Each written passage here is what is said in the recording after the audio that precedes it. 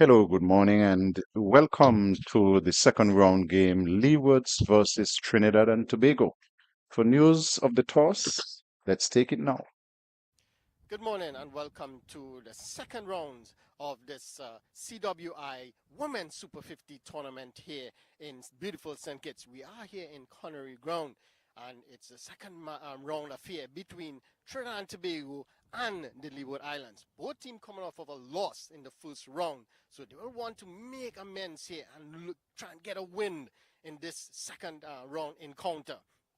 So here with me, we have the captain of the Trinidad and Tobago team, Ms. Ramarak, the captain of the Leeward Islands, Ms. Edwards, the match referee, Mr. Jeffords, and the third umpire, Ms. Brown.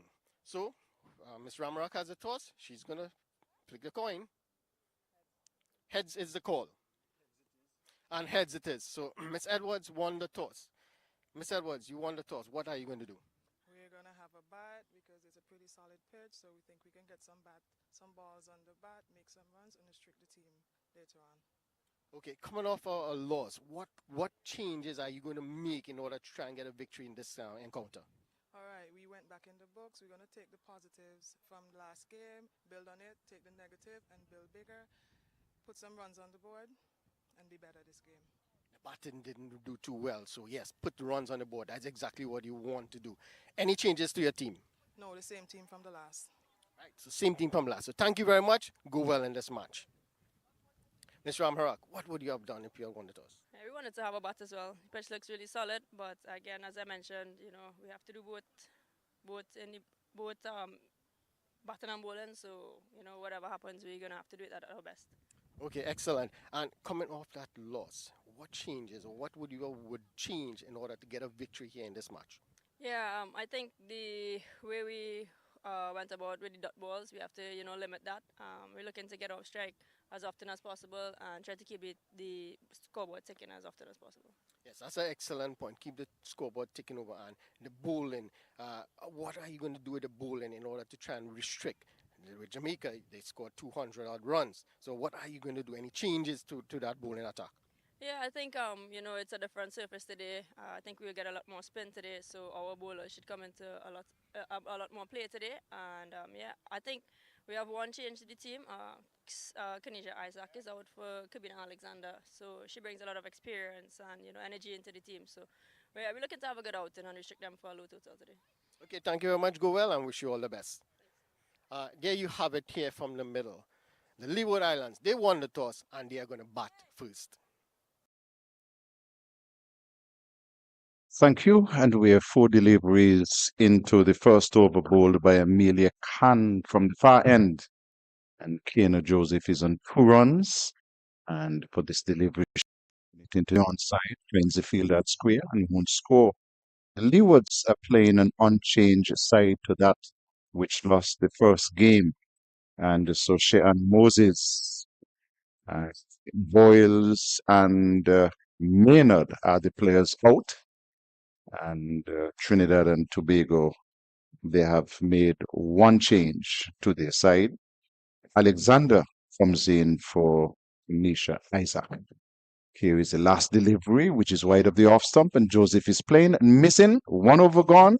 The Leewards are 3 without loss. Good morning, Earl Smithy. Well, good morning, Carlisle. A bit premature there. There seems to be another delivery left in the over. Yeah, there was a wide ball from the second delivery. So, Can will continue, of course, on the far end. But good morning to our listeners. Up, she is driving. This one is swinging into the pads, and she missed it. Joseph, 1 over done. And so the CG United game between Trinidad and Tobago and the Leewards well and truly on. Yes, A little bit overcast, Earl. yes, a little bit overcast. We see some dark clouds in an area. The northeastern section of the ground, of course, we are in Connery. They're looking a bit threatening. We see the groundsmen, they're hovering there around the covers. They're waiting expectantly. We are hoping that the weather stays away. But we are into round number 2. And Leeward's winning the toss and batting and playing an unchanged team. Incidentally, Carl, Leeward's they are in fifth position in this competition, having picked up a bonus point. Uh, and they will be looking to do a lot better today. There's Kiana Joseph. She's opening the batting. She is an international player for the West Indies, 71 days with 1.5 century, 70. And the average not looking too healthy though, 16.27. The captain Ramharak is bowling from this media center end, and Melissa Joseph just allows the delivery to go through.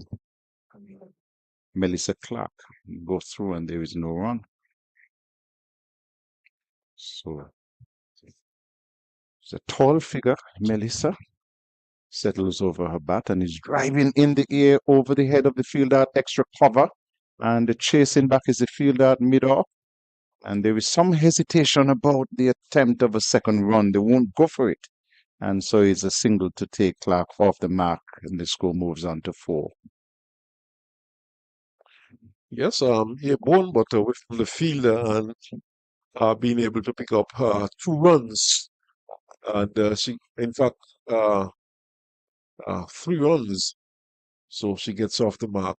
But he was winning the toss and batting Carlisle, and some were saying that it's a good thing that Lee was won the toss and they're batting. It's a good batting track. And he was hoping to do a lot better today than they did on Monday. Absolutely. It's a good batting track. So, but it's only good for batting if you get the runs. And Most they've shown definitely. confidence in their batting unit by batting first. Ramharak bowls to Joseph, who is driving in the air over the head of the fielder there at mid-off, and it will land over the boundary for 6. So Joseph is one of those players who will not die guessing. Yeah, very And it good shot, was Carla. and she swung it safely over the boundary for 6. Very good shot.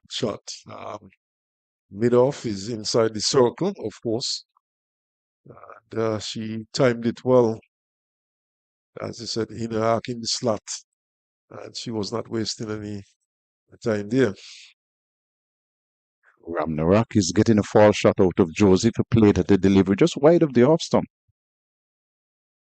And it went through. So nice big signs, both ends of the ground, advertising Daffabet and City United. Here is Kiana Joseph once more. It's turned in the air, fall shot. She was turning the bat and it took the leading edge, went out into the offside, but that was close. There was no fielder that close. And so Joseph survives. It's 10 for no loss. We're in the second over. Delivery on about center and off stump and looking to turn it into the onside and a leading edge in the air to the offside. Here is she defending this delivery to bring up the end of the second over.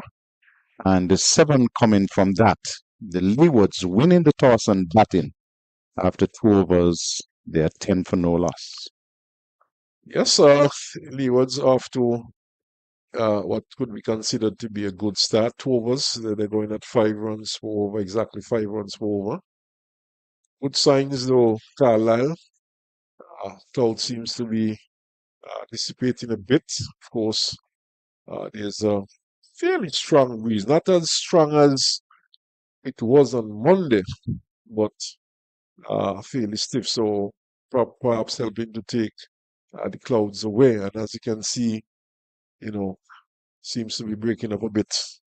And we're hoping that it stays, the weather stays good. There's no rain, and we would have a full day's play.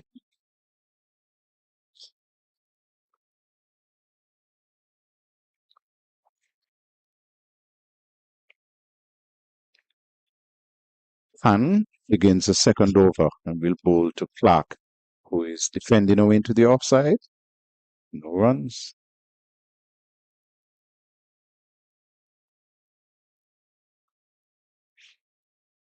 Cricket being played. It's women's cricket being played in St. Paul's. at Warner Park and here at Connery. Trinidad and Tobago playing against the Leewards. Here is Clark driving in the air over the head of the bowler, and it's tidied up by the fielder coming from mid-on, and there is no run. So Keanu Joseph is an addition to the Leeward squad.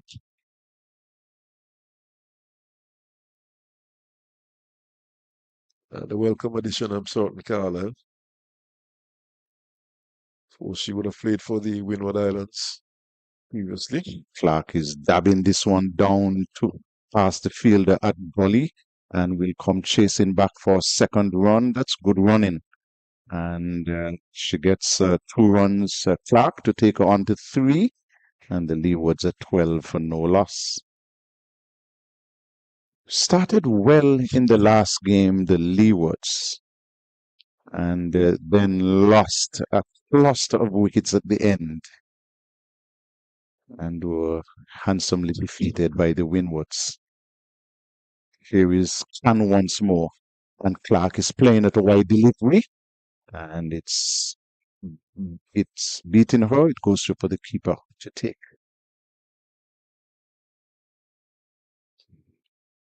So on Monday we had bright, brilliant sunshine. A little bit overcast today.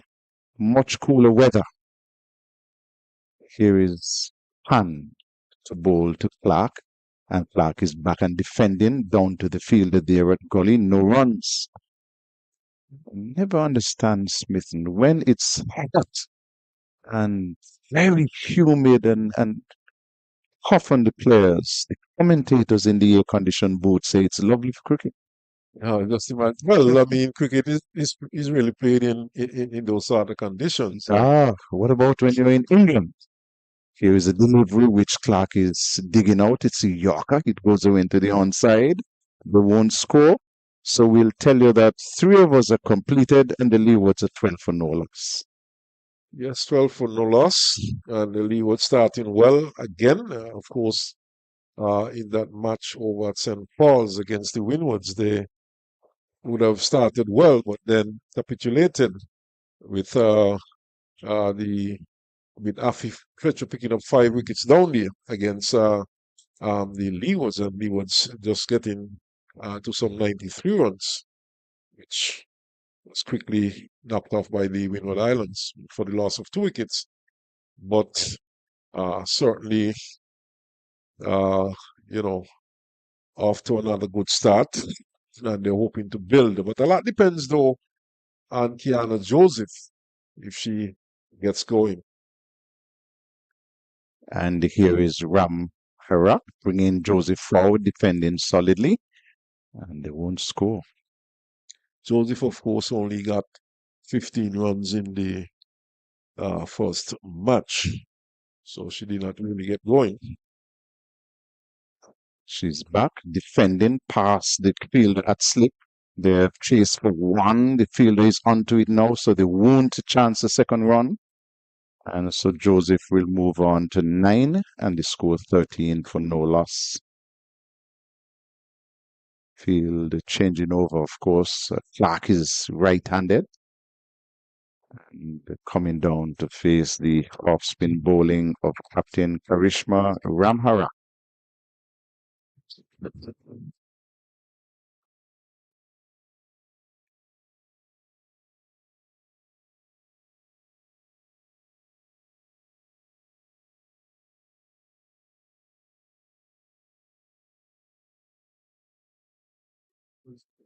And we see a run out, a really terrible run out here by the Leewards. It was a delivery which was driven back down to the bowler in Ramharak, who tried to field it.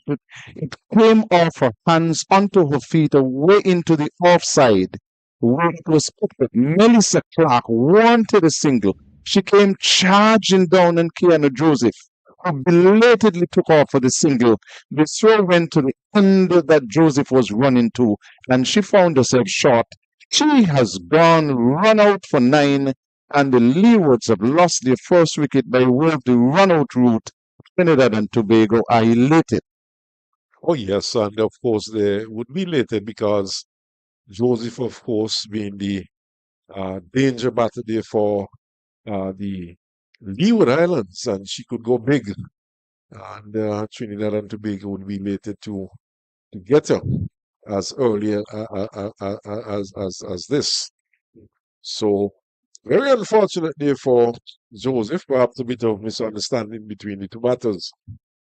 Leeward Islands, you can say, uh, really giving away wickets, Carlisle.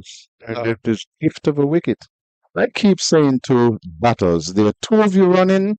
Somebody says yes, you have the right to say no.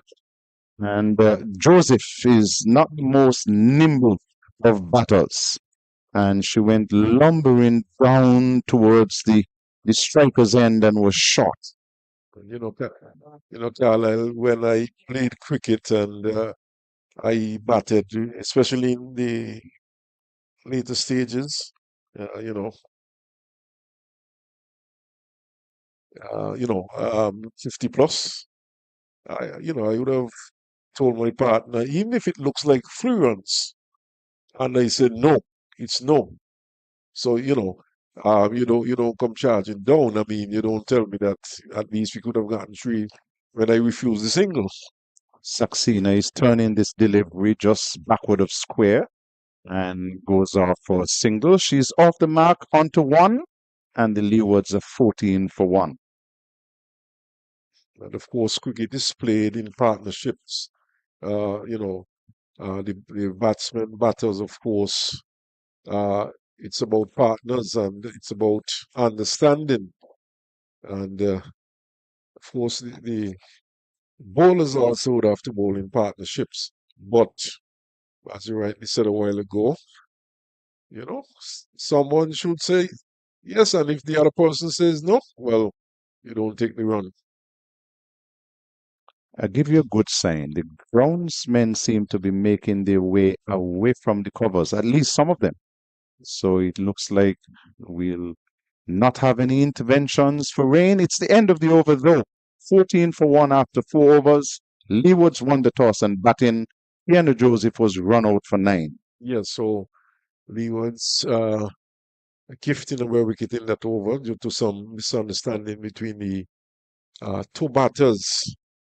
And a wicket, of course, that they would not have liked to have lost at this point. In particular, Joseph, who is playing for the first time this year with the Leeward Islands, and really a key part of this Leeward Islands lineup. And having won the toss, they would have hoped that Joseph would have spent quite some time out there in the wicket today. Especially in a good batting track. I'm going to give Gary some homework to do because I believe that this opening partnership was also broken in the last game by way of a run out. Maybe Gary will get some information for us. As we see, field changes. 1 wicket down. The captain has decided that she'll have. Melissa was run out that time around. Gary says that she returned the favor. Here is Saxena turning a delivery on the onside, won't score. She got a low score in the last game. Well, not any outstanding lights in the last game, Gary. So saying that she got a low score is putting it mildly.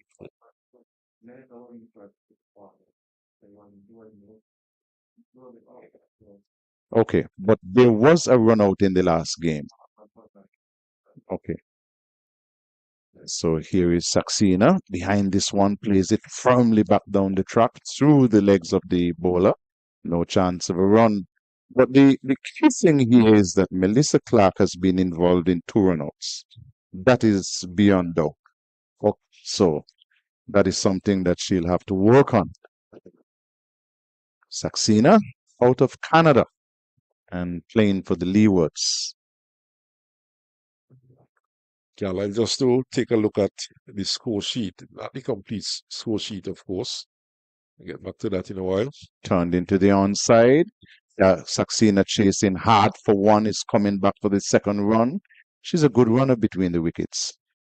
And so 2 more runs to the Leewards. It's 16 for the loss of 1. Saxena goes on to 3. So Leeward would have made 93 runs from some 28 overs. Windies boys, she got 24 from 37 deliveries. Melissa Clark, 23 from some 66 deliveries. And the only other person to get into double figure was Kiana Joseph, who scored 13 from 15 deliveries. Extras, of course, got into double figures. There were 11 extras. And all the other batters fell below that double figure mark.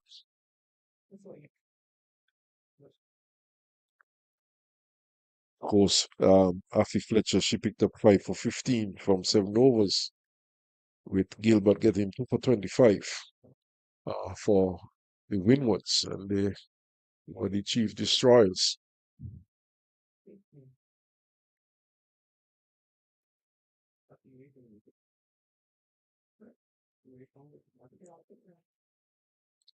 Two runs in the over so far. 1 delivery left. Leeward's a 16 for 1. Melissa Clark on 3. Saxena on 3. And the batter out. Kiana Joseph run out for 9.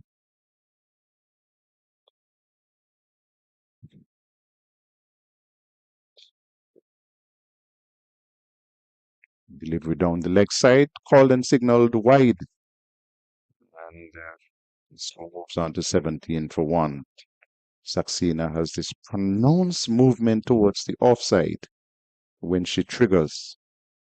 And the bowler probably trying to bowl her behind her back. Canada was just indicating that all the groundsmen have now moved away from the covers. That's a sure sign. Delivery on the legs, played away into the onside, misfielded, and will give the batters a single. They were yes, no, and then hesitation, and then they eventually ran through for a single. So 5 overs completed. Leeward's 18 for 1. Yes, 18 for 1. Hesitation once more between the two batters, running on a misfield. Of course, they tell you that you should never run on a misfield, but in the end, they were able to get that single. But all the groundsmen have moved away from the covers, and we're beginning to see patches of blue in the northeastern section, Carla. So that's indeed a good sign as the clouds continue to drift away. But a bit of an overcast here at the Connery playing field. And, we have matches going on at Warner Park and at St. Paul's. Carla, have you ever been down to the St. Paul's playing field? Not yet. Theo Clark will probably sort that out. I'm sure that he will find a way to get me there. In the Guyana against Jamaica game, Jamaica lost an early wicket. They are now 11 for 1. Here is a delivery coming from the outer portion of the bat, going down to point. No runs. And so let me see if I can tell you. And the batter out is the prolific Rashado Williams, and Millington is the wicket taker. Okay. Here's Ramarak bowling a delivery on the legs of Saxena. She turns it into the onside. And finds the gap nicely between two players, gets a single. And the score will move on now to 19 for 1. Saxena is on 5.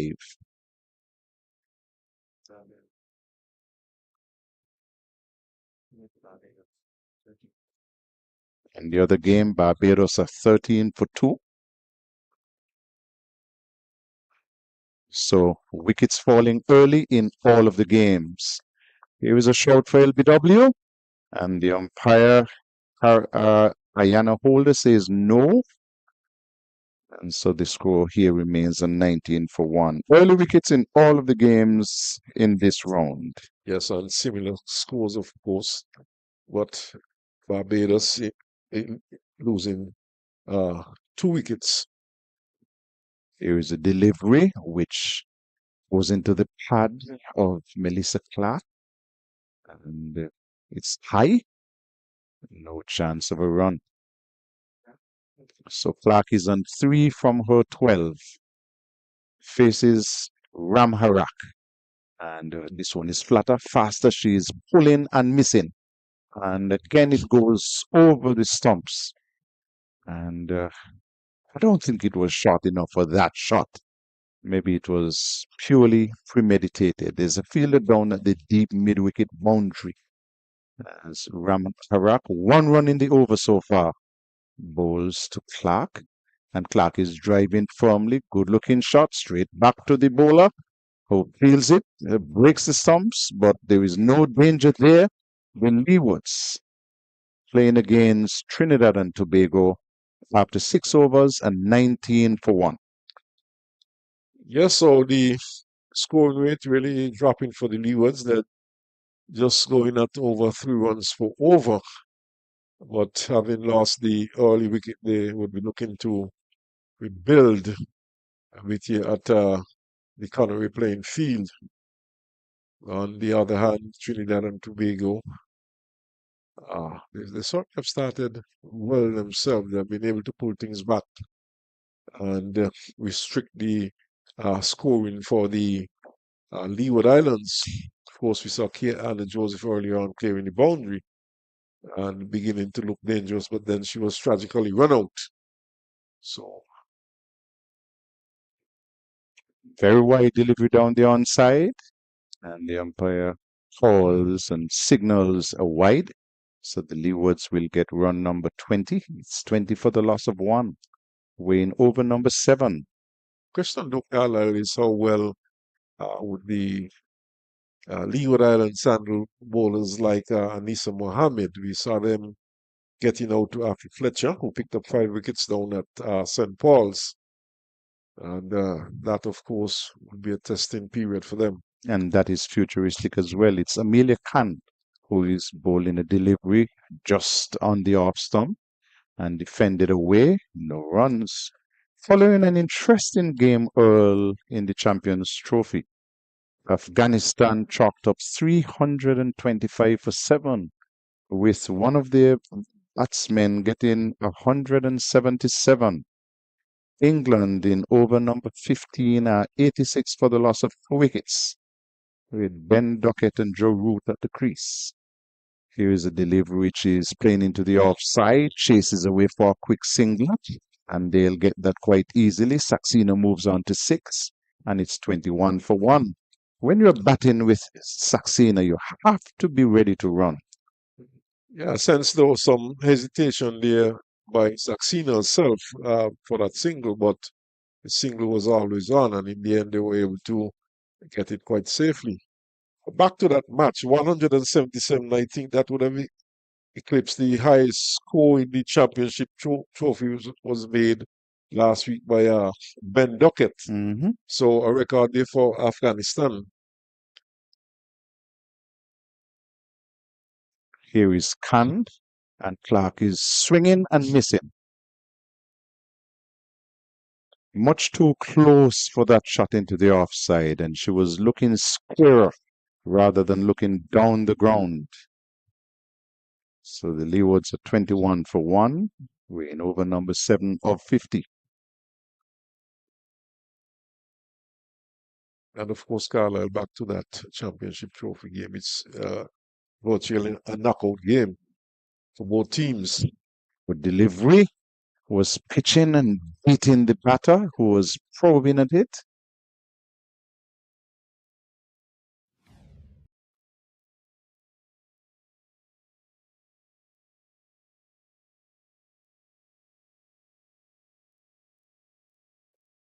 Closing the face of the bat there, Clark, and missed it entirely. So Khan has bowled a good over so far, wide from the first ball, and then conceded 1 other run. Here is she, and Clark is swinging right across the line of the delivery, missing, taken on the pads, and she seems out of sorts, Melissa Clark. It's now signaled by the umpire as a leg by, but she has been having these wild heaves at deliveries and missing all of them. And haven't seen Saxena go down to tell her Take it easy. A lot of overs to go. Not short enough, not wide enough for that shot. And the line also on about well, just off stump, just about outside off stump, or they about. Pan to finish the over. And Saxena is driving out to the fielder there at cover on the bounce. End of the over. And there were 3 runs coming from that over. The Leewards are 22 for 1 after 7 overs. Yes, really struggled there for Melissa Clark, not really getting back to ball and swinging wildly, playing at deliveries which were not there for the cut shot, a bit too close to her. And I said earlier, Carlisle, that you know it would be interesting to see how the Leeward Islands deal with the spin bowling, as we see bowling change coming up from the media center end. Steffi Sugren. Sugren, who is also a spinner. And well, you say that is somewhere in the future, but the question is how far in the future before we see people like Anissa Mohammed. Now we're seeing, I think she bowls left arm orthodox leg spin. Sugren, she goes in now. And Clark is driving, coming from the inner portion of the bat and back to the bowler.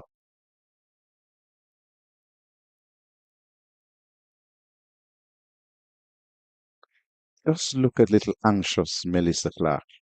Settles over her bat and has Sugrim to bowl to her. She's getting a shorter delivery, plays it away into the offside, won't score. What Trinidad and Tobago would be looking to do at this point too is to continue to build pressure on Clark in particular. This might very well force her into an error.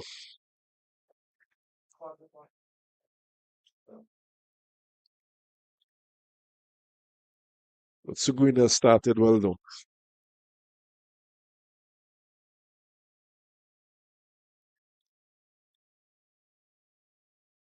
Some field changes. Backward square has gone all the way down to long on. And the fielder at mid on has gone to backward square. Long on has gone into a mid on position. Defended away. She won't score. Well, it's carnival time in Trinidad and Tobago. Don't know if you got to look at any of the semifinals in Calypso. No, I was planning to, but when I caught myself, it was after 1. Well, it's on YouTube, so you can look at Yeah, it at I'm your going to go back and convenience. look at it. Yes. I tell you, Calypso semifinals in Trinidad and Tobago is a long affair. I know. I was reading something there about it being lasting for, I think it's 4 or 7 hours. I'm not too sure, but 4 hours, you're being kind. yeah, I think it was 7 hours. Minimum, Started minimum of 7 hours. It's Calypso all day and into the night. It's the end of the over. It's 22 for 1. Leewards after 8 overs. And after Earl Smithson, you'll hear the voice of Gary Pemberton. Leeward starting fairly well, and being on 22 for 1, and after a good start, struggling a bit, and we're in over number 8, coming towards the end of the first power play. And far and Can will continue, so this is a bit of an extended spell by Can. She is in the 5th over, and Saxena is the one facing up. So there's a slip in place, gully. Turned into the onside, up the mid-on, can't score. And certainly the pressure is being brought onto these batters here for the Leeward Islands, and they're finding it very difficult to score. And good morning, Gary. Good morning to you, Osman. Good morning to listeners and viewers. Can will continue. But I think though Gary, the Leewards would have a bit more of a challenge later on when Anissa Mohammed comes into the attack. And it is a thought of a single, just a thought, as it goes behind the keeper saw. And in the end, the run is had. So Leeward's winning the toss and opting to take first strike. They would have been thinking in terms of putting up a better showing here today, having just made some 93 runs, being all out down the St. Paul's in the first match on Monday. Yes, you're correct. They probably were thinking about it, but in reality, they have not started well. And I'm sure that the management will be pressing upon the batters to spend some time in the middle and see how many runs they can get. Of course, with a team already struggling in the tournament, you cannot afford to have one of probably a top batter in the lineup being run out needlessly, pushed into the offside by Saxena, and she can't score. So But the Leewards, they have been struggling in this competition for some time last year. I think that they didn't win a game, and now they would have started in a similar fashion that they ended last season. So they really would have a lot of work to do. well, not only last year in 2023, they did not win a game either. So yet to win their first game in this competition can, and defended back up the track to the bowler. So he was really struggling. They showed some positive signs here today by opting to bat first after they had won the toss.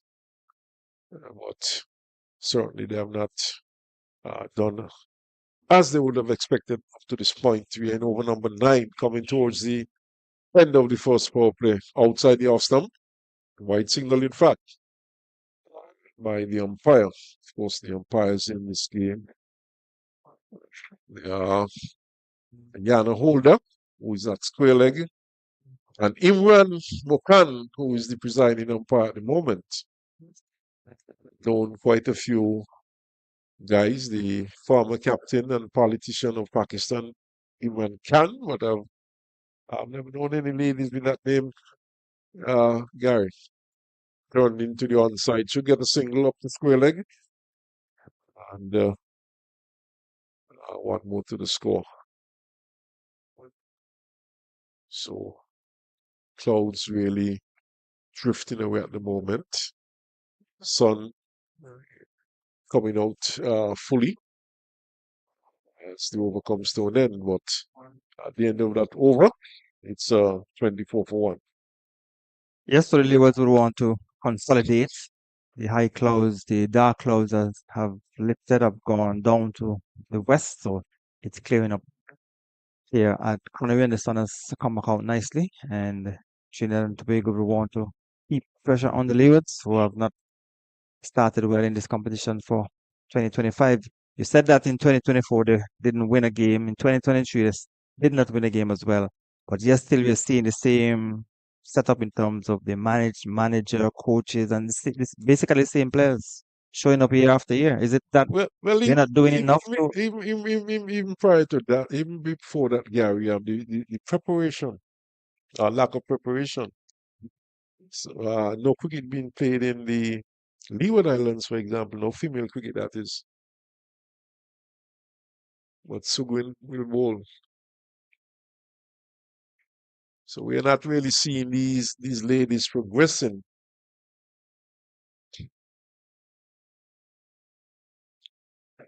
So what should be done or what can be done to improve the cricket in the Leewards? I think the Leeward Islands Cricket Association, the onus is on them to put some program in place. Flicked into the onside up towards a square leg by Saxena. And after slight hesitation, back for the second run, and they would get it quite easily. Question is how many female cricketers you can locate in the region. And at least if you cannot have a Leeward Islands female cricket competition, at least you could try and get enough female cricketers for probably a week or, well, not just a week. You'll need much more than that. But I guess there might be other challenges like work and this sort of stuff. But they probably need to have maybe a month long camp where at least a couple of weeks where they play a series of matches against various teams. Oh yes, well done there. In fact, it seemed to fall just short of Just the fielder. impossible, yeah. And but back to that, Gary. Something has to be done to get these female playing some more cricket. Whether it's a 2 weeks, 3 weeks intensive training where they play a number of matches, because match simulation is important. You cannot just have people in camp for a couple of days and then you send them back and you tell them, well, stick to this diet. Uh, you must go running 2, 3 times a day. I mean, when you're not managed, I mean, it's very difficult to stick to the regime. This one is played back up on the offside by Saxena. And it goes down to Leon Corby, who fields and no run. So something needs to be done where they could get the females playing more cricket, at least for a period of time, and playing a few matches among themselves. Pushed gently into the offside by Saxena, and she can't score. So the scoring certainly has dried up here for Leeward Islands. Yes, so that over has come to an over number 10, just 26 runs on the board, so scoring at 2.6 runs. But before you get to the camp, I know you indicated they should have a longer camp where you play matches, but before you get to the camp, I think more needs to be done by the local association to get the female players playing competitive cricket. I know in most of the territories, you probably don't have enough female to have a competition. But so Exactly. what they can do, they can integrate them into the local male teams. If you have local competition, the females should be encouraged to be a part of the male team, and that would help to develop the players as well. Well, most likely, and I think just before this tournament, I think Jazara Claxton, there is a competition going on, or was going on down in St. Paul's, and she would have played with one of those male teams. As a matter of fact, I think there's a 40 over competition being played in St. Kitts, and I think she might have played with one of those teams in the local competition. But more of that needs to happen. In the islands. We know in Barbados, the Barbados team has a female team in the local competition there, an all-female team in the local competition. So they get the opportunity to develop properly. As this one is played back to the bowler, the hands go up, and Candice seems to be a strong lady. She continues to bowl. She is in her sixth over. So this has been an extended spell by Can, bowling right arm, medium pacers from the far end. But the emphasis is on playing more cricket. This one is pushed up to mid-off. And really and truly, Melissa Clark has gone into a funk at this stage. She is really stagnating at this point, unable to score. And what I don't see happening is that she is not really looking to work the ball around and looking to pick up singles and get our scoreboard going. He's driving powerfully, and the ball ricochets from extra cover, but tied it up quickly. And in the end, a run. So that fielder, of course, being Ramnath, Samara Ramnath, who did not feel cleanly, and she was backed up by Jinaba Joseph, who is at cover, short cover. Swan, she edges down towards third man. Sugrim is off the boundary, just a single. So Melissa Clark rather uncomfortable out there at the moment. Well, I don't know if the fact that she was involved in the run out with Kira Joseph is having a effect on her psychological mood at the moment. But it seems that she seemed to be looking to be running for non-existent singles as well. Looking to run for single to get a run for balls that are not in a position to get a single. Which shows that she's not a good runner between the wickets. Already for this year's tournament, she has been involved in 2 runouts, which is not good. She's not a good judger of the single because just a while ago when the ball played into the offside, she was hustling for a single and there wasn't a single was never on, even though it was misfielded at cover. Can to Saxena. Saxena gets a shot. She literally pushes back down to the ball out fields and hurls it back at the keeper. So, comes to an end at the end of 11 overs, 27 for 1, and Leeward's really struggling at this point. Another tight over there from the Trinidad bowlers. Just 1 run coming from that over. Can has bowled 6 overs, none for 14, and she has been bowling well. She has been keeping that good off-stump line. I saw a couple of deliveries which seemed to be outside the off-stump with some bounce and pace on it.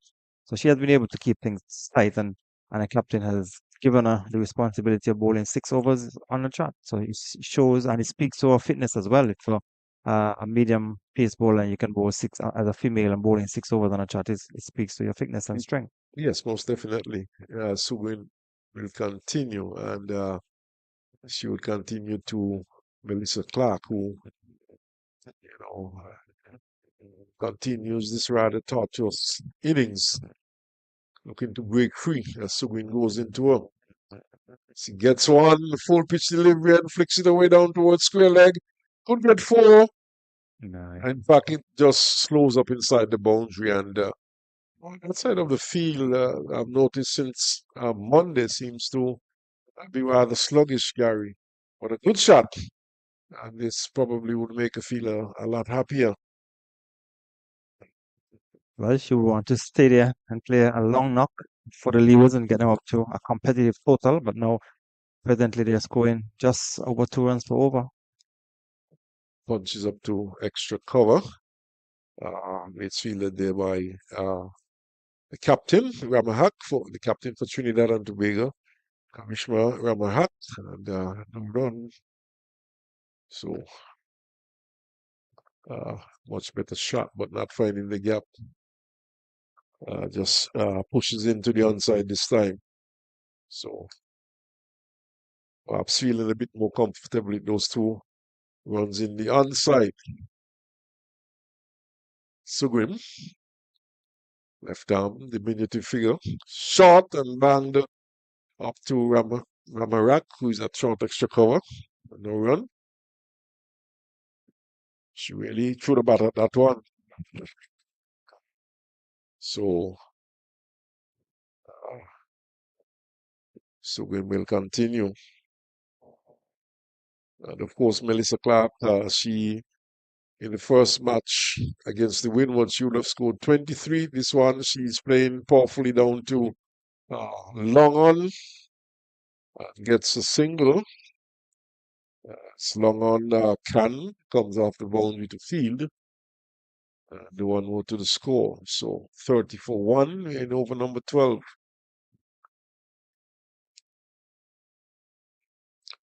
Lee was winning the toss. And as an aircraft, a helicopter goes overhead.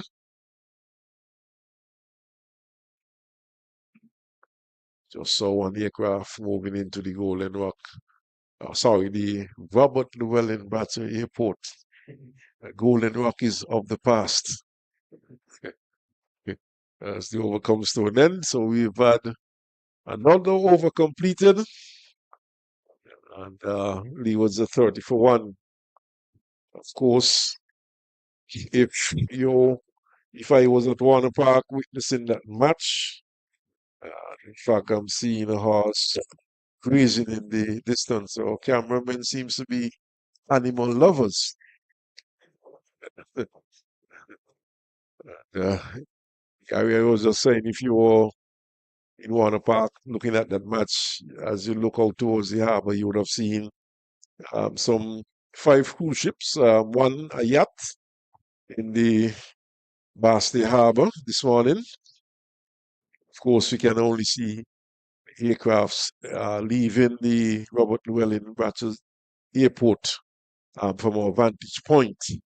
And you can also see the hills in the distance. Someone was commenting that the hills in the distance remind them of Cape Town in South Africa with the surrounding hills. Have you ever watched cricket in Cape Town in South Africa? Well, not live, but I've looked at a lot of cricket in South Africa. Nowadays, as we see a bowling change, it's Mohammed. Anita Mohammed. And Saxena gets it into the offside. So this is an interesting stage of the game, Gary, with Anisa Mohammed uh, coming into the attack. And she would have had a very good first match against Jamaica when she picked up 3 for 40 from 9.5 overs. So this could be a testing period for the Leeward Islands. Clark is on strike. Gets one on the pad, is looking to swing into the onside. Appeal there by Mohammed, but rather hopeful. Perhaps pitching outside leg stump or perhaps missing leg stump. Have a look at it again. Yes, obviously Yeah, pitching going on. outside leg and probably going down also. Swan, she's punching past, short extra cover, can, and she'll get two. So can is fielding a bit near the ball. She might have injured her shoulder because she wound up for a big drive into the offside. She might have just caused some injury to her left shoulder. She's now holding the shoulder and signaling to the pavilion for the medical team or the physiotherapist to provide some attention to Melissa Clark. Lots of pain to Melissa Clark, Gary. Not only has this been a painstaking innings so far, but now having some shoulder injury and the opportunity being taken to have a drinks break. So we'll also take the opportunity to have a drinks break, Gary.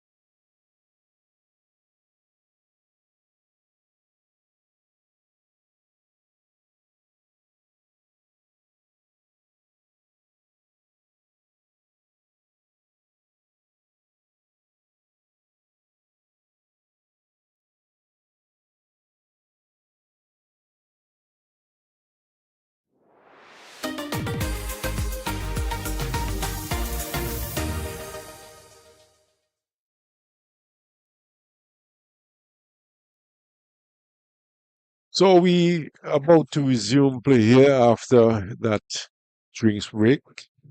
Melissa Clark, she seemed to be okay now. She seemed to have gotten some attention to that shoulder, and Mohammed comes in now to her. She's steering into the offside. Yeah, interestingly, Anissa Mohammed coming out of retirement and back this year, 36 years old. Well, yeah, other players who are older than her playing in the competition still, so maybe she decided she still has something to offer. The Trinidad team and the Trinidad management decided to give her another opportunity. Big swing and a miss there by Melissa Clark. Taking on the pad, the over comes to an end. But well decorated player now, Anissa Mohammed has played some 141 ODIs for the West Indies. And she has picked up some 180 ODIs wickets. The best of 7 for 14. Very good economy rate also, 3.58. And has been, an integral part of the West Indies female team over the years. And now in retirement. But Sugrim will continue, and she's bowling to Saxena. Turns it into the onside up to square. They can't score. Yeah, so the Leewards, in the first game, the first wicket went down in the fourth over. In this game as well, the first wicket went down in the fourth over. Then they lost the second wicket on 37 in over number 9. So at least in terms of wicket loss, they are doing a little better. Sugrim. Pitches up, driven up to mid-on. Can get past Ramarat, the captain of the Trinidad and Tobago team.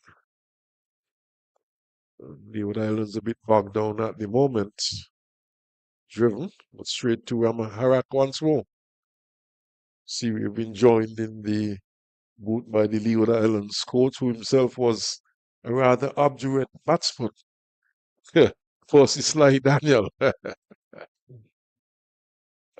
This time she gets it down to long on and gets a single as Can has to come in off the boundary. And the one more to the score.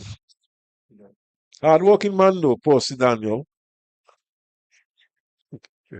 Yeah, former St. Kitts and Leeward Islands player. And so Melissa batted in the Driven powerfully down towards long off, rather straight over the bowler's head.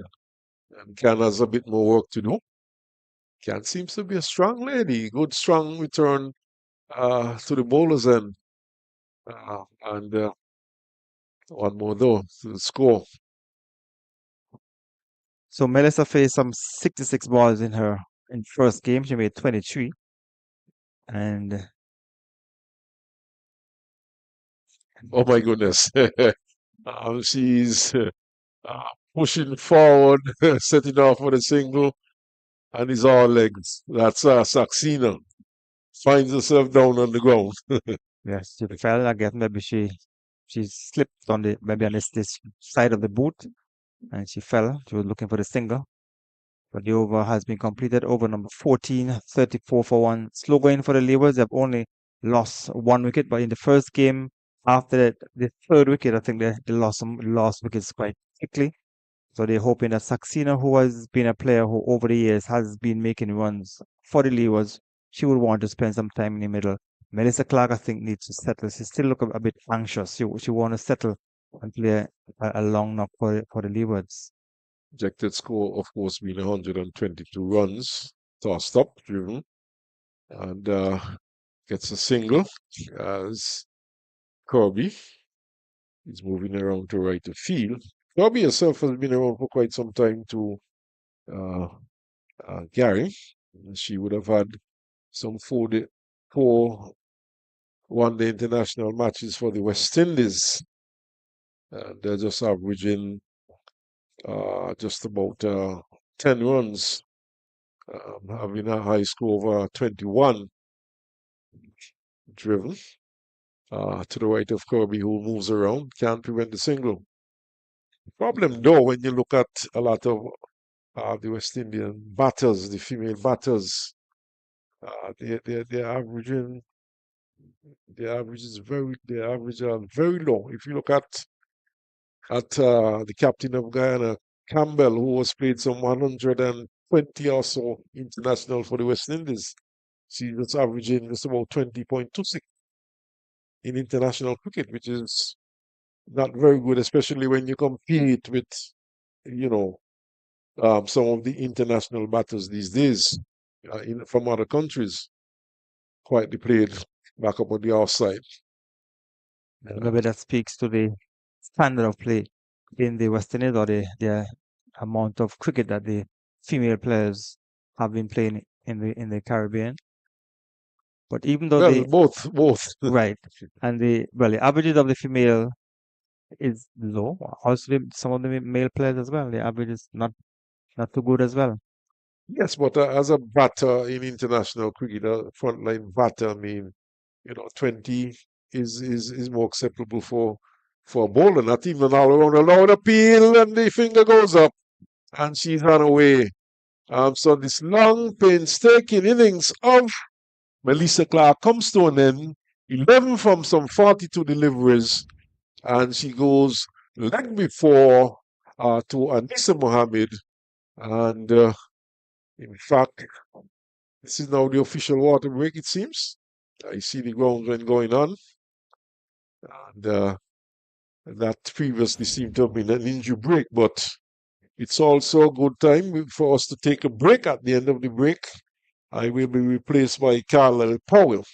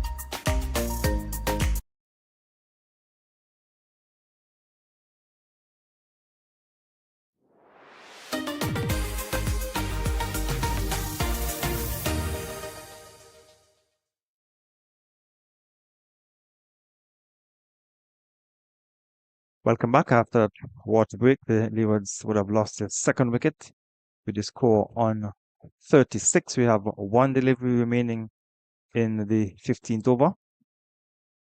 And so the new batter for Leewards, Boyce. So Boyce is the new batter. Welcome back, Highlight Leewards, finding yourself in a spot of bother. Definitely. And losing Melissa Clark, who seemed to run out of patience, having been there for some 43 deliveries for her 11 runs. So the Leewards would want to get a good partnership in the first game. They lost their second wicket with a score on 37. So this time around they lost it on 36. Its second wicket fell in the ninth over. In this match, it fell in the 15th over. So they're trying to bat a little longer, but they're still scoring a bit too slow. Well, we saw this from Barbados, Gary, and they managed to get up to a very decent score of 183. So it's whether or not the Leeward's batters will have the same kind of consistency, courage, perseverance, and just to continue batting. Boyce has come to the crease. She knows a thing or two about batting. And she previously played for Trinidad and Tobago as well. So she'll have a point to prove. Yes, and Saxena is capable of making runs, so they're hoping that these two can give a good partnership. And so it's Sugrim bowling from this team media center end. She's in her fifth over, none for 7, and the Red Force will want to continue to keep the pressure on the Leewards. Leewards only batted 28 overs in the first encounter, so they will want to do much better second time around. But it has not been a good tournament for the Leewards in terms of the Super 50 competition. No, they were closer in the T20s, but generally outplayed in the Super 50. So Sugrim will continue from the media center end. And so when he's Boyce in non-striker, we want to give good support to Saxena. But the Leeward certainly would want to get a good score. But you have Kiana Joseph who would have been dismissed. Melissa Clark, who got in the 20s in the first game, she has been dismissed as well. So the onus will be on these two batters to see if they can get the Leewards up to a competitive total. And Saxena is getting the delivery outside the off stump. She's looking to drive. Came from the left the bat in the air, but dropping well short of the field on the offside. So the Leewards players would have to be careful. You mentioned that Clark would have run out of patience. He seemed a bit anxious when she was batting, and certainly she would have, would have been dismissed, LBW. And so now these two batters will want to play well. So Saxena has the ability; she can make runs. Boyce is capable as well, and they would want to spend some time in the middle, but they need patience and they need good batting skills if they're to get up to a competitive total. So a bad delivery, swung away into the onside, should go close to the boundary, and it will be stopped just inside the ropes. And they were able to just come back for 2 runs. And when his boys just ambling through for the second run, so 2 more to the total. So with those 2 runs, the total has gone on to 38 at the end of over number 16. Well played. Was short, was angling into the body, heading down the leg side, and Saxena helped it on its way. Looking back at the inning of Melissa Clark, she has had 2 good starts where she has been at the wicket and soaked up a number of deliveries. But you don't bat for 43 deliveries, get a good start, run out of patience in a 50-over game and get out for 11. That, something like that, if you're coaching the side, you say, hey, listen, go on YouTube, look at your inning, look at where you started to get impatient, and tell me why you don't just bat and continue to rotate the strike. So Mohammed will continue from that far end, and she will be bowling to Boyce. So does that amounts to the fact that they don't play enough competitive cricket in That respective is quite likely. territories. Tell you something. What the Navy's Cricket Association did was to put a T10 tournament just before this ladies' tournament. And the ladies normally play in the league in Navies.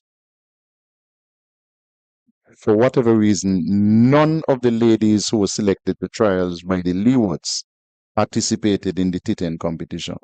That would have been ideal match practice for these young ladies. So if they are short of work, if they are short of cricket, you have to put it down to their own fault. So should it have been mandated that they play in the T20 competition by the Leeward's board or maybe the Navy's Cricket Association? Not necessarily. These young ladies are paid playing the CG50.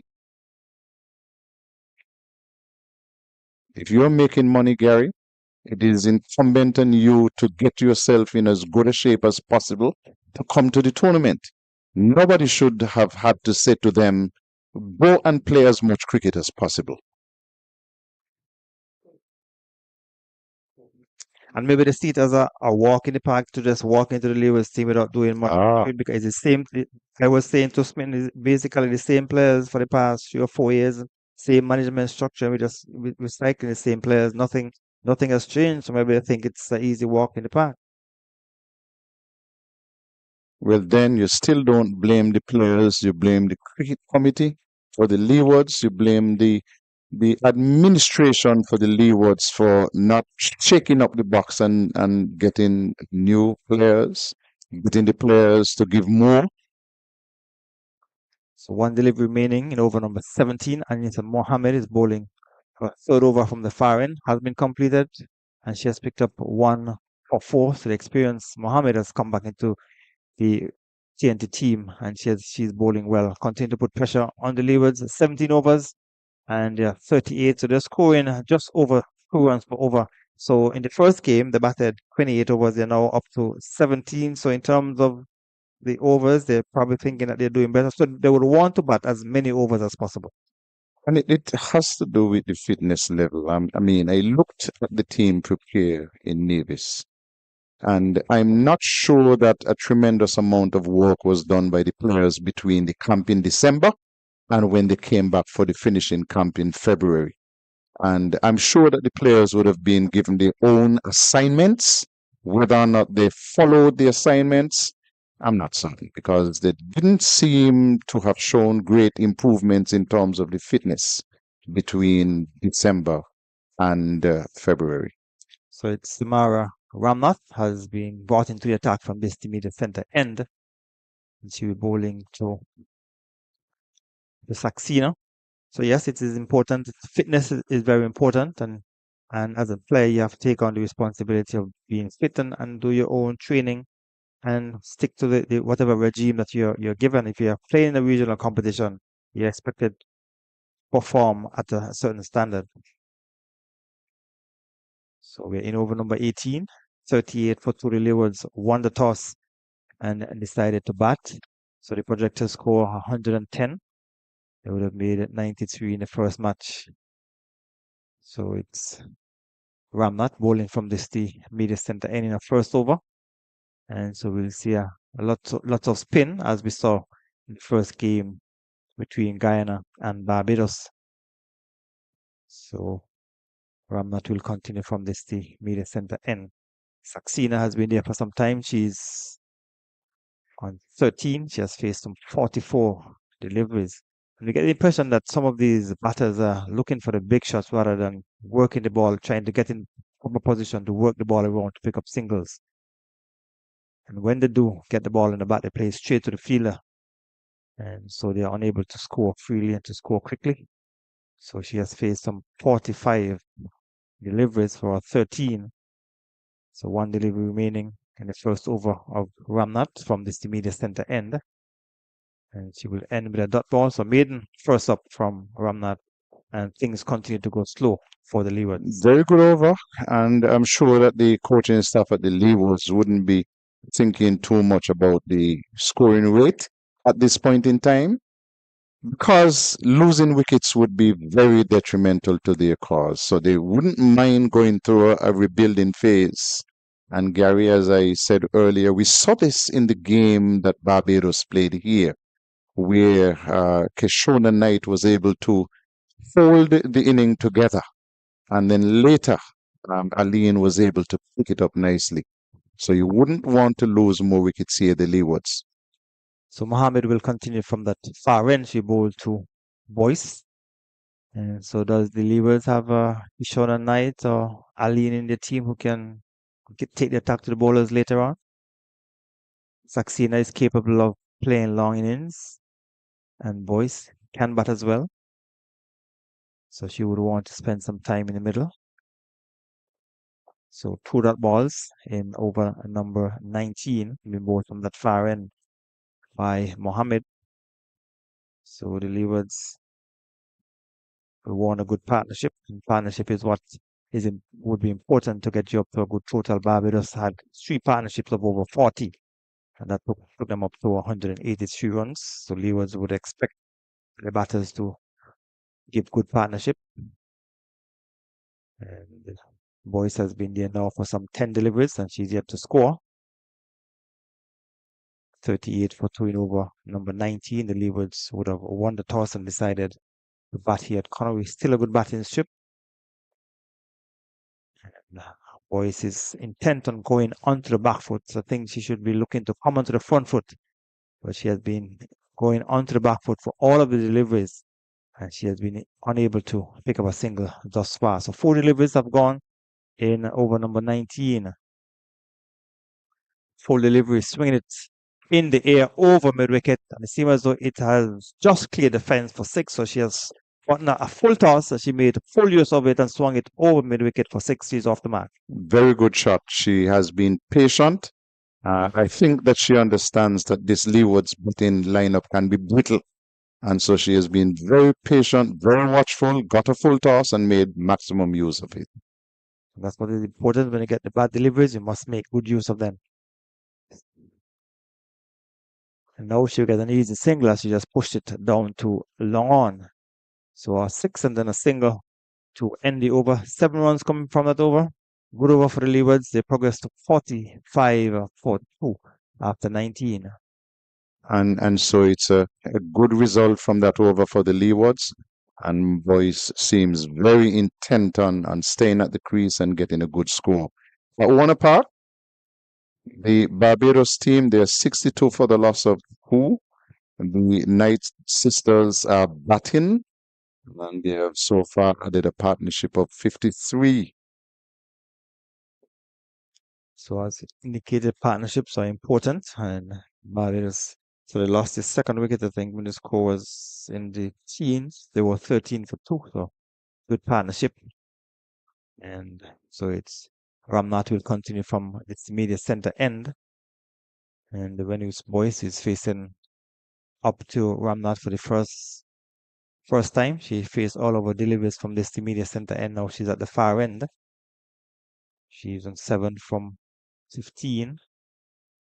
And she's looking to turn around the corner for a single, but the fielder was quickly to her right and prevented any possibility of a run. 45 for 2, the Leewards. Down at St. Paul's, Jamaica, 57 for 3. So Ramnath will continue. Boyce has the tendency of staying onto the back foot, a good delivery, turn and bounce outside the off stump. She was beaten by a good delivery from Ramnath, touching just on about the off stump and made some height and was beaten. And she's hitting it in the air. It's going down towards the wide long on area, and it will be stopped just inside the boundary, and they will come back for 2 runs. So it's Raguba who is down on the mid-wicket fence, had some running to do across to the left. And the batter was able to come back for 2 runs, so 2 more to the total. It has gone on to 47 in over number 20. So we have seen some 2 sixes and no 4s have been struck so far in the Leeward's inning. So Kiana Joseph struck a 6 and Boyce struck a 6 in the previous over. And she will get a single from a nicely played shot into the offside. So it's single for the Leeward. So with a single, total has gone on to 48. So 1 delivery remaining in Ramnath's second over. 3 runs coming from it so far. The first over was a maiden. And Lavina Saxena comes back into strike, season 13. Slightly overcast here at Connery. Dark clouds lurking overhead. And finally, delivery just pushed down into the onside to bring up the end of over number 20. You're listening to City United Cricket from Connery. Leeward's batting first after winning the toss. They are 48. And the Trinidad and Tobago team, they have responded well to Saxena. She likes to just nudge the ball into the onside and take off for a single. And they have closed down that gap. There is a fielder at straightish mid-wicket, one at short backward square. And so Saxena will have to look elsewhere for her run-gathering methods. So Mohammed will continue from that far end. And if you're a one-dimensional player, then you certainly would be under pressure if that gap is plugged. And the Trinidad team would have done that so far for Saxena. She has faced 47 deliveries for her 13. Boyce is on 10 from 18. She took, And the fielder at mid-wicket has gone even straighter. so Mohammed will continue to bowl to Boyce. But the delivery that was struck for 6 was a full delivery. Mhm. And she played it well. So there are 5 fielders on the onside. There's a short backward square, there's a forward square, mid-wicket long on, and there's a mid-wicket on the fence. And if she's turn it, she will get an easy single to the fielder coming off the boundary. She misfields, but the batters ambled through for the first one, so they couldn't capitalize on the second. And Boyce is not the fastest of runners between the wickets, so they settled for the single. So with that single, the total has gone on to 49 in over number 21. So it's getting increasingly overcast here at Connery. We are not seeing the movement of the ground staff as yet, but it's overcast. And so another fielder has been sent on the boundary. There's a backward square on the boundary. There's a mid wicket. And the fielder who was at short fine leg has been placed to the left of the square leg umpire. She's at forward square. So Mohammed will come into bowl to Saxena. And he came from the outer portion of the bat down into the offside. So the Leewards are 1 short of the 50. The projected score based on this current scoring rate, 120. They are currently going at 2.39 runs per over. So it's overcast here at Connery. As Mohammed with a characteristic hop, skip, and a jump, and gets it down towards a backward square. They lose the liver in the leg stump. And Saxena made full use of it, swung it down towards backward square for 4. Oh yeah, it was badly lined, just about leg stump or outside the leg stump. Saxena loves it in that area. And she hit it nicely, and the fielder backward square, though deep on the boundary, had no chance of cutting that off. So Saxena picks up another boundary. So with that shot, the 50 coming up for the Leewards in 20.4 overs. They are 53 for 2. And Saxena with that boundary has gone on to 17. So Mohammed will continue from that far end. 2 deliveries remaining in her 5th over, 1 for 16. So 5 runs coming from the over so far from Mohammed.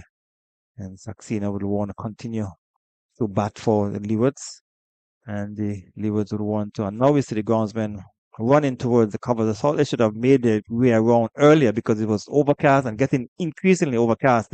So play has been suspended here as the umpires, they have signaled the ground staff onto the field to bring the covers onto the play. But I thought they were a bit late in moving, Carlisle. Yeah, the last time around they were ready, they were in position, the rain didn't come. And this time around they were caught a little bit flat-footed. But it's not heavy rain. Might just be a light drizzle. And the umpires have taken out the stumps. The players have gone off the field. But it gives us the chance to do a little review on the Leeward's innings, Gary. The Leewards are now 53 for 2, 20 overs and 5 balls bowled.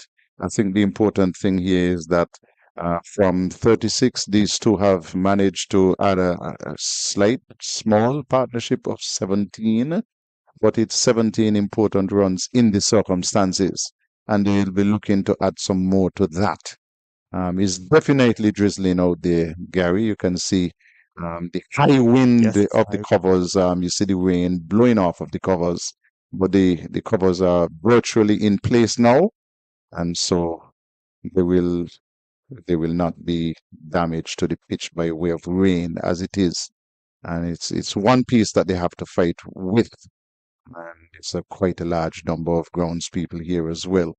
So Leewards in the fourth over lost the wicket of Kiana Joseph, who was run out for 9. She had faced some 12 deliveries and had already struck a 6. And then in the 15th over, Clark was LBW to Mohammed for 11. So the Leewards 13 for 1, 36 for the loss of 2 wickets. And with the rain break, and now at 53 for the loss of 2. And so Leewards, remember, won the toss and decided to bat first and would be looking to put a good score on the board. Yes, so we tell you that play has been suspended here at Connery. Rain, because of rain, the Leewards 53 for 2 after 20.5 hours. We'll take this break and we'll be back after the rain has subsided.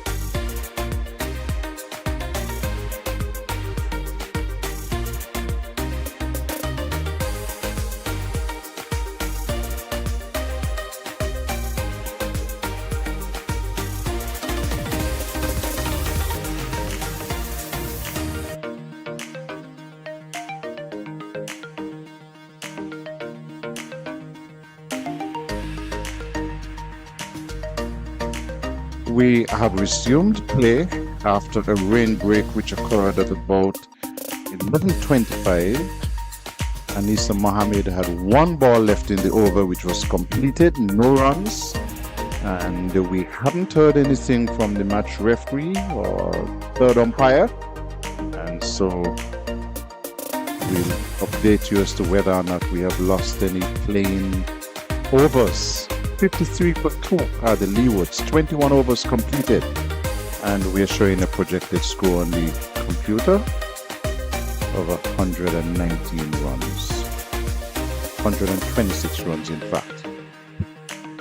What I just said of Carlisle is that we would have lost over 35 minutes play due to that rain break.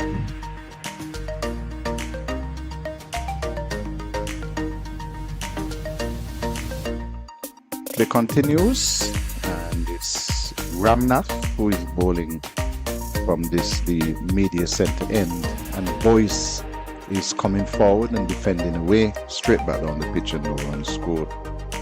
So rain at 11:25 and resumed to play at about 12:44. Ramnath, Boyce once again gives this one generous flight, and she's defending away into the offside. And, advised by match referee that there is no change, and so the Leewards will have the capability of batting out all of their 50 overs. Here is Ramnath, and Boyce is back trying to play it into the offside and misses, no runs.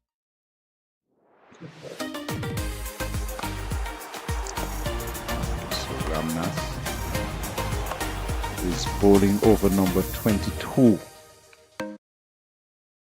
Before this, none for 3 from her 2 overs.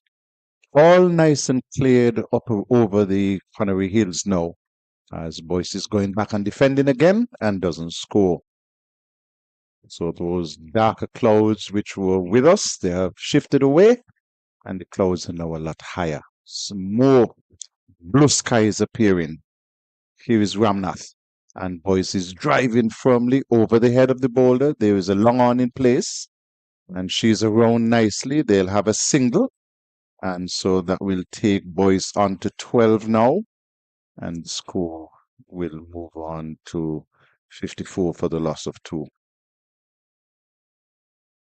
It's Carlisle nice and clear at the moment, but of course, out of our view, you still have to look dead east also to see whether or not the weather is threatening. And of course, we are able to see in that corner of Connery, if you can call it a corner, but somewhat a bit of a recovery effort being staged here by these 2 Boyce and the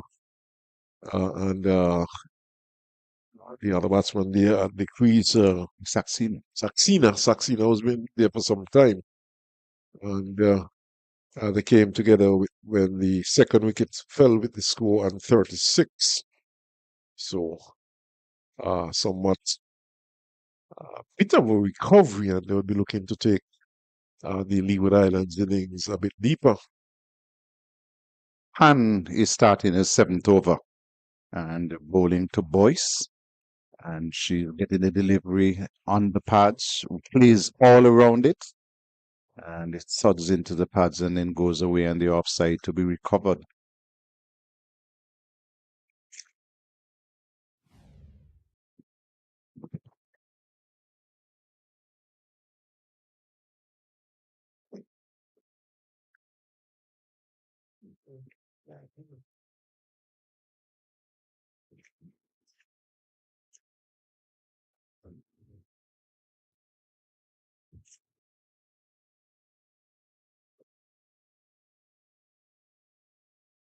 England have lost another wicket, losing Josh Butler. And so they now need 102 of 73 balls. And it's a match where you lose and you go home. Here is Canto bowl to Boyce, and he's defending nicely. And there is no run. Still very gettable for England, though, Carlisle, especially with Wood still batting. And he has now taken his score to 90. Rennie's Boyce is on 12, and it's facing Amelia Khan. And for this delivery, Boyce is driving firmly, can only find the bowler, and the score remains on 54 for 2. It's CG United Cricket, the women's version. Kyle Boyce is there still. She was, in fact, top scorer for the Leeward Islands in the match on Monday with score of 24. And is playing this delivery in the air, down forward of square, will challenge the boundary, goes across the boundary, just heard a little bit in line and length, and Boyce was behind it and turned it expertly down backward of square. There's a field at mid wicket and one at long leg, and neither could get across to that delivery. And so another 4 to the Leewards. And that will now take the total to 58 for the loss of 2. Good shot. Well played by Boyce, rather stylishly. Played into the onside. And once it, you play on that side of the ground, it's going to race downhill. And yawning gap between mid-wicket and long leg. And here is Boyce again, big hit down wide of the fielder at long on and across the boundary for another 4. She popped into the slot, and Boyce was the full measure of that. Picks up another boundary. That's 2 boundaries in the over, 8 runs, and Boyce has pushed on things here, making use of the bad delivery. Yes, consecutive boundaries, and Leon Kirby, who is down there on the long boundary, never really had a chance. But I'm wondering if Leon Kirby, though, is probably the best fielder to have in that position. She is heavily built, and she has been around for quite some time. It's level, and not one of the younger players in the Trinidad and Tobago team. And she's feeling that long on. And she moved after that one rather sluggishly. But never really had a chance, though. Good shot. Here is Saxena sweeping at the delivery. Taken on the pad, the shouts go up, and I figure that might have been outside the line, but offering the sweep shot and getting a leg by. Yes, no appeal from any of the TNT players.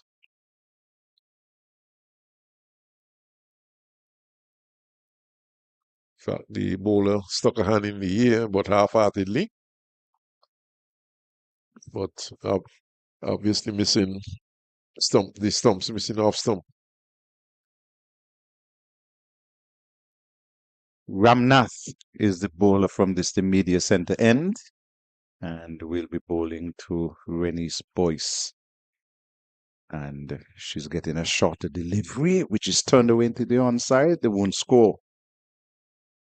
Boyce, of course, from Trinidad and Tobago, and came to play with the Leewards last season, and they returned this season.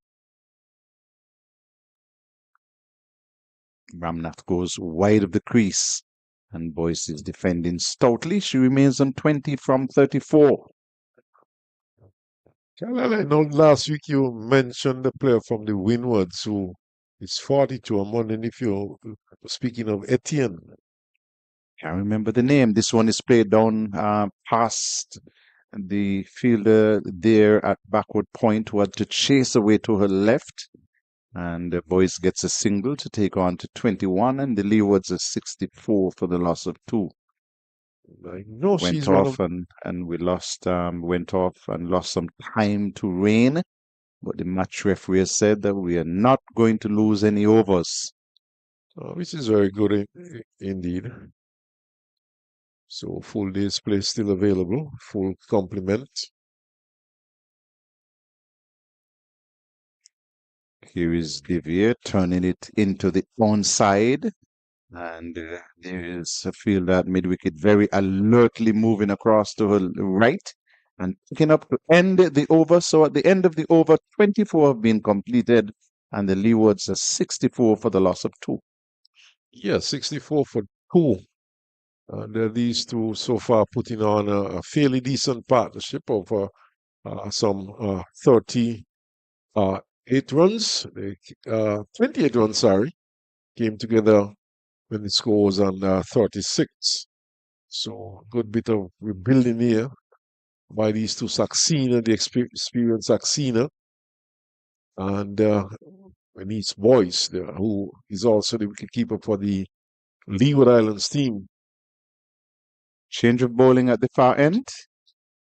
Looks like Saw. No, it's the captain. Oh, okay. Saw is behind the stumps. You're quite correct.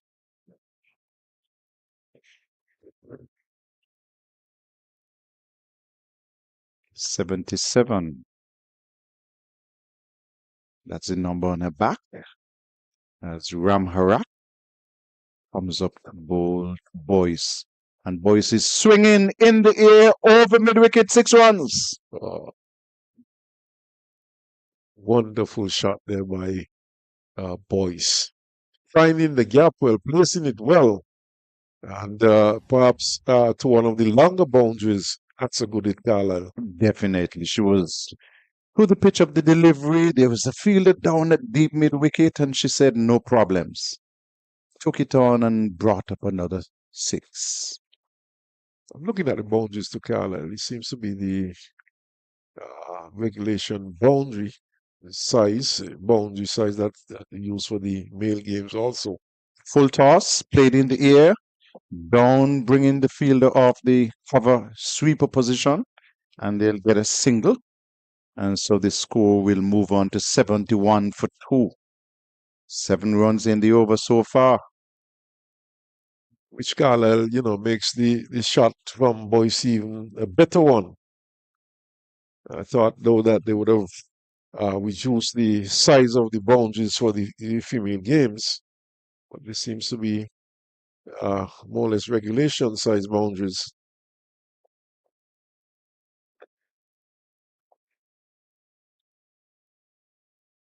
Saxena is driving, hugging it from the inner portion of the bat down to mid-on, and they won't score.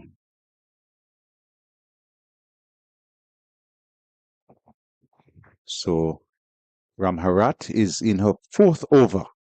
None for 17 before this. Bowls to Saxena, who is driving over the head of the field at mid-wicket. That's 4 more runs down to straightish mid-wicket. Got a low full toss and played it well, Saxena. And so she will move on with that 4. A good-looking shot. Here is the captain coming up to bowl to her. Full toss outside the off stump and played down to the straight mid-wicket boundary for 4 runs. Yes, so Saxena joining the party. She has been rather pedestrian so far in this innings, but now joining the party, and a very good over so far for the Leeward Islands. Very. It's one of the bigger overs. 11 runs in the over so far. Now we see the fielder at straight mid-wicket going wider. And Saxena is coming forward, plays it into the offside, brings up the end of an expensive over in terms of the game. 11 in the over. Leeward's are 75 for the loss of 2. Rennie's Boyce is on 28. Bibia Saxena is on 21. Well, good recovery here by the Leeward Islands, losing their second wicket at 36. It's now 75, which means that the partnership is some 39 runs, if I do the maths correctly, and the 25 overs completed.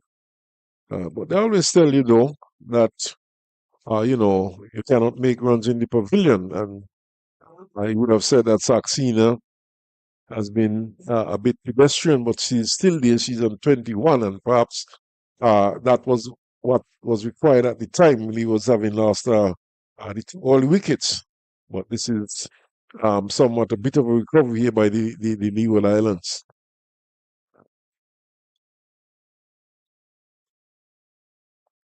Ramnath is continuing and sent down 4 overs, none for 5. And here is Boyce defending away into the offside. Won't score. Rennie's Boyce 28 from 39. Looks determined to play a beginning here. She's been putting away the bad deliveries also, which is good, smart batting.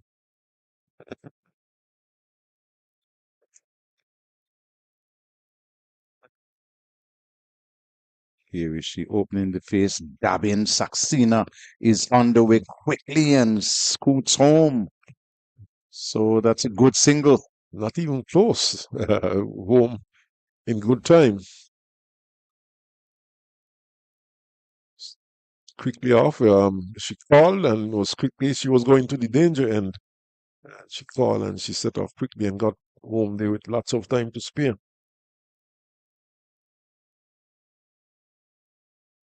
Field a little bit more widespread now. There's a fielder down at deep mid wicket. There is a fielder on the long on boundary. And those are the two protecting the boundary in the onside. Here is a delivery which brings Saxena forward, then back, and plays it into the onside from mid wicket to field. So Ramnath has been tight. None for 6. She's in her 5th over. And here is Saxena coming forward, turn it into the onside, showing a good strong wrist on that shot, and goes down for the fielder coming off the boundary at mid wicket to field. They'll get a single. And so the score is 77 for 2. We're in over number 26. Ramnath, of course, was the under 19 women's captain to Malaysia, where that under 19 tournament was held, ICC tournament.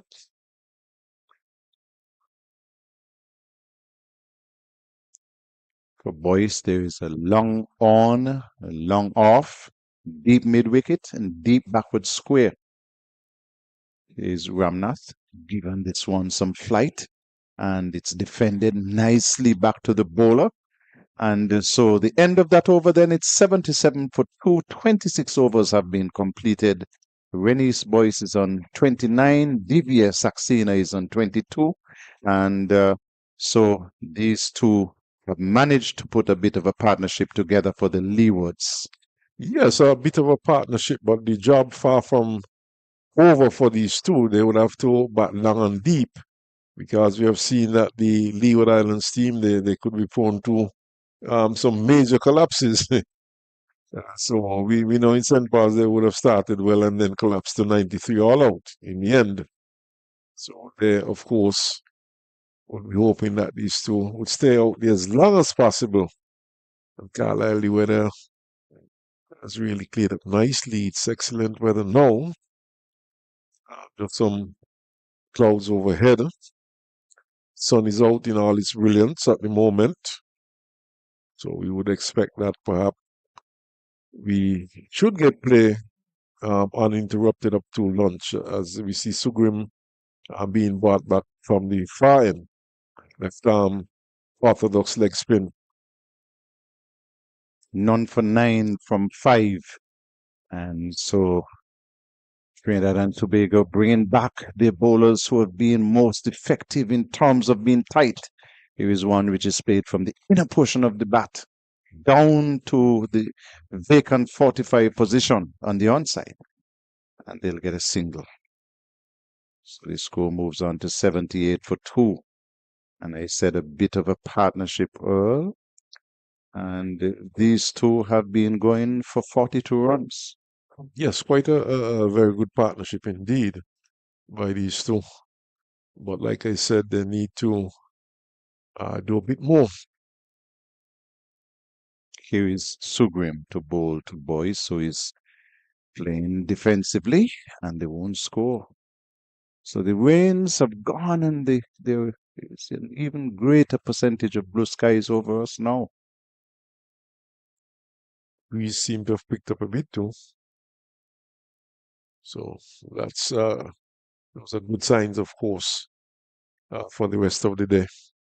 Captain is asking the fielder to plug what was the vacant 45 position, moving the fielder from short backward square.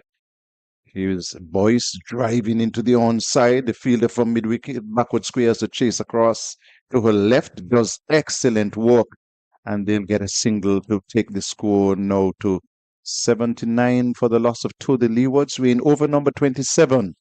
Rennie's Boyce has pushed the score to 30. Saxena is on 23.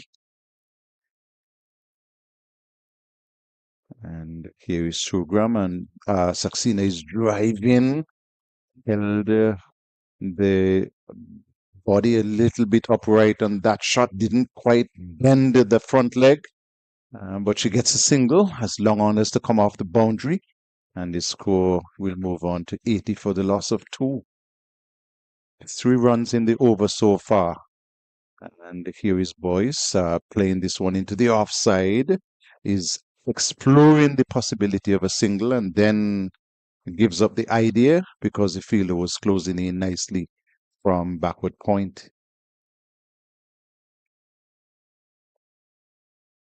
So the Leewards losing wicket at 13 and 36.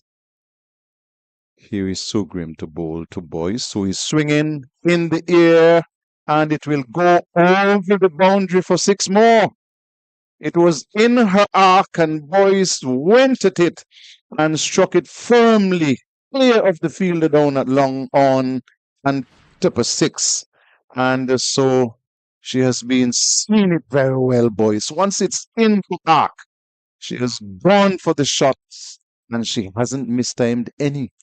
Not only seen it well, but hitting it very well, and clearing the boundary for a second time, a second maximum. And this is good batting by Boyce, who has been, rather selective in a shot breaking. She has chosen the correct deliveries in which to attempt to go over the top. In fact, she has been successful in going over the top twice. So, very good for the Leewards, and they're certainly fighting back here at the Connery playing field. The score now has gone on to 86, which means the 50 partnership would have come up with that maximum, Carlisle. Definitely so. And not only that, since the break, the Leewards have managed to increase the scoring rate. It's now at 3.19 per over, and the projected score is all of a sudden looking at 160. Well, that's only a projection, of course. They would have to stay out there and bat if they are to get to this 160, and I think that's a score that could really challenge the Trinidad and Tobago team if they can get to that score. Sweeping nicely, Saxena down towards backward square across the boundary for 4. She does play the sweep shot very well. She has taken a score on to 28, and the Leewards are 90 for the loss of 2. Wonderful shot all along the ground, swept nicely by Saxena, and they're getting it away from any of the Trinidad and Tobago fielders, and they're racing away to the backward square boundary for 4. So the Leeward Islands batters dominating at this point, and some headache now for the Trinidad and Tobago captain, Ramarak. The backward square is now in place. And here is Saxena behind the delivery, which is just outside the line of the off stump, and defending back to the bowler. So after this over, you'll hear the voice of Gary Pemberton. Here is a delivery which is coming from the outer portion of the bat down towards the vacant third man position. It goes across the boundary for 4 more. Saxena moves to 32 on the Leewards to 94 for the loss of 2. We're in over number 28.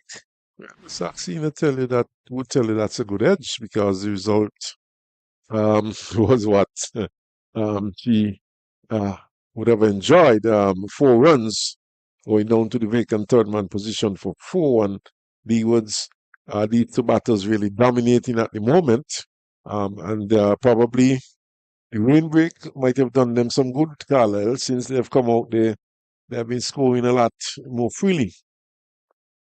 And here is Saxena playing a delivery back up the track on the offside. So it's none for 15 from Ramnath in her 6th over. 1 ball left in this over. 8 runs from it already. And for this delivery, Saxena is looking to turn it into the onside. And it's the end of the over. The Leewards are 94 for the loss of 2. And at the crease, Rennie's Boyson 36 from her 46 deliveries, Divya Saxena 32 from 67. And after words from Earl Smitten, you'll hear Gary Pemberton. Well, 94 for 2. And of course, Leeward's going past the score which they made on Monday at St. Paul's, when they were all out for 93. And they're now gone eclipsed this by some 1 run. And they've only lost 2 wickets, which suggests that the Leeward Islands would have done a lot better than they would have done on Monday. And really a good partnership between these two. Building, we see a bit of a hold up out there as Saxena is down on her knees and she's having a bit of a water break. And perhaps Saxena, we know who would have originally come from out of India, as tradition, as it's as tradition with people from Asian continent. When they do consume liquid, they tend to go down on their knee and imbibe the fuel, the liquid. But Sugrim will continue from the far end, left arm, around the wicket. And Boyce is looking to flick into the onside and gets it on the pads. But certainly a good partnership building here by these two. It's 95 now for 2. And over number 29, Sugrim yet to pick up a wicket. She's in a 7th over. And we'll continue. Clouds are disappearing fast. They're moving west. That's a widest signal. 1 more to the score. 96, 50-run partnership, Gary. Good morning once more. Good afternoon, to be more precise. Good afternoon, Jason. So, 50-run partnership. Short pulled straight. And she gives it away. It was short and she pulled it straight to Brittany Cooper, who was at short mid-wicket, and she accepted quite gleefully. Ball was hit high, but Brittany Cooper, of course, is very tall, and it went just about almost face height, you could say. She accepted the catch. So just as we was saying, the partnership is building. It has ended.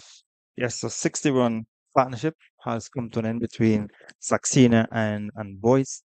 The rain break seemed to have done the batters or the Leewards the world of good, because after the break they came out and they were scoring quickly. They scored some 52 runs in the 8 overs that were bowled after the break. So they certainly were scoring quickly. We saw Rennie's Boyce struck a couple of lusty blows, and then Saxena also joining. But now she has been dismissed for 32. But a good partnership has come to an end. So the Leewards are hoping that they can get another good partnership here. Yes, this is what is required at this stage. 96 now for 3. They would have added some 60 runs between these two. And the third wicket going down in over number 29. So, very good partnership between these two. And this is the breakthrough that the Trinidad and Tobago team would have been looking for. And I'm pretty certain that they would be thinking that the Leewards, they have been prone to collapses in the past. And having gotten the breakthrough, it presents an opportunity for them to perhaps get more wickets. But Leewards are getting runs here, as opposed to wickets going down, as 2 runs picked up there by Hector, and it's 2 more to the score. So Hector off the mark immediately. So yeah, so the Leeward batted 28 overs in the first match, and now in the 29th over, they have scored 98 for 3, doing better than they did in the first game. This one is played up to long and a single. So Hector is not wasting any time, off the mark immediately and then following up with a single. So she goes to 3 with that shot. Strongly built. Alas, Hector, powerfully built. And she know the non-striker. Boys who is stockily built. Much shorter than Hector. It's lifting this one out towards long on. Just a single as it's fielded there on the boundary. So good work there on the boundary. And one more to score. In fact, the 100 comes up now for the Leeward's 28.5 overs, in which they got these 100 runs outside the off stump. A shot by Hector.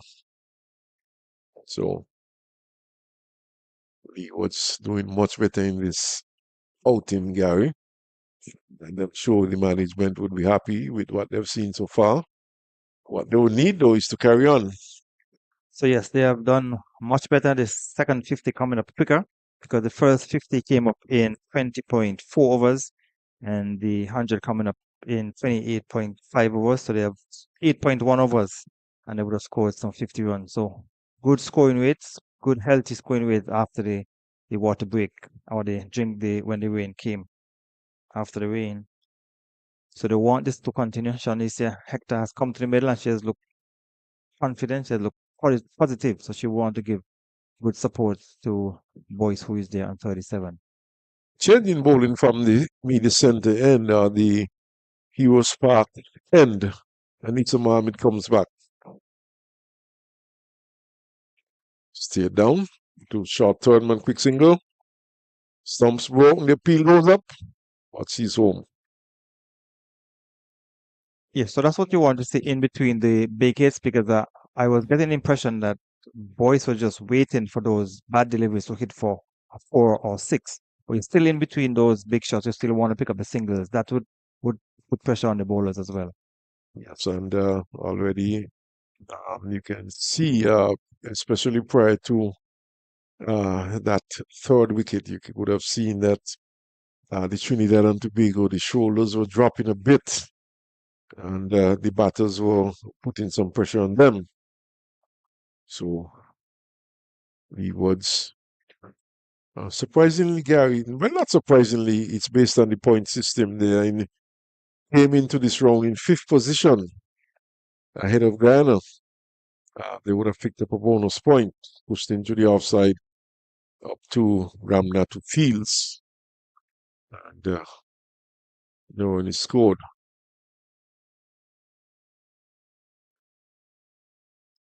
So Anisa Mohammed, this one is driven up to mid-on. Anisa Mohammed, of course, has a twin sister who would have played for representative cricket for Trinidad and Tobago. And she herself being an off spinner, a twin sister. Flicked into the onside up towards Whitish long on, brings kind of off the boundary, just a single. Of course, we have the Knight Twins who are playing today. One wicket keeper, both batsmen, of course, both twin sisters, the Knight sisters. They would have served Barbados well over the years. That's Mohammed turned into the onside, a bad delivery, poorly lined, and turned nicely down towards fine leg. Could get across the boundary. No, it slows up just inside of the boundary, and promote to Boyce. So this has been a good knock by Boyce, and she would have picked up top score in the match over in St. Paul's against the Windward Islands when she scored some 24 runs. So doing well again. She has gone on to 40. And of course, she's playing against her home team. She being from Trinidad and Tobago originally. Dig this one out, gets it up to cover. Has to go in fields and there's the run.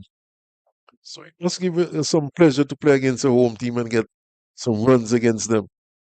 Yes, and she's familiar with the Trinidad and Tobago team, and it probably brings out something extra in you when you're playing against your fellow or your home team. You want to do well against them. So she has done well. She has scored 40 from 51, but she would want to continue and bat because you have 20 overs remaining, and she would want to stay there and bat as many of those overs as possible. Understand that Trinidad and Tobago was trying to get her to come back to play with them this year, but she said, well, allegiance is with the Leeward Islands. So she stuck with the Leeward Islands this year, turned into the onside up towards square leg, 4 runs. Goes across the boundary ropes now. Good shot there by Hector. Bad delivery, and it was punished. Sogrim coming from that far end and bowler full delivery, swung away for 4. Runs are really coming. This is looking threatening now for Trinidad and Tobago. Can the Leeward Islands keep it up? But the runs are coming. They've gone past 100. And good throwing here by the over pitch once more. Driven powerfully. Straight back past the bowler. 4 more. My word, Hector means business here today, Gary. Yes, good shot. She has come to the middle, and she has, as I said before, she has looked positive and confident, and she has dismissed those 2 full deliveries. Certainly making use of the bad bowling from Sugrim from that far end. Yes, beating the fielder quite easily. Struck powerfully. She's a powerful looking lass. Powerful looking lady. Tall, powerfully built. No wonder she strikes it so hard. She's on 12 now. Punches into the offside and beats the fielder. A bit of misfielding there. And she'll get some runs. She's back for the second. So runs coming rather quickly for the Leewards. Trinidad and Tobago would have to be careful at this point. That's the captain misfeeling in the offside, allowing an extra run. So she has no one else to blame but herself. As the captain, you want to be leading by example. Yeah, most definitely. It's getting a bit worrisome for the Trinidad and Tobago. Over pitch once more, swung away. Oh, that's gone a long way over mid wicket for 6. It has been a poor over from Sugrim from the far end. She has delivered 3 full tosses, and they have all been dismissed. The last one was struck for a maximum by Hector. So we have seen some 16 runs from the first 4 deliveries of the over from Sugrim bowling from that far end. So the Leeward's batters certainly making use of the bad bowling. Yes, and I like the approach of Hector. She's prepared to put away the bad balls. She's looking for runs. She has gone out there with positive intent. There's no you don't get the impression that she's looking to hang around. She's looking to clear the boundaries. She's looking to hit fours and advance the scoreboard as quickly as possible. And she has been successful at that so far. 20 from some 20 deliveries, so going at 10 deliveries. 10 deliveries. That's a strike rate of some 200. Of course, you have your glasses on and you're closer to the action than me, so thanks for.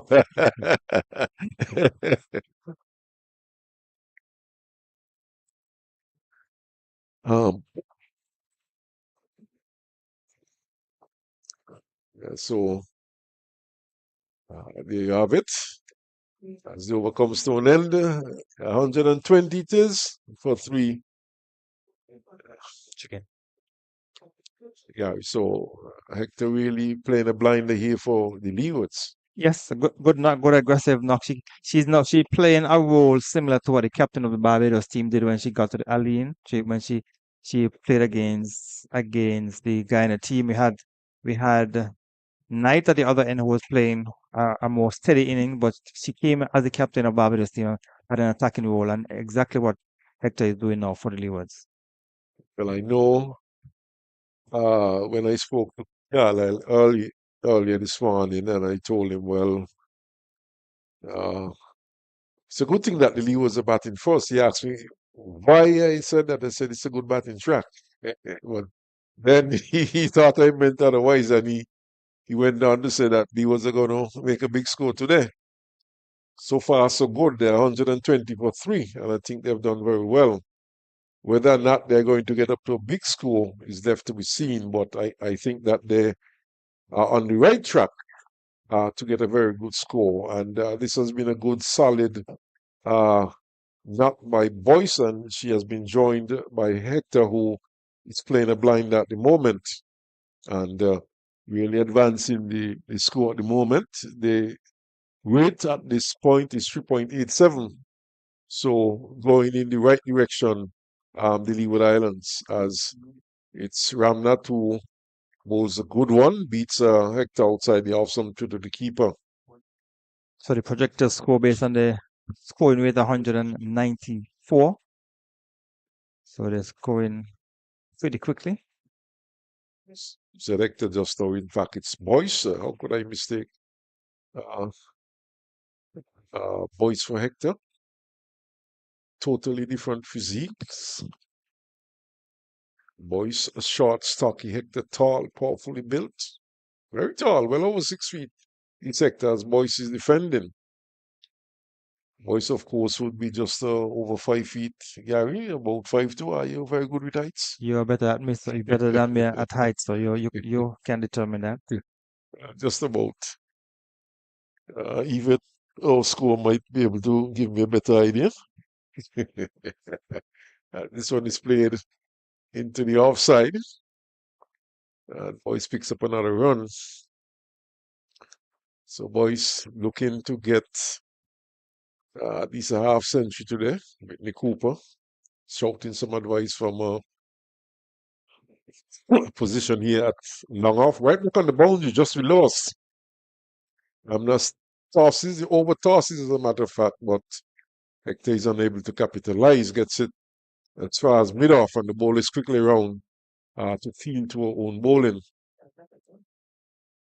Whitney Cooper has been around for quite some time, Gary. She would have represented the West Indies. Cut, sat, and misses, Hector. Should have been keeper. She would have been around for quite some time, having represented Trinidad and Tobago on several occasions, and also the West Indies. In fact, Whitney Cooper would have played some 49 wonders for the West Indies with a high score 55, but then again, I averaged 16.42. Yes, as you would have been mentioning all morning, that the averages of the West Indian batters a bit too low to be competitive at international level. But that last over from Ramnad was a much better over. Just one run came from that. We saw the previous over was very expensive, so they came back a good comeback over for Trinidad. With only one run. So Leeward's 121 for 3 after some 32 overs. Just back to Brittany Cooper, I think she's around 35 years old or thereabout. And we have Anissa Mohammed who is 36. Leanne Kirby, she will be in her 30s also. She has been around for quite some time. And she would have played in fact, 4 one-day matches for the West Indies. And there again we go. She just has a highest score of 21 from those 4 matches and averaging 10. As the keeper saw is in action there. So, captain from the far in Ram Harak. And certainly, we've seen lots of blue ahead of us now. This one is swung and swung well. 6 more. And in fact, this one has been swung into the road. That's a big hit. Over mid wicket by Boyce, and a wonderful, in fact, it's Hector who swung that one over mid wicket, and a wonderful shot indeed. So a good pickup shot there and swung it over mid wicket for 6, and that's Boyce would have shot that 6. Boyce, yes, it was correct the first time, So Boyce. Boyce has been able to go after the bowling of the Trinidad and Tobago team and certainly has done well. So with that 6 years gone on to 47. So a good partnership developing quick. They have certainly added some 31 runs already in just a couple of overs. 127 for 3, Gary. Umpire Brown going out with replacement balls. Both of these teams, Gary, they didn't win their matches in the first round. Someone is going to be a first-time winner today. The ball is back. As you see, the hard working Percy Slide Daniel jumping the walls and retrieving the ball. Very hard working coach is Percy Daniel. And he's always involved in the game. They would have played cricket for St. Kitts and for the Leewards. And of course, he's the coach of this Leeward Islands female team. And he must be happy with the progress they've made so far. Well, most definitely with the projected score of 197. So these two have added some 31 runs in just about 4 overs, which means they almost went at 8 runs per over. So good going here by the Leeward Islands. Boyce is unsung at the moment on 47. Hector is doing well. 20 from 14 delivery. Boyce gets another run out towards straightish mid wicket and picks up a 48 run. So if she gets there, if she gets these other 2 runs, this certainly would be a fine knock. You know, Gary, I keep looking at a structure just ahead of us. And I wonder if it's designed with the intention of being able to view cricket from this ground. It's outside the nicely played to square leg, but no run. It's outside the grounds, of course. But seems as though a balcony would be in place, which would give the owners a good view of the ground. I'm wondering if that was the intention. Possibly, but that structure has been built in last year when we were here. It was being under Yeah. construction. And failed attempt there by the fielder, looks like Cooper, to pull that one in. And in fact, 6 runs. Just going over Whitney Cooper, who had to move around from a straightest mid-wicket position. She stuck up her hand, but 6 more to the score, 6 more to Hector. Well, I was not over here last year, so I'm not aware that was being constructed for such a long time. I know there's a building in Challengers that has a record for the length of time that it was being constructed, pushed into the offside. I don't think that it's even completed as yet. That building has been under construction for about 50 years. 50 years. Yeah, and I don't think it's really completed as yet. As over comes to an end. Yeah.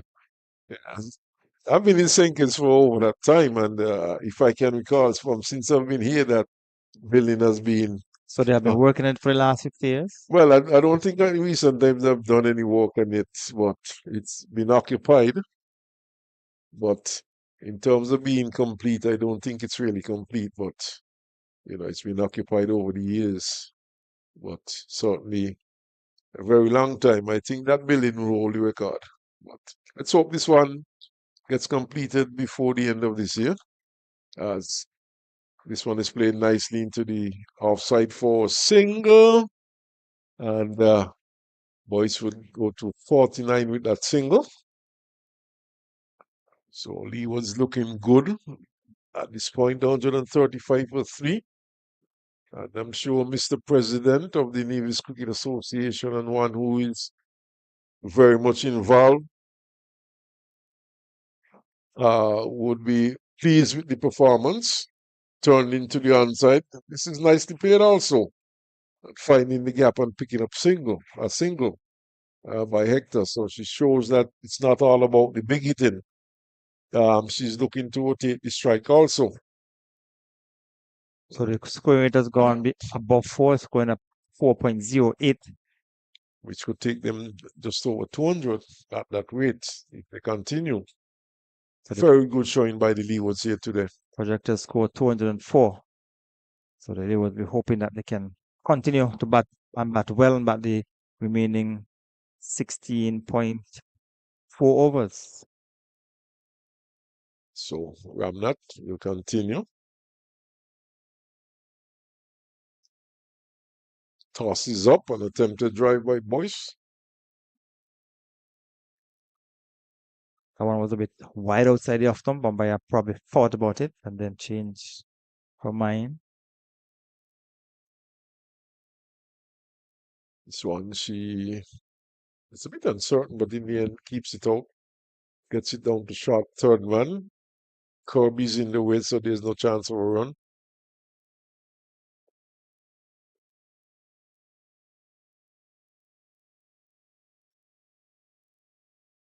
Short and swung into the onside out towards backward square. In fact, forward square towards mid wicket.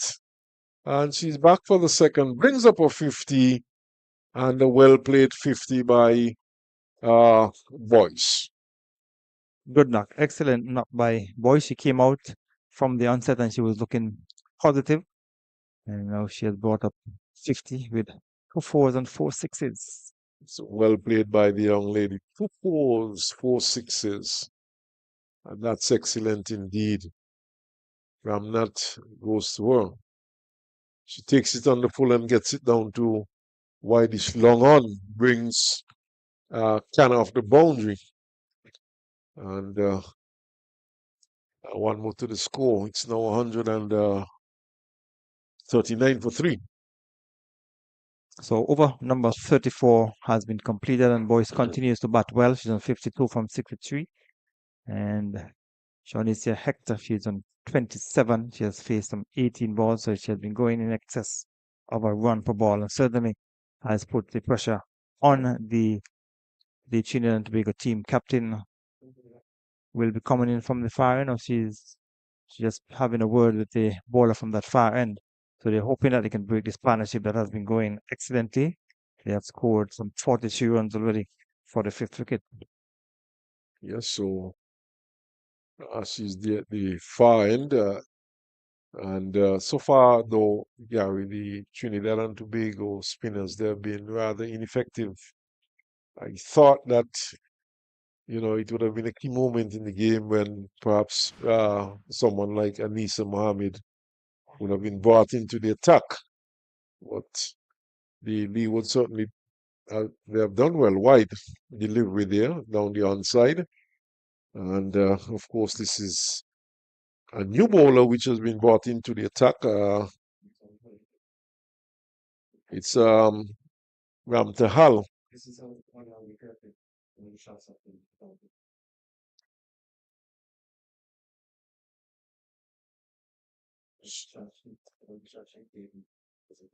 So yeah, we just replay of the shot that he played from get of 50. This one is swung in. In fact, it's swung back out of square for 4 by Boyce, and she continues to pick up runs. So there we see the 50 coming up for Boyce once more on screen, and a very good knock indeed. So well played, Renice Boyce. Boundaries continue to follow Gary. So Ramtahal, this one is foot flag up on the offside. She's bowling right arm, slow medium. Bowling a first over from that far end. So 144 for 3. And in over number 35. This one is driven powerfully down to Wide is long on. Just a single. And takes boys score up to 58. And the strike continues to be rotated by these two. And they're not just occupying the crease, they're scoring. And Hector is pushing into the offside quietly. Can't score this time though. So Leeward Islands, they've really come out to play today. They have been positive, they have been confident, and they have been scoring runs. This time she's driving that one outside the half stump. And oh, this is poor cricket. The keeper saw attempted to throw the stumps down. The ball ran past the stumps and went down towards mid-on. And the bowler not being very alert. In fact, she might have advanced a bit too far on the offside. The ball went past and went down towards mid-on. And Kirby had to come down from mid-off to field. And the batsmen were able to steal a run. I think there was no need for the keeper to have a shot at the stump because Hector was not really out of a crease. And she missed the stump and went down for a single. Ram Atal is lifted over mid-off. It's bouncing down towards the boundary. They're back for the second run. And 2 more to the score. So Boyce continues to bat well. She continues to pick up runs. Mid-off was in, so very safe shot indeed. But it's a good time for me to hand over to Carlisle Powell as it's 148 for 3. We have another 15 overs. And Carlisle will enjoy some of the good Leeward Islands batting. So projected score 212, scoring at 4.23 runs per over. And this partnership has certainly blossomed for the Leewards and exactly what the management and captain would have been hoping for, that they get a partnership. The previous partnership was about 60 runs.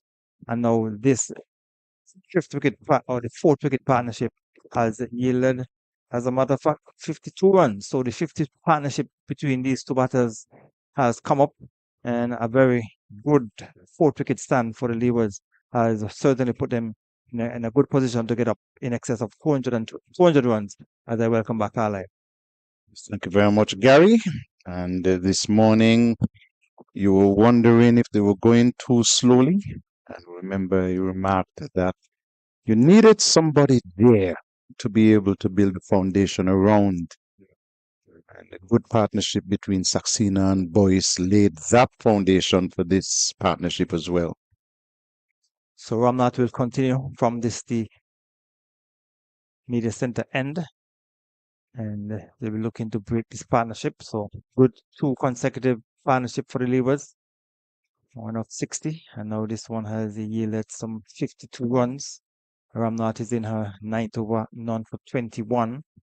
And Shanicia Hector, she has come to the middle. She has been positive, 27 from 21. It certainly has eased the pressure off of Boyce, who has been there for some time. She's on 59 from 67. And she has certainly played freely. That's Hector, 148 for 3. Short and bad delivery helped around the corner. It will go down towards the fine leg area for 4 runs. It was short and wide on the onside. And Hector has swung it around the corner down towards the boundary for 4. With that 4, the 150 coming up for the Leewards. And a very, very good score by the Leewards, following especially the 93 all out in the last game. It took some resolve for them to do this. Shonisa Hector has come into the crease and has played a very, very good hand in combination with Boyce.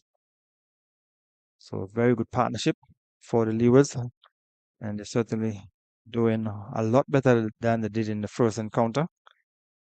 So they're hoping that these two can continue to bat. You have some 14 overs remaining after this. And she's swinging into the onside. Sheila down there has a lot of running to do around to her right. She will pick it up just inside the ropes. and they crossed for 2 runs. So the total has gone on by 254. 6 runs coming from the 5 deliveries so far in this over. 8.5 overs and none for 27. So the pressure certainly is on the Red Force team, the Red Force bowlers. Hector, who has done well, she only got 4 in the first game. Now she's on 33 from 25 as the over has come to an end. Over number 36 completed, 154 for 3, the Leewards. And Gary, suppose I tell you that the Leewards are 1 run away from their very highest score in this competition. And that 155 was made last year. And so at 154 for the loss of 3, 14 overs still to go. While we take this water break, it's a good time for us also to take a break.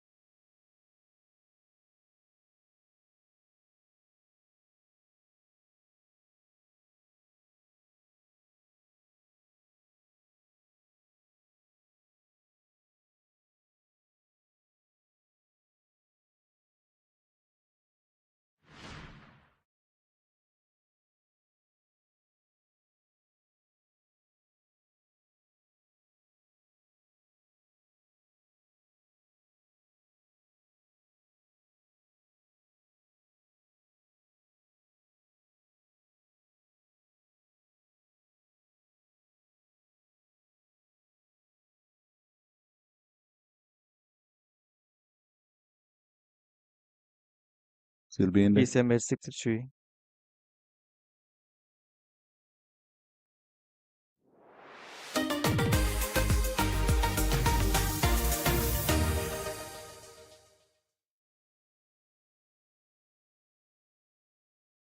So welcome back after that water break.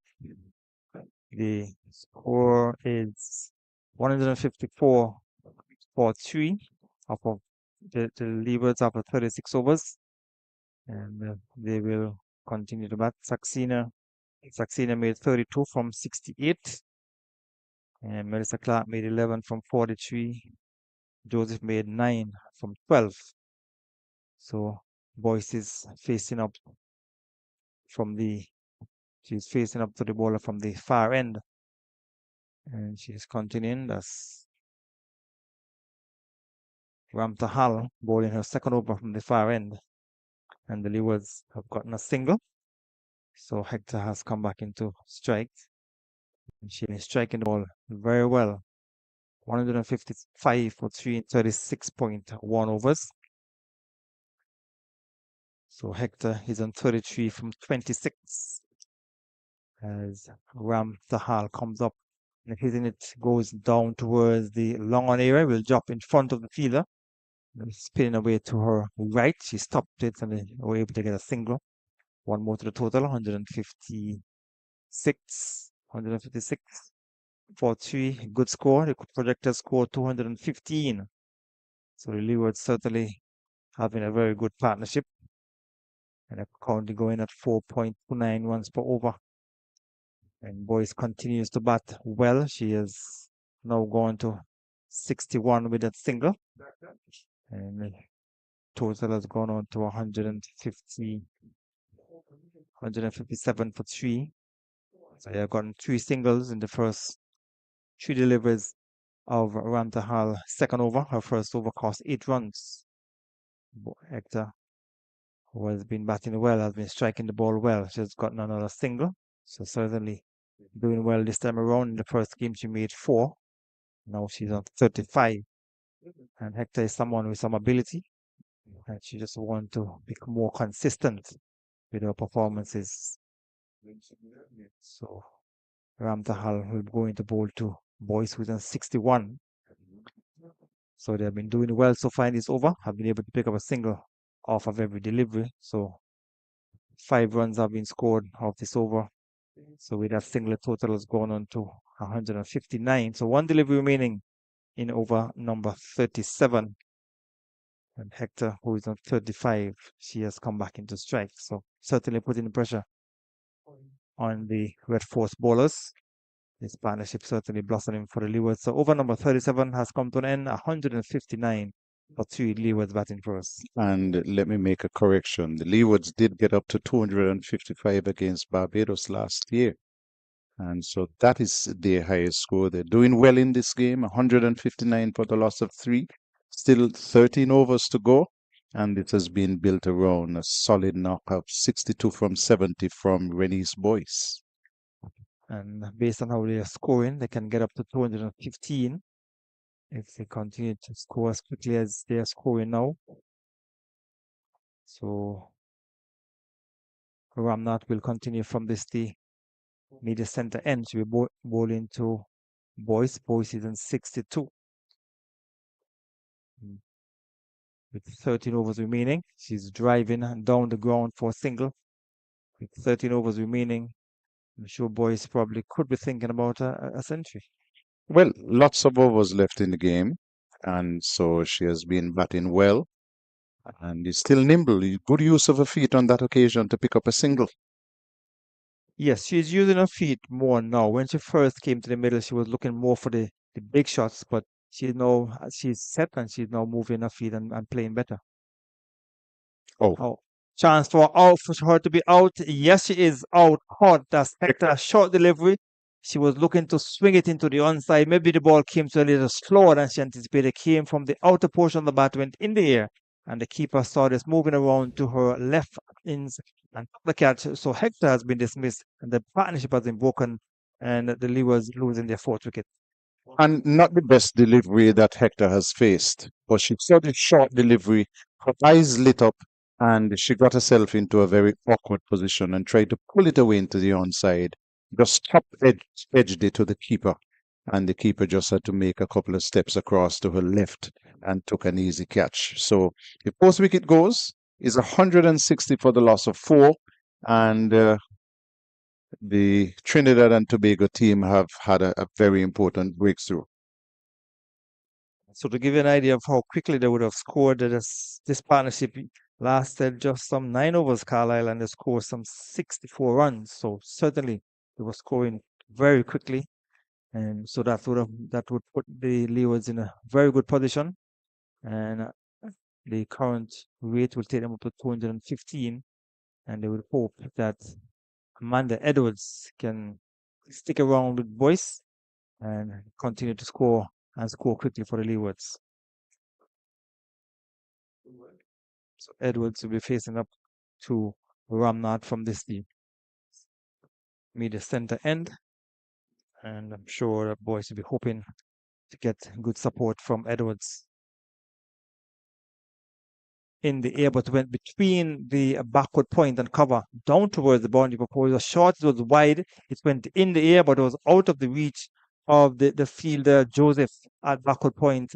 Went to her right and down towards the boundary for 4. Good way to get off the mark by Edwards. Oh, definitely. And she has picked up a wicket in this over, Gary, but this is not a best over by a long shot. She has been dragging down the balls and bowling very short. And that time it was punished for 4. The fielder is now down, covering for that ball. So another delivery wide outside the off stump. This time Edwards just allowed it to go through, to be taken by the keeper. So there's a slip, there is a point, there's a cover on the boundary, extra cover, and a long off. It's 164 in over number 38. Another delivery on the off stump. Edwards was onto the back foot looking to force into the offside. She missed it. So 5 runs and a wicket coming in this over. And should have gotten a wicket with what could have been considered a long hop. And Edwards just guided down into the offside to bring up the end of over number 38. 164 for 4, the Leewards. And she has finished a spell 1 for 32 from 10, Ramnath. And so the Leewards 164 for the loss of 4 wickets. And Rennie's Boyce is on 63. She has played a very good knock for the Leewards here. Has been joined by her captain now. And the last 12 overs, the Leewards would be looking to see if they can at least bat deep, bat close to the 50 overs, if not all of the 50 overs. And if they continue to score at this rate, the projected score is 216. They're currently going at 4.32. So it's Boyce just turning a delivery into the onside for another easy single. So 1 more to the total. It has gone on to 165. And 165 for 4 at the start of over number 39. There are 2 loud cheering sections out there for the Leewards. One is coming from the Leewards camp itself. But around by the bar, there is another loud cheering section. Yes, so the Leewards certainly getting some support, getting some encouragement from the few spectators and their teammates who are here at Connery. There's Ramtahal bowling another delivery on the off stump. She was looking to stem the flow of runs, but the Leewards certainly have been scoring quickly after that rain break that came just about 11:25. Since then, the Leewards have certainly had the better of the proceedings here at Connery. In good sunshine, full delivery missed by the batter looking for a single, goes down towards the far end. Boyce was coming too quickly for the single, while Edwards was not really paying attention, but the ball went behind her, and the Boyce called her through for the single. Got it quite easily in the end, and so with that single, total has gone on to 166 for 4 in over number 39.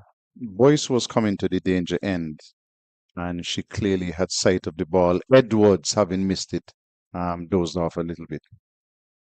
So Ramtahal will continue from that far end.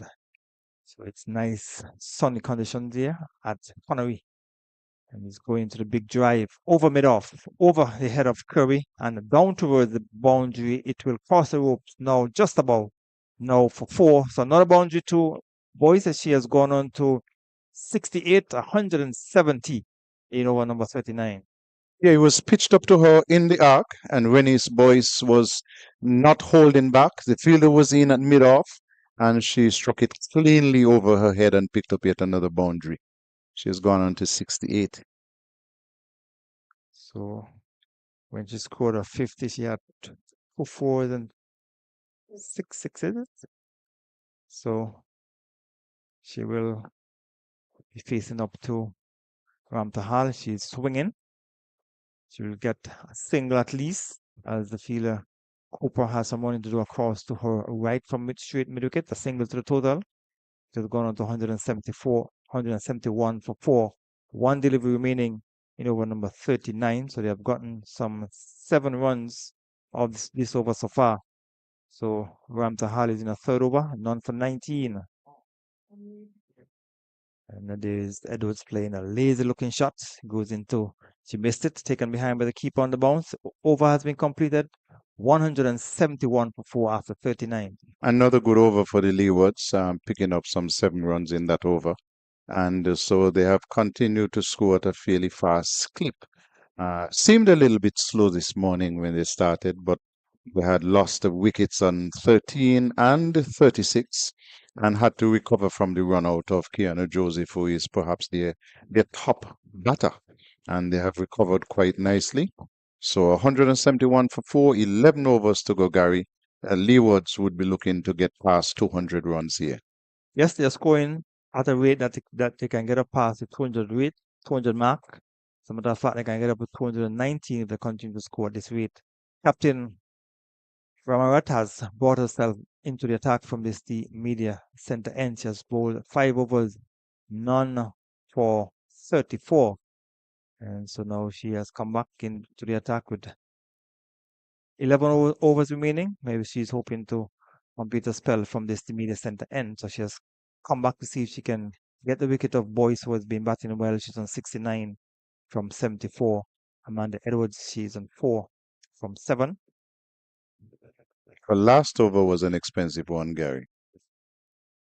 And that was from the far end. So she decided to come from this media center end to see if she could be able to stem the flow of runs. The fielder has been placed down on the forward of square fence. There's also a straight mid wicket on the boundary. And she's driving in the air. Will come down towards Cooper, who has some running to do across to her right from long off. You get an easy single. Went in the air, but well out of the reach of Cooper, coming in from long off. So another single to Edwards. She has gone on to 70. 172 for 4 in over number 40 after winning the toss and batting on a good batting strip here at Connery. So it's good sunshine. We have a delay, a break of about 35 minutes because of some drizzle. The dark clouds have lifted and it's now good conditions for cricket. So Leeward certainly doing well, struck on the pad and appeal, but obviously from this vantage point might have been going down the onside and would have struck a bit high as well. That's the captain, Amanda Edwards. She's facing up to the captain of the Red Force team. If you look at it on the monitor, would have been going down the onside. Delivery coming back in towards her. She's looking to guide it into the offside. Came from the outer portion on the bat. You get a single. So one more to the total. It has gone on to 174 in over number 40. So the Leewards are certainly doing well. 12 fours and 7 sixes have been struck in the inning so far. 39.4 overs. She's down the strip and swinging to the onside. We get at least 2 runs. So Boyce is not really interested in the second one. Maybe she's a bit winded, Carlisle. And so just settled for the single. The fielder has some running to do across to her right from the forward square position. Should have been 2. But maybe Boyce is a bit winded. She has been there for 76 balls and she's on 71. And Hector has come into strike. Not Hector, Edwards, sorry. She's on 5. Hector has been dismissed. And she's thinking about the single. Goes down towards the short third man area. And the over is completed. So 3 runs coming from that over. 174 for 4 after 40. And Venice Boyce is on 71 from a 76. The last wicket to go was that of Hector, who came in and got a quick fire 34 from 27. And that was the loss of that wicket was with the score on 160 for the loss of 4 wickets. And so Boyce continues to bat very well. Perhaps just got a couple of messages from the dressing room. The umpire is now saying to the emergency fielders, listen, make your way off as quickly as possible. Let's get these overs in. 10 overs to go. and the Leewards are 174 for 4. Yes, so we didn't have a reduction in the overs because of the rain delay. So they completing their 50 overs. So Ramtahal will continue from that far end, and the boys will go through for another single. So with that single, total has gone on to 175. Normally play would have been ending at the 110, but they have decided to get in the 50 overs. We had a break of about 39 minutes. They have decided that they will play the 50 overs. And so they will get in. So they have some 10 overs remaining. So Ramtahal will continue from that far end. So with 10 overs remaining, Carlisle should be here for another 50 minutes or so. I'd say about 40.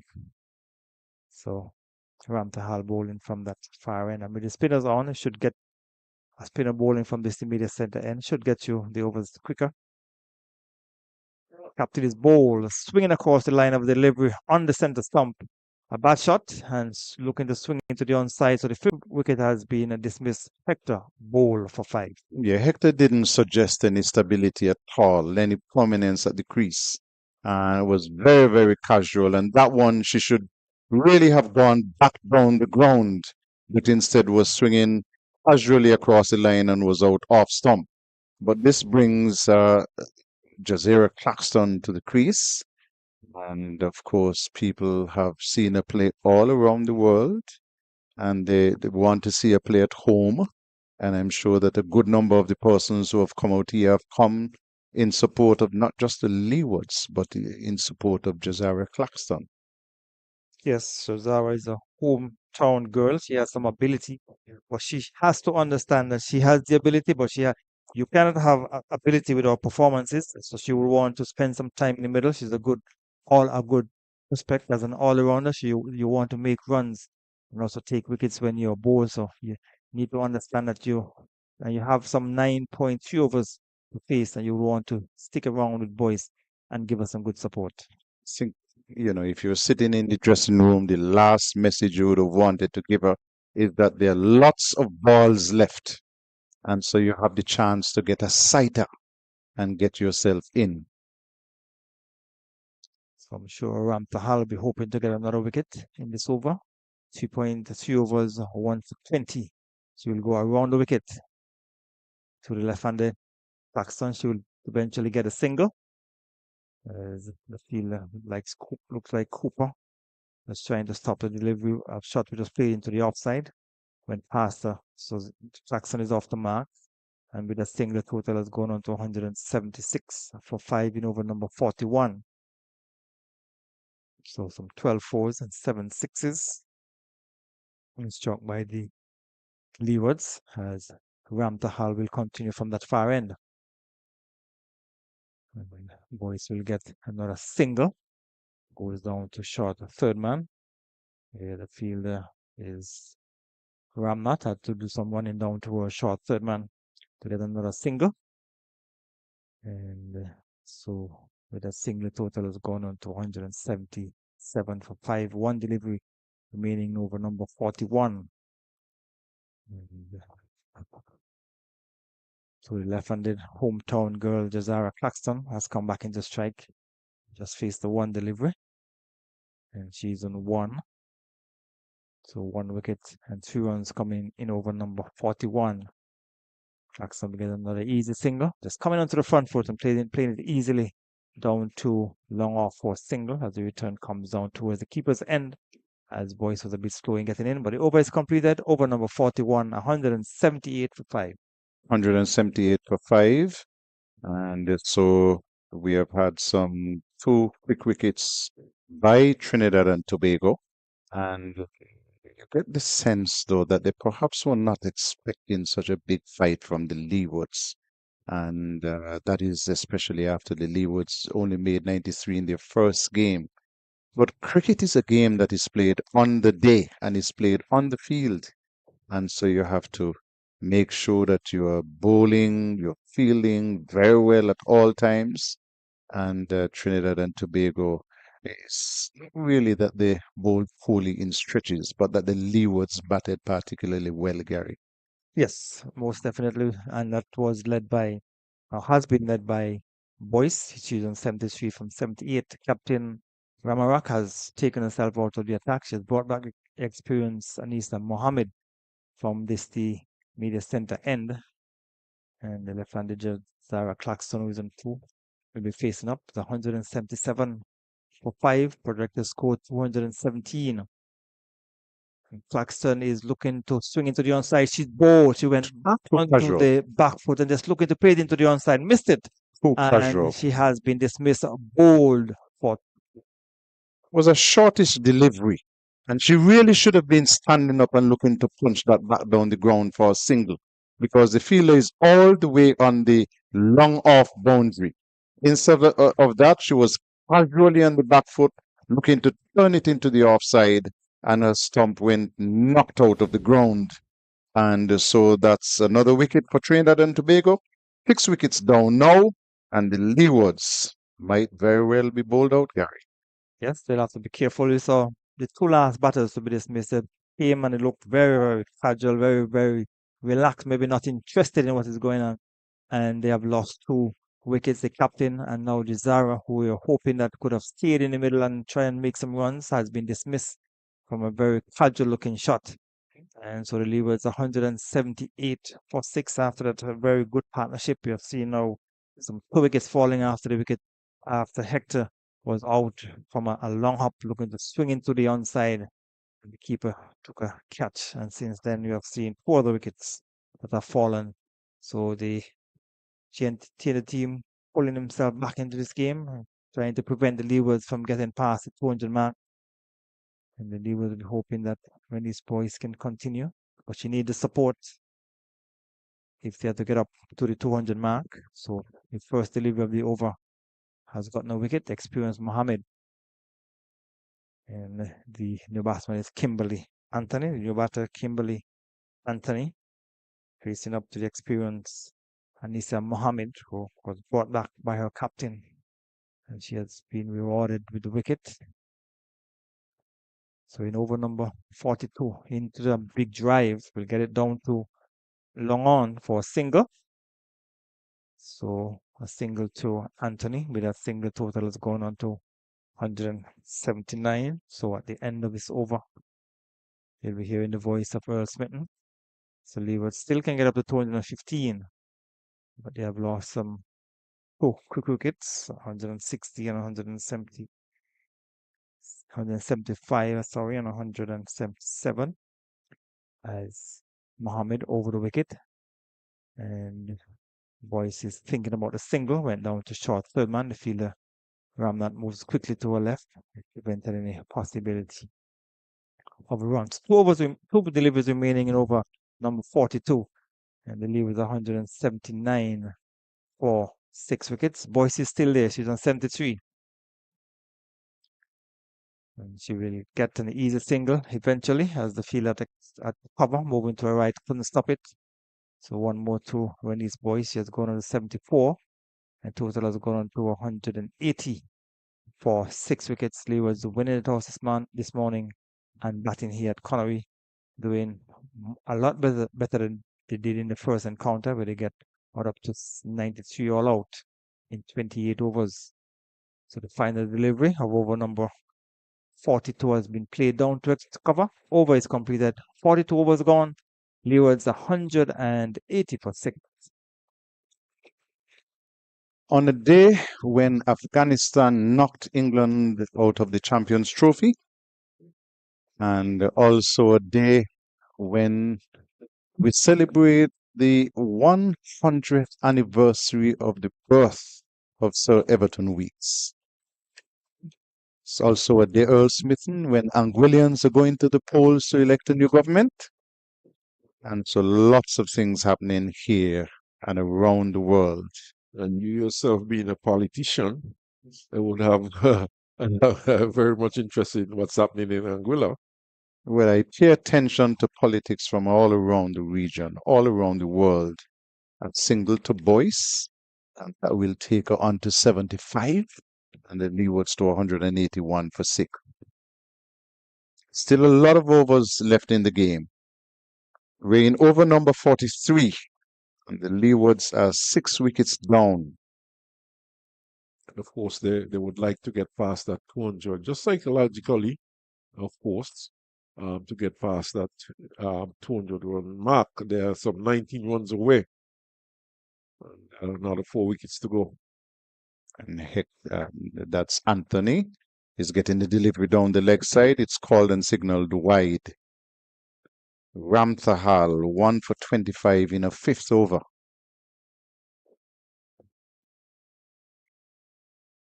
See some adjustment to the field, Carlisle.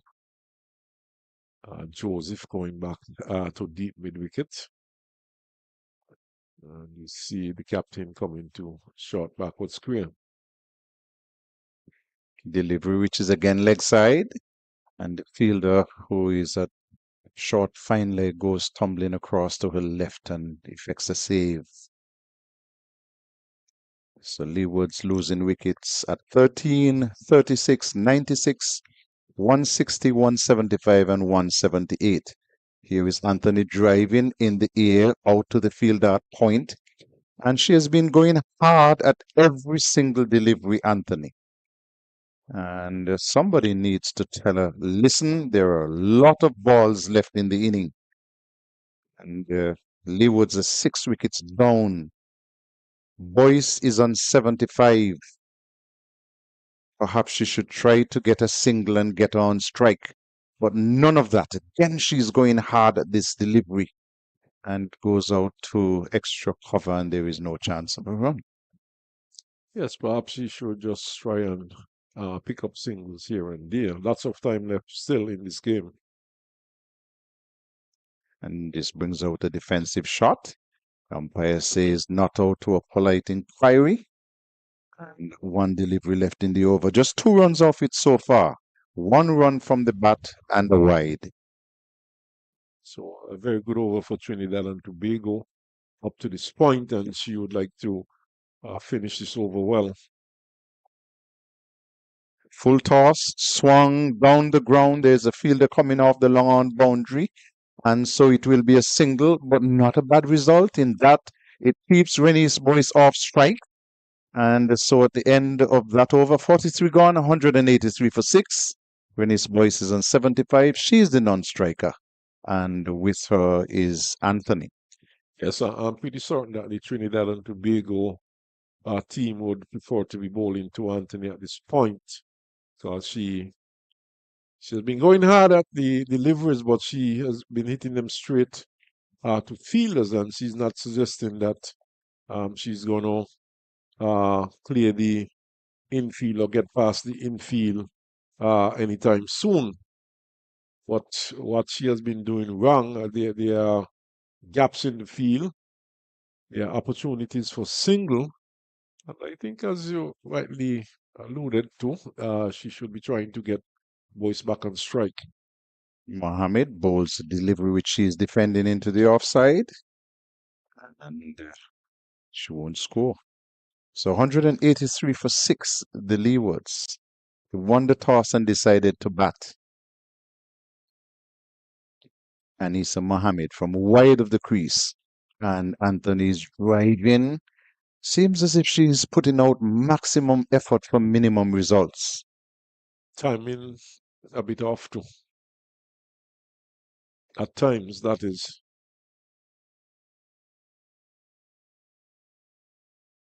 Now there's a change in the fielding.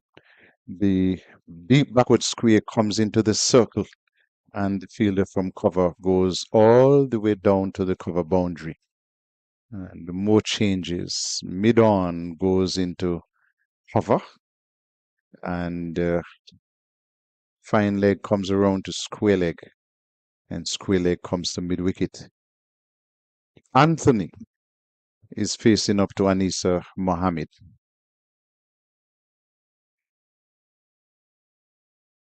Driving firmly down to long on. End result is a single. And the score moves up to 184 for 6. Boyce, who is on 75, comes up to take strike. For all of her swinging and her major efforts, Anthony is 3 from 11.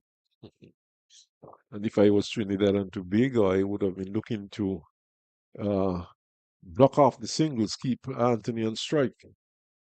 She has not been effective so far.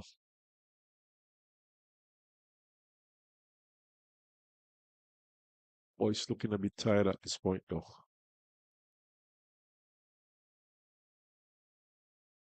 But still, another 6 overs after this one. Still lots of deliveries left in this innings.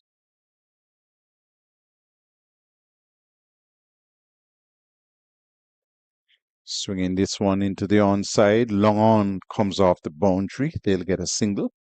And so she'll move to 76, does Boyce. And let's go to 185 for 6. We're in over number 44. 1 delivery left.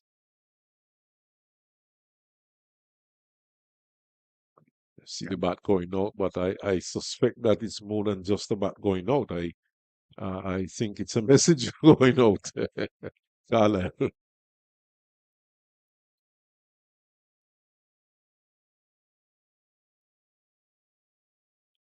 Firmly struck down the ground to long on. And another single to Anthony. It's the end of the over. Anissa Mohammed has picked up 2 for 25 from her 8 overs so far. And the Leewards 186 for 6, winning the toss and batting first. Yes, we're still in the first inning because we had an interruption due to rain at 11:25. But the umpires and the match referee, the messages that we're playing, the full quarter of 50 overs. 186 for 6, the Leewards after 44. Well, the bat did go out in the end eventually, and we saw Anthony taking a new bat, so perhaps that one is not driving as well as she would have liked, or seems to be the same build, the same weight to me, but one never knows. There might be a slight difference. So she perhaps is more satisfied with this bat. And I'm hoping that with the bat, she also got a message. Look for the singles and get Boyce on strike. And no, the bat did not work. She changed the bat, swung lustily right around the delivery, and was sent back in LBW. I don't think she needed a bat for that. What she needed was a message. Listen, play sensible cricket. Look for the singles. Get Boyce on strike. She is the batter who has been in for a long time, and that might have served her better. Yes, I would want to think so. And I think, as you rightly said, I think it was not just a question of a bat going out there. I think a message went out.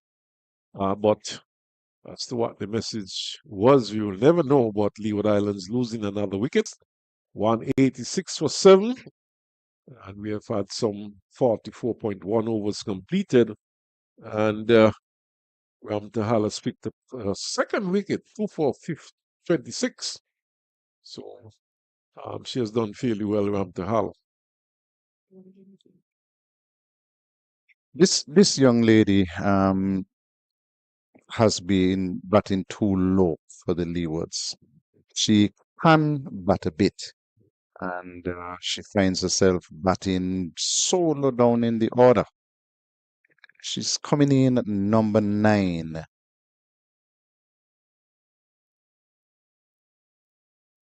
Played into the offside, and she's getting a single, sign a V. So the score moves on to 187 for 7. So you're taking a shortcut, Carlisle. Well, I'm using the first name. The second name is very long. I'm taking the lazy route.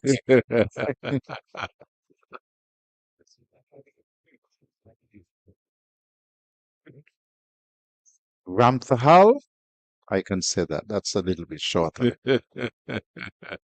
She's bowling to Rennie's Boyce, who has been there for quite a while and done 76 now. And she's advancing, hitting this one in the air, going down to the fielder on the boundary, takes the catch inside the deep, straight mid-wicket boundary. And so Rennie's Boyce has gone for 76. The Leewards are now 187 for the loss of 8. Yes, Sugwin back on the straightish mid-wicket boundary. Just backing off a bit and taking a good catch in the end. Sugwin, the little left-hander, and it was straight to her, but it was in the air for some time, and she settled on it nicely and took a very good catch to end what was a magnificent knock by Boyce, 76 off some 83 deliveries, and she really has put the Leeward Islands into a very good position. But Carlisle, the question now is whether or not the Leeward Islands could get to that 200 mark. And while you ask that question, you have to look again and see that that is another major collapse by the Leewards, because they lost the fourth wicket with the score on 160, and then 175, 178, 186, 187. This is not clever batting at all by the Leewards. Well, I've been saying earlier on that they are prone to collapses, and at times they could be just some one wicket away from a major collapse. But fortunately for them today, they have gone a little further before that major collapse. And they have managed to get to 187, which is a fairly reasonable score at this stage. But more than that, we are only in over number 45, and the Leewards are running the risk of being bowled out with overs left.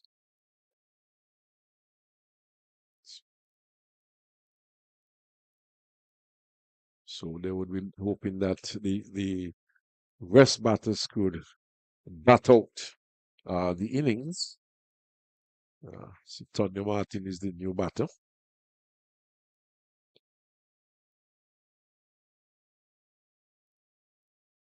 Oh, Out LBW.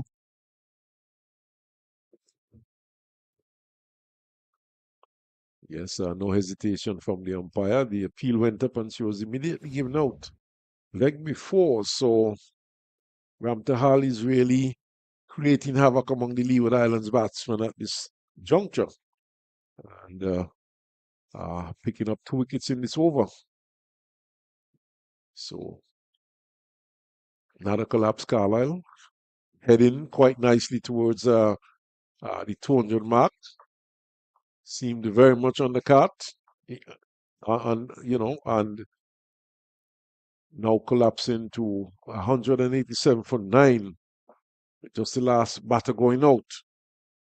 Still the projected score 209, but with just 1 wicket in hand. How close they could get to this one. But they just need to bat sensibly at this point and walk the ball around and try and pick up singles and try to bat out the 50 overs.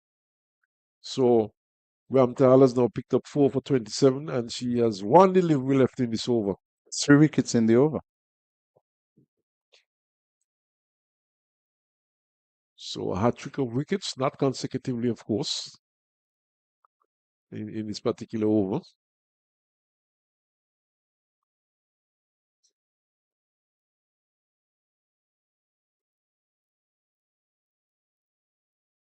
Defended away into the onside. End of a very good over there by Ramthahal, where she got some 3 wickets. And the Leewards are 187 for 9, which is suggesting a major collapse. We tell you again, they lost wicket number 4 at 160. We were in the 38th over at that time. 175 for 5, 178 for 6, 186 for 7, 187 for 8, 187 for 9, and the Leewards again collapsing. This time with a bit more runs on the board, but they were looking well set to score in excess of 200 runs. We still have some 5 overs left in the inning, and Trinidad would now be saying, listen, we have gained some ascendancy. Let's see how quickly we can bowl the Leewards out.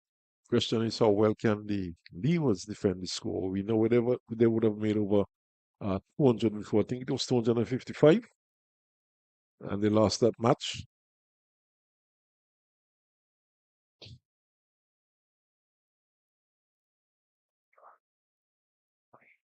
So still lots of work to be done by the Leeward Islands if they're going to get their first win.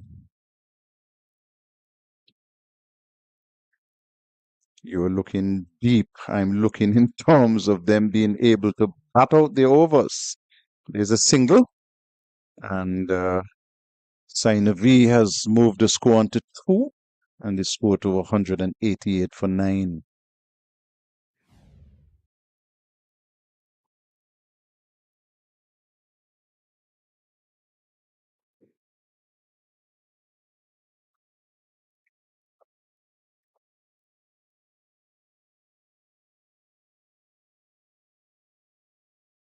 Anisa Mohammed is bowling in a 9th over, has picked up 2 for 26 before this. Roselle Leibert is the batter, and she's swinging, bowled. The Leewards have been bowled out. Now, this has not been a good finish to the inning here by the Leewards at all. Major collapse to see Trinidad and Tobago finish off the inning and bowling out the Leewards under 200 runs. You look at it again, just a wild swing at that was a Leibert and cannoned into the stumps. And so the Leewards are bowled out for 188 in 45 overs and 3 balls. That leaves one to wonder as to the message that was given to Roselle Leibert when she went out. We're in over number 46, just about halfway in over number 46, another 3 overs after this. And one would have thought that the idea at this point would have been to try and bat the remaining deliveries, another 4 overs after this. So you're talking another 27 deliveries, but instead, one wild swing by Roselle Leibert.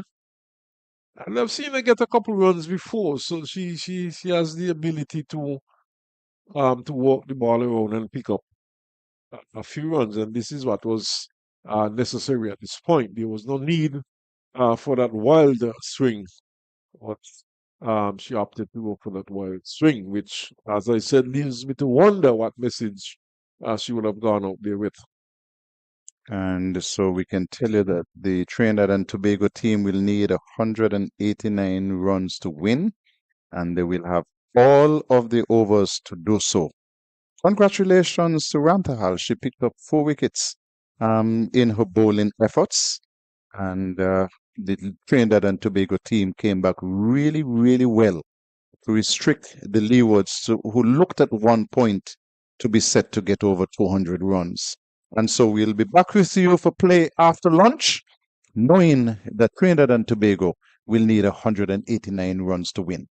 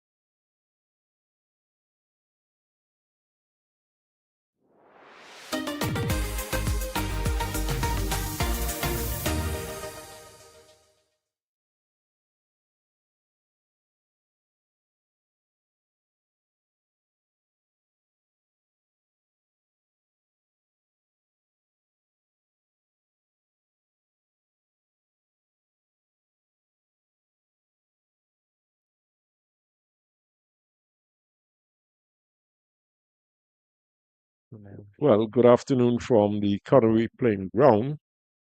We are back with you, and Trinidad and Tobago is about to pursue a target of 189, and this is in response to 188 all out the Leeward Islands from 45.3 overs.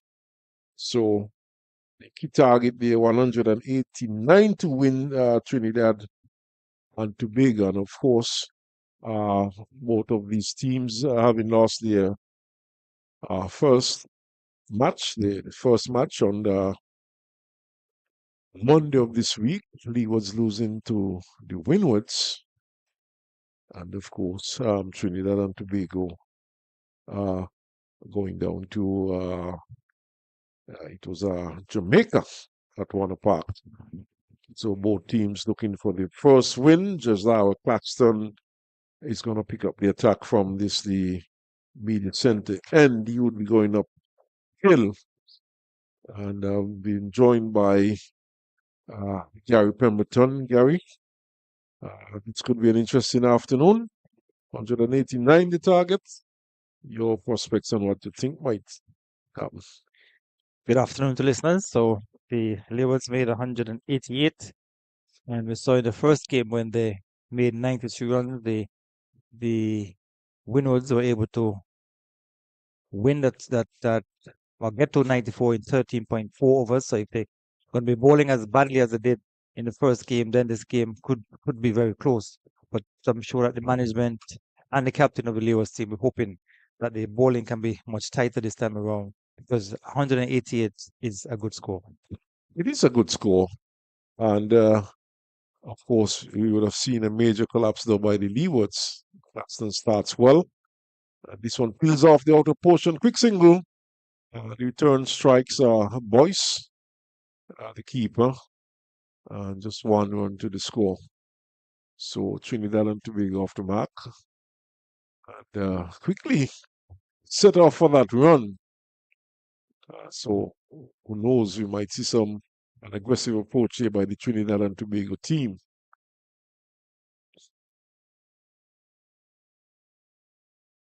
So one for no loss, Trinidad and Tobago.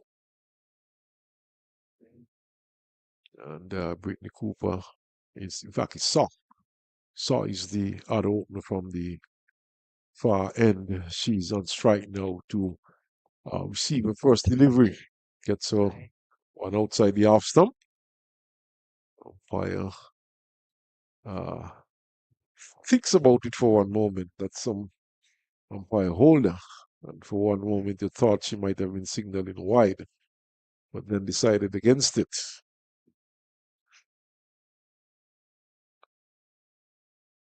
So there's a slip in place. There's a gully. Third man back on the boundary. Short extra cover sweeping mid off. Shot. So he's cutting and missing. And through it goes to the keeper. The other opener, of course, is Joseph. Jinab Joseph, she's off the mark already with the first delivery she faced. So it's one for no loss.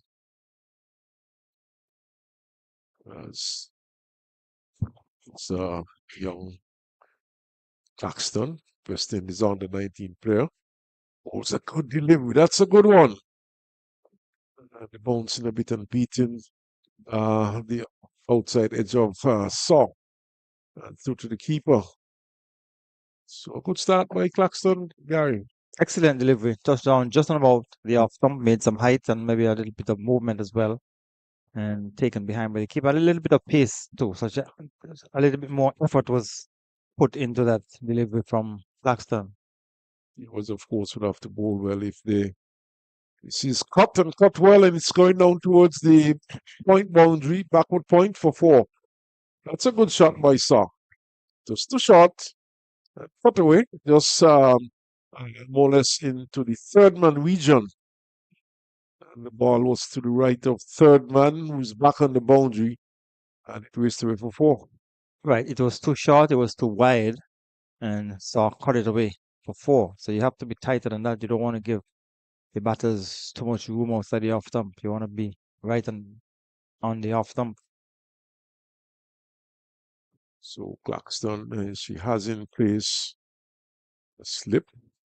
See, Gully has been placed into what you could call a short backward point. Most of the delivery, which is keeping a trifle low outside the off stump, and it goes to the keeper. But first over completed, in search of 189 to win this one. Trinidad and Tobago, 5 for no loss from their first over. Yes, so the Leewards made 188, but they lost the last 6 wickets for 28 runs in just 8.1 overs. And in the first game, they lost the last 6 wickets for 11 runs in 5.4 overs. So it's concerning for the Leewards. The lower half is not performing. It is, and in that match against the Windwards, only three batters, as a matter of fact, got into double figures. And one, of course, only got as far as 11 runs. So a bit top heavy. And if the top batters do not get a good score, then Leeward Islands could be in lots of trouble. And, what that does is that it allows other teams back into the game. It's Anthony who starts from the far end. And she starts well, a good line, a good length, and it was pushed into the offside by the Ginaba Joseph outside the off stump. And Joseph allows it through. If I'm not mistaken, I think Joseph has a brother who would have played for Trinidad and Tobago. I think he was a left-handed opening batsman. So he would have represented Trinidad and Tobago also. So brother and sister combination played into the offside. And it goes down to backward point. And Claxton is knocking it down. Not fielding cleanly, but preventing the run nevertheless.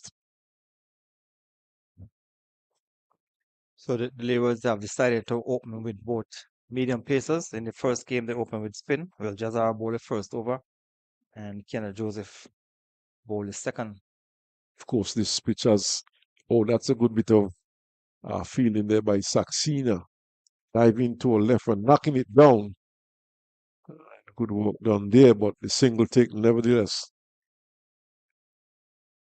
The pitch has a bit more pace in it, and we saw Ram Natal, the medium pacer, picking up some 4 wickets, although one could say that the batting was not much to write about. The lower half of the batting, that is, was not much to write home about. Played into the offside by Saw.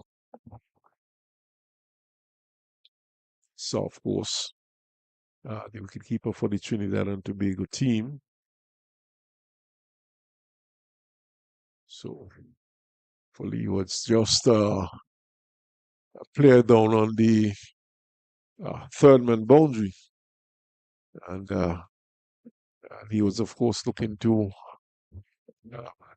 stop the singles. So far, so good. There's a slip, there's a gully in place, a backward point, cover, extra cover, mid-off. There's also a third man. And that's the offside field driven. Back to Anthony, who seemed to have knocked it into her face. But she seems to be okay as she walks away. So over number 2 completed. 7-2 Trinidad and Tobago. So there's 2 runs coming from the over from Anthony. So after 2 overs, there's 7 without loss. So the Leewards would want to keep things tight and see if they can get an early wicket or 2 to put some pressure on the TNT team. I'll tell you that the other games, Jamaica would have made 175 and Barbados made 183. So the scores are similar. Very similar indeed. Short and attempted cut by Joseph. Missed Misses completely and through it goes to the keeper. Yeah, I think she was beaten for a bit of pace on that occasion because Claxton put a bit more effort into that delivery, and she was beaten outside the off stump and taken behind by the keeper. So that's what you want to see from Desira Claxton. You want to see some effort in her deliveries, in her bowling, in her batting. She need Not to. doing very well with the bat today. And a number of local supporters on hand to see her. Oh, that's a good delivery. Knock a length, but dug up by Joseph. So that's good thinking there by Josiah Claxton. Spoke to the father earlier on. He was in the area of the bar looking on, and he told me he had taken off to different work um, to support his daughter to come and look at this match. Claxton, shortish, turned into the onside. Perhaps a bit too short, but Joseph just worked it into the onside up to mid-on and unable to score. So 3 dot deliveries, 3 dot balls in the over so far.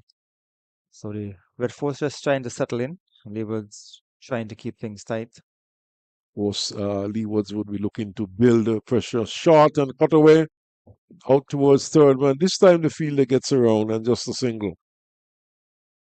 Yeah, Claxton thought that she probably had a chance with a short delivery outside the off stump, went to the right of Joseph, which is in the gully, and they were able to get a single, but just out of the reach of diving Joseph in the gully. Yes, very much out of reach of Joseph, and certainly no chance of a catch being taken that time. But well played in the end by Joseph. Claxton, this time, squares up the batter a bit. This time he's soft, but she gets it into the offside for a single. A good delivery, touchdown just on about the center stump and was going across the right hander.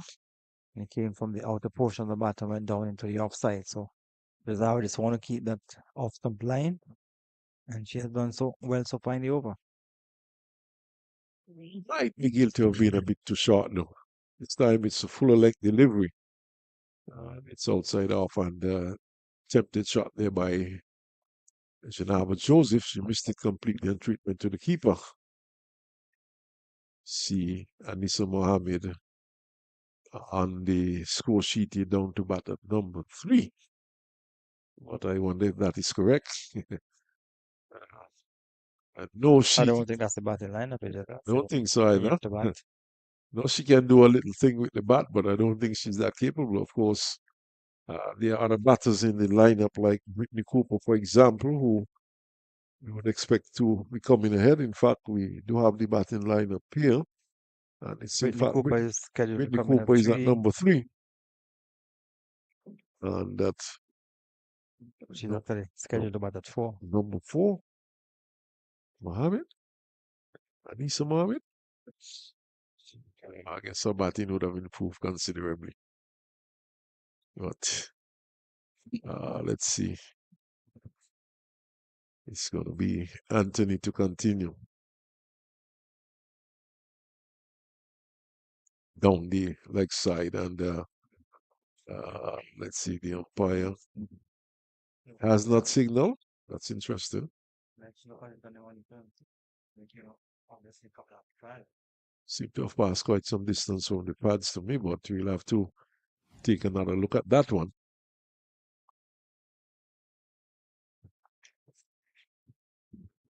This time she's cutting it and missing outside the off stump. It goes to the keeper.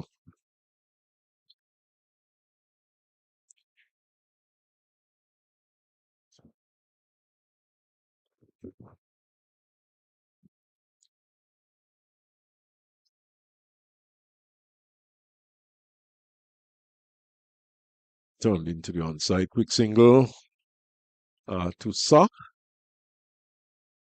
The one more to the Trinidad and Tobago total. They're now 10 for no loss. Target, of course, 189 to win. Leeward Islands all out for 188. with boys getting 76. And we had good knocks of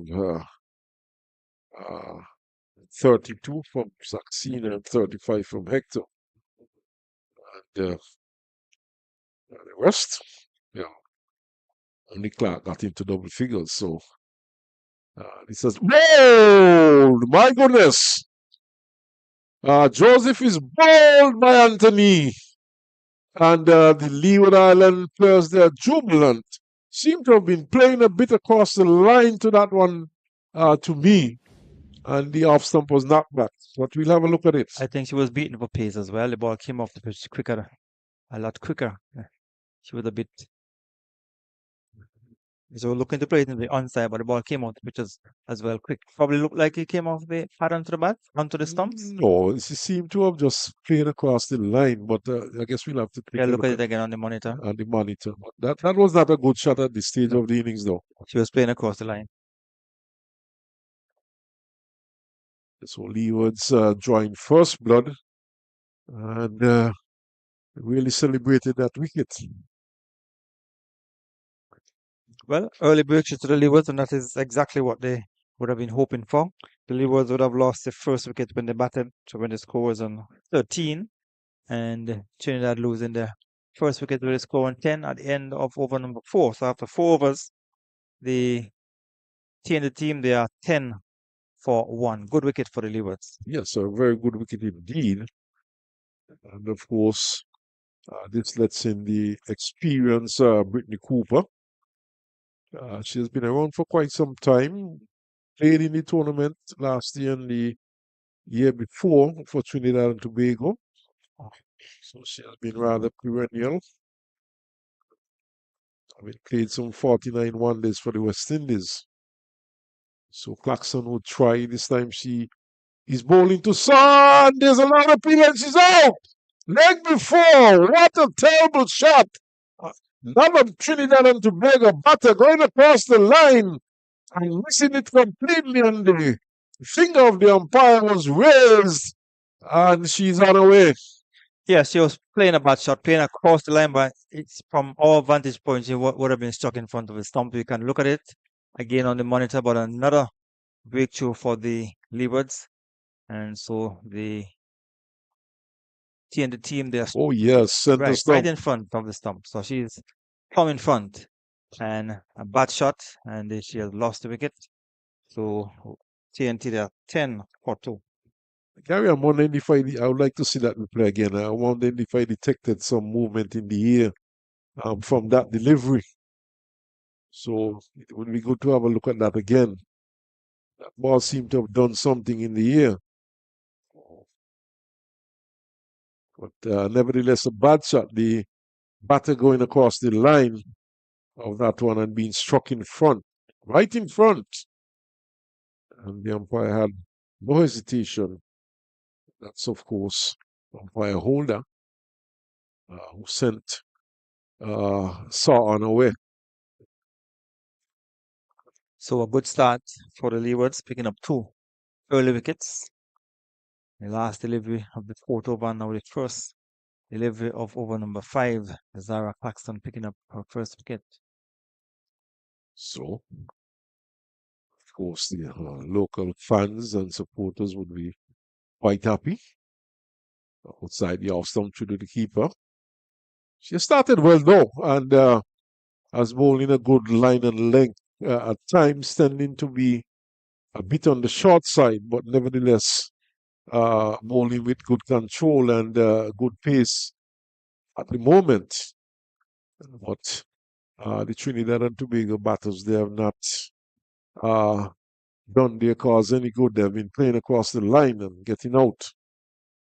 Claxton right up to the batter who takes it out. That's Anisa Mohammed.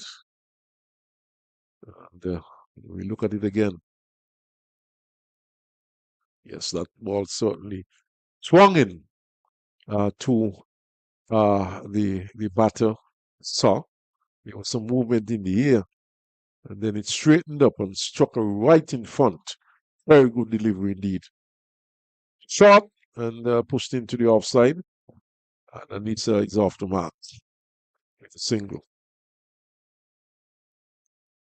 The two deliveries that she faced first were good deliveries straight on the stumps up in the black hole, but this last delivery was a bit too short and gave the batter Mohammed enough time to just push it into the offside for a single. So the experienced Whitney Cooper, well, as I've said, has been around for some time, a player with some 49 one-day international for the West Indies, batting 42 times, but very poor average again, 16.42,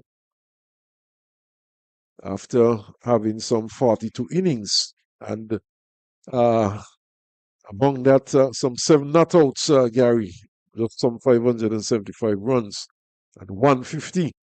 And we're talking about a frontline batter for the West Indies again.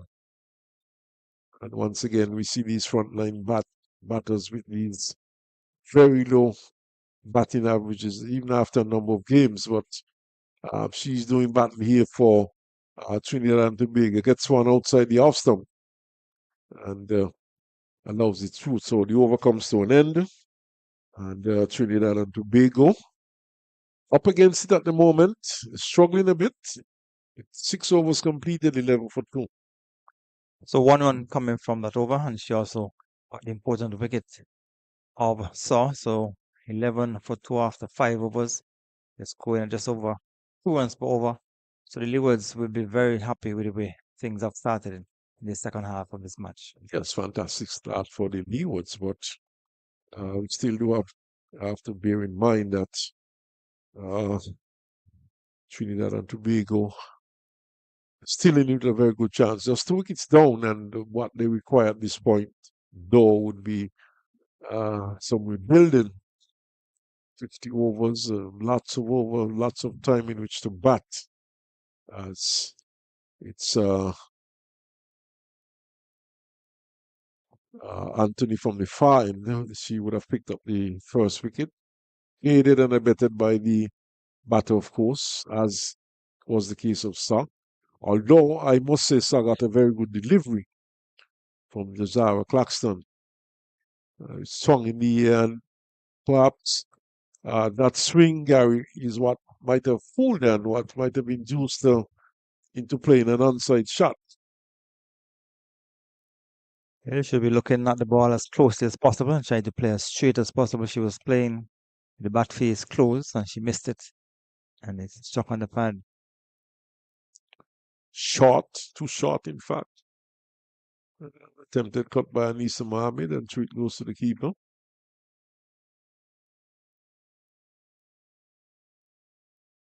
Interesting that Mohammed is coming in at number 4. I don't know if her batting recently has developed to such an extent, or is it a question of the Trinidad and Tobago team, their batters not really performing.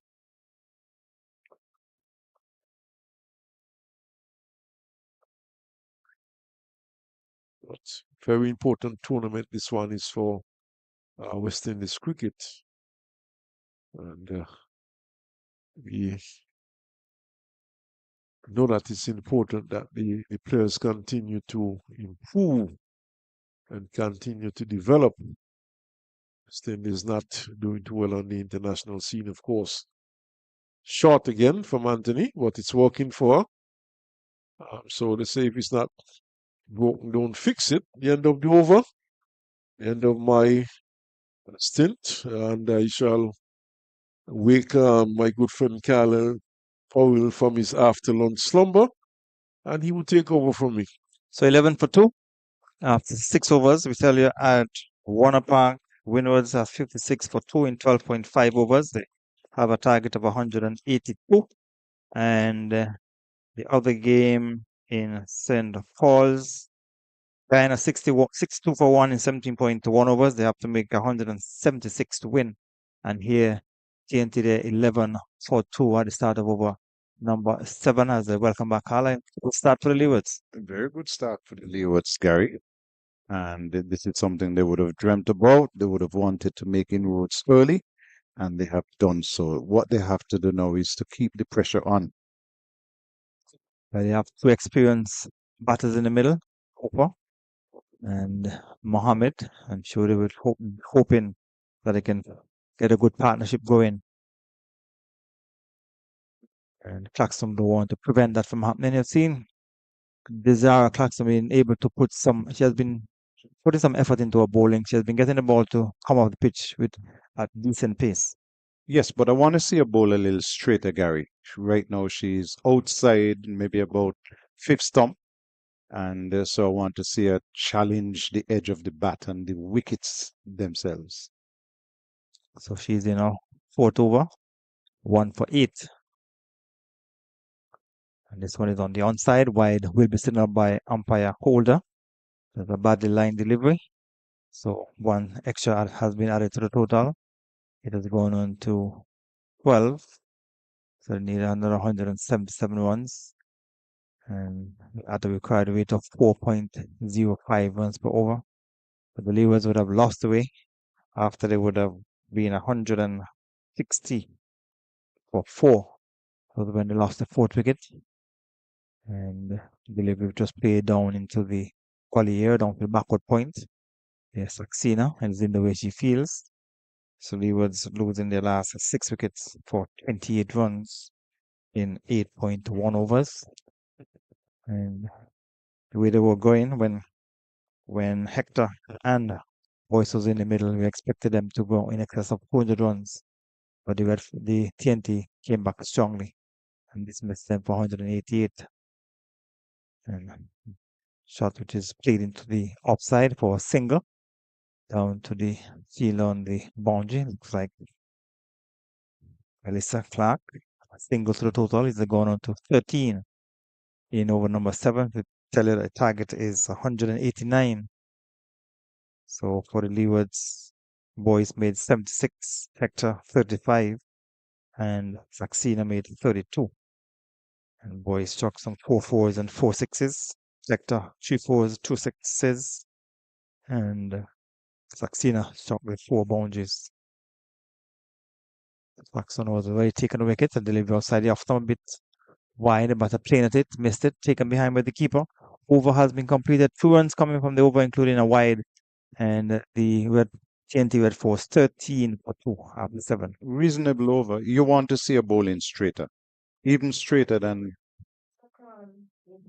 where she's Well, bowling from. same as the over has not yet been completed, so umpire might have miscounted. I think she did. There was a wide in wide the delivery, over, yeah. and she probably forgot that.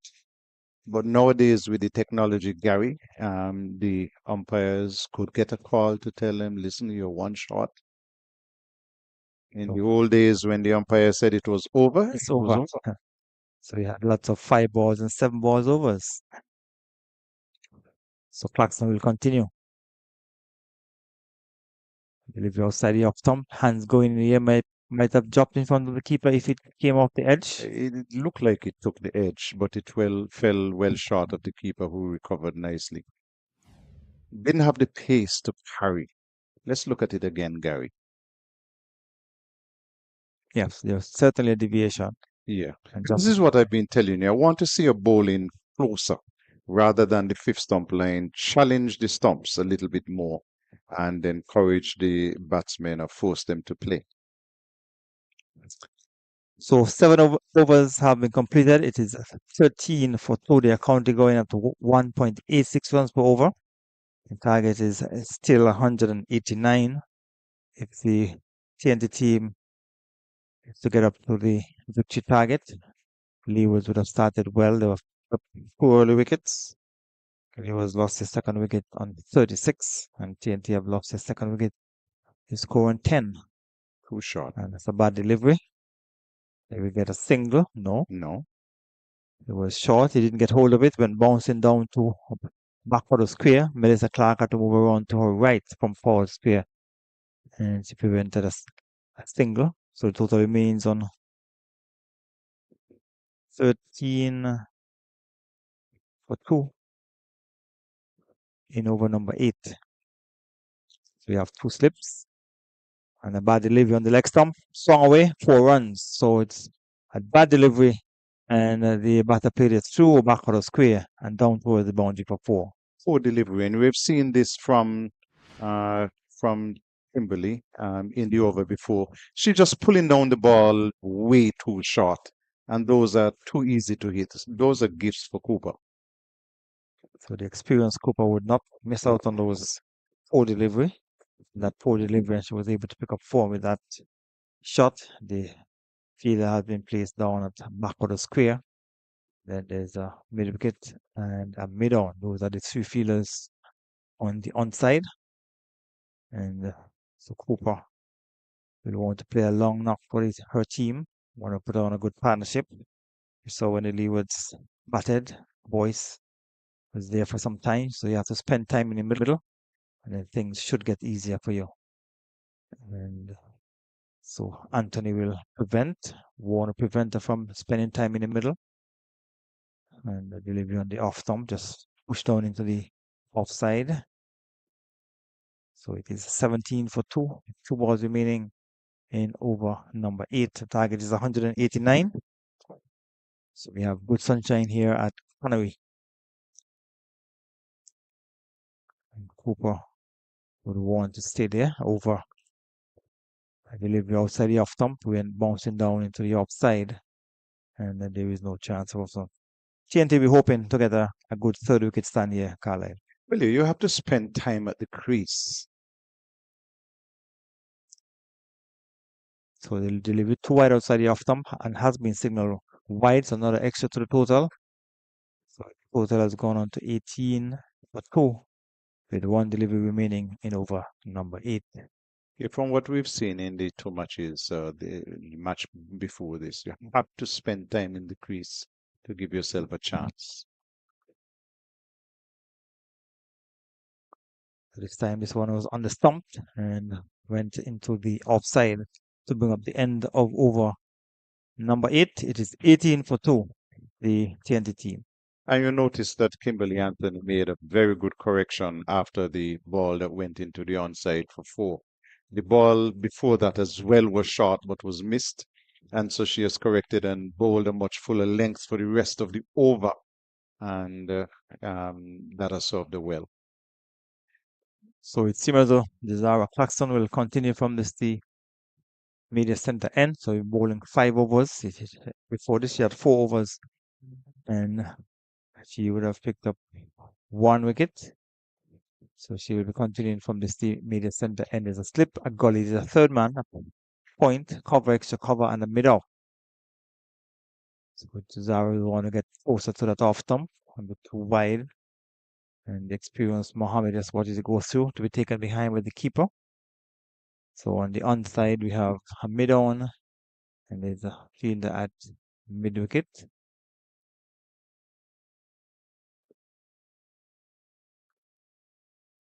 So just the 2 fielders on the onside. So you want to keep that off stump line, though you don't want to straight on the onside.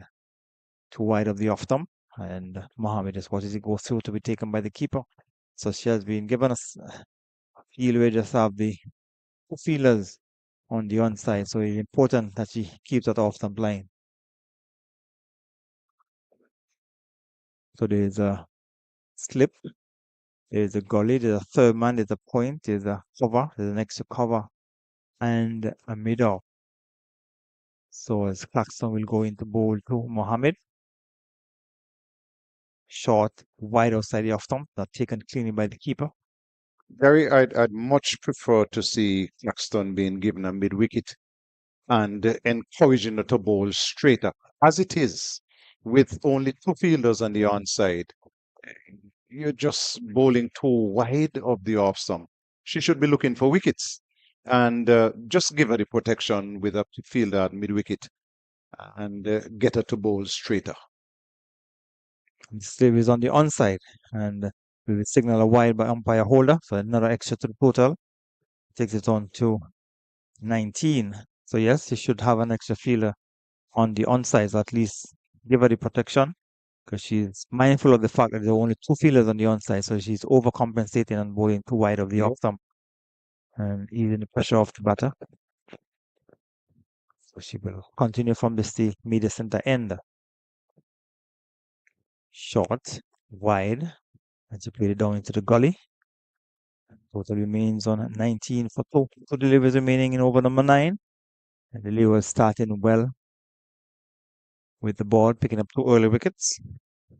So when the batter they got to 188, but it fell away in the end. They were scoring quickly enough to get up past the 200 mark, and they were unable to bat out the 50 overs. And this has been a feature throughout the competition in terms of teams not batting the full quarter of overs. And none of the teams in this second round of matches none of them have been able to bat the 50 overs. Leeward batted 45.3, Jamaica 47.4, and the Barbados team, I think, batted 43.3 overs. So none of the teams were able to bat their 50 overs. This game was affected by rain early on. We had a break at 11:25, but they were allowed to bowl the 50 overs. Claxton will go into bowl a slower delivery and came off the outer portion of the bat and went down to gully to bring up the end of over number 9. At the end of it, the Canada team in search of 189 for victory after 9 overs. They are 19 for 2. I wouldn't worry too much about the score, Gary. We have seen teams start slowly. That is not key. Even the loss of a couple of early wickets, teams have been able to rebuild their scoring. So Leeward should still be in the hunt, should still be looking wickets. And again, I don't particularly like this field that Jazeera is bowling to, because with just the 2 fielders on the onside, it's forcing her to bowl too wide of the off stump. So I would give her some protection on the onside by putting in a fielder at mid wicket and asking her to bowl straighter, bowl so that you can be hunting for wickets. So there is a change of bowling at the far end, and Martin. So the new bowler for the Leewards, Tanya Martin, coming in from the far end. So she has replaced Anthony, who would have bowled 4 overs. And Cooper, who is on 5 from 12, will be facing up to Martin from that far end. And she starts with a body line delivery, wide as been signaled by the umpire. Too far down the onside, so Extras moves on by 1. And total has progressed to 20 for 2 at the start of over number 10.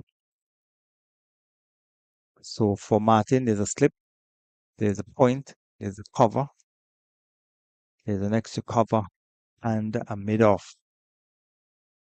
And the Leewards have been given good support by the few spectators that have gathered just to the left of us.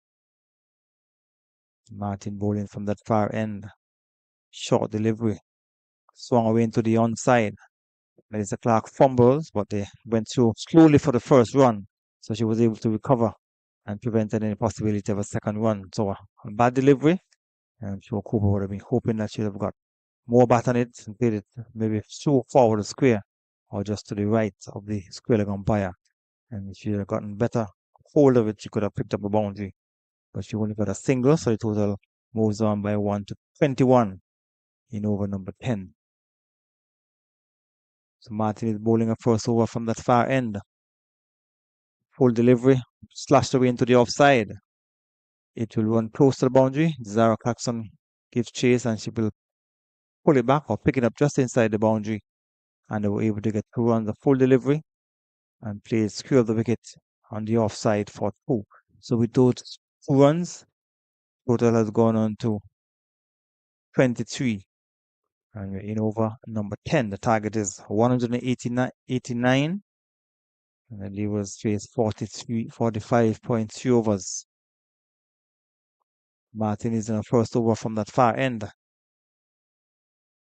And I believe it too wide outside the off stump. And Mohammed just wanted to go through to be taken behind by the keeper. So Tanya, I think that one almost looked like a leg break. Slower delivery on the off stump. Taken by the keeper. So there is a slip for Martin. There's a point. There's a cover, an extra cover, and the mid off.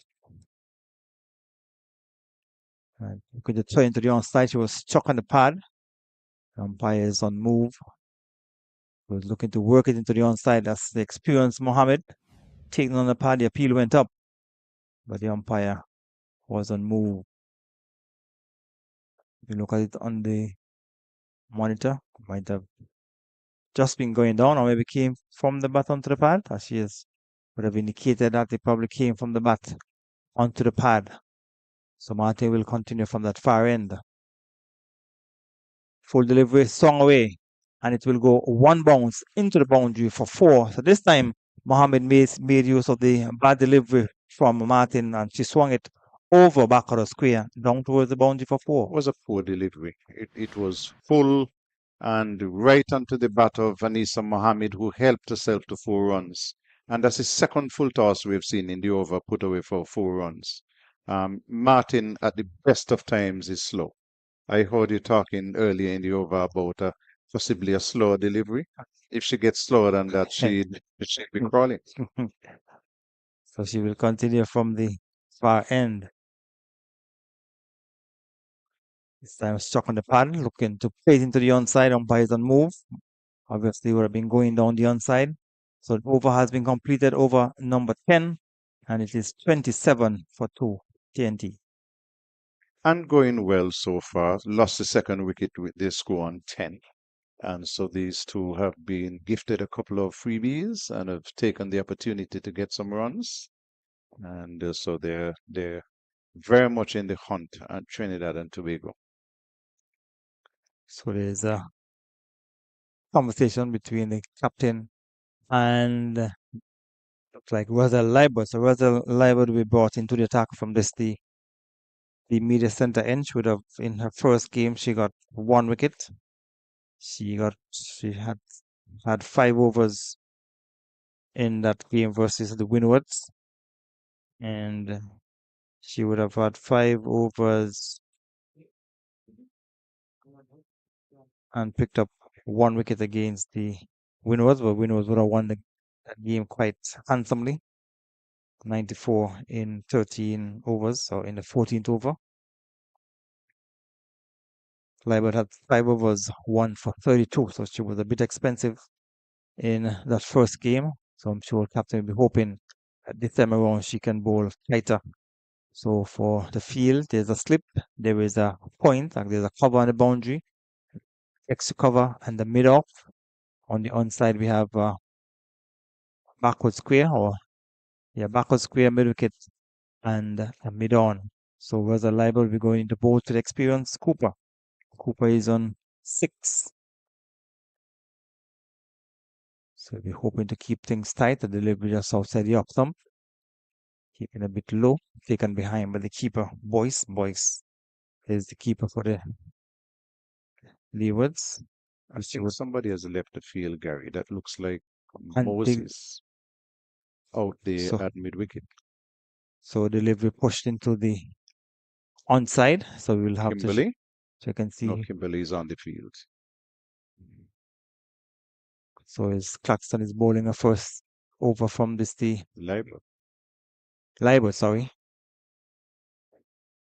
outside the off stump, a bit too close for that shot. Came back in towards the right hand, the Cooper, and she was looking to force it square of the wicket. Was taken behind by the keeper, Boyce. So the total remains on 27 for 2 in over number 11. Another delivery just outside the off stump. Cooper just watches it go through. We're taken behind by the keeper, and we're only in over number 11. 27 for 2. The target is 180, 89. Cooper will get a single as he plays it down to Leeward coming off the back 4 point boundary. So with a single, total has gone on to 28. We have 1 delivery remaining in over number 11. Just the 1 run has come so far in the over. And Shanice the Hector at mid-off having a conversation with the bowler. There's some adjustment to the field. The field at back for the square has been sent down on the boundary. And this Mohammed. So Leeward will continue from this the media center end. One delivery remaining in over number 11.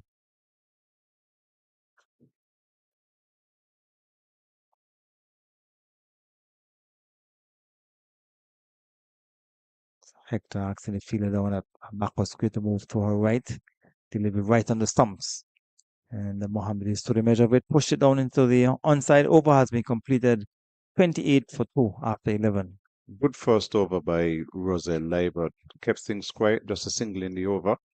And they'll be looking to put more of these overs together. The first over by Martin wasn't a particularly good over. And the captain has decided that no, okay, she has seen enough of her for the time being. And so Amanda Edwards will be picking up the attack from the far end. So still at the start of over number 11. So the captain has come into the attack from the far end. Just making some adjustments to the field. She's asking mid-on to go down on the boundary. That's Kimberly Anthony. So there's a long on. There is a mid-wicket on the fence. There's a backward square. There is a straightish mid-wicket inside the circle. And on the offside, we have a third man inside the circle, a point. There's a cover on the boundary, extra cover, and a long off. So captain will be coming in to bowl Cooper. That ball has been signaled as Whitney Cooper just jaws away from the stumps. So we're at the start of over number 12. The target is 189.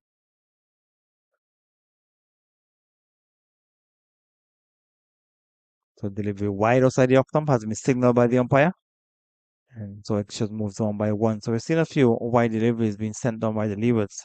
You don't want to be giving away too many extras or too many extra deliveries. So captain would have to do better. So a flighty delivery on the off stump. And we get a single as the fielder from extra cover couldn't stop it. Not a good effort there by Hector at all. She came across, went down with one hand, and it went past. These little things add up, Gary. So the captain will continue from that far end to bowling to the experienced Mohammed. You don't want to get too complacent in the field. Wide outside the off stump should be signal again. Another wide. So the captain has not started well, bowling too wide of the off stump. And she has given away 2 wides so far in the over. 31 for 2 in over number 12. So it's outside the off stump a little closer. And played it down to Claxton on the bounce at backward point. She feels, and there is no chance of a run. Nice sunshine here at Connery. And Red Force has a target of 189 if they are to win their first game for this competition. This is the second round of matches. 3 games are presently ongoing in St. Kitts, St. Paul's, Warner Park, and here at Connery. Full delivery leading to the offside down to Hector. And she stops it not cleanly, but prevented any possibility of a run. So a full delivery not capitalized upon by Mohammed. She's sweeping nicely. She fielder down at middle wicket has someone to do across to her right. She picks it up, but I don't think the batters made a big enough effort to come back for the second one. Should have been able to come back for 2, but they only got a single. And with that single, total has gone on to 32 for 2 in over number 12. 1 delivery remaining. And the experienced Cooper is on 8 from 19. We're facing up to 10 of the Leewards. She's looking to drive, gets it from on the portion of the bat into the offside tip of the end of over number 12, 32 for 2 TNT. 4 runs in the over including 2 wides. And so the rebuilding effort continues here for Trinidad and Tobago.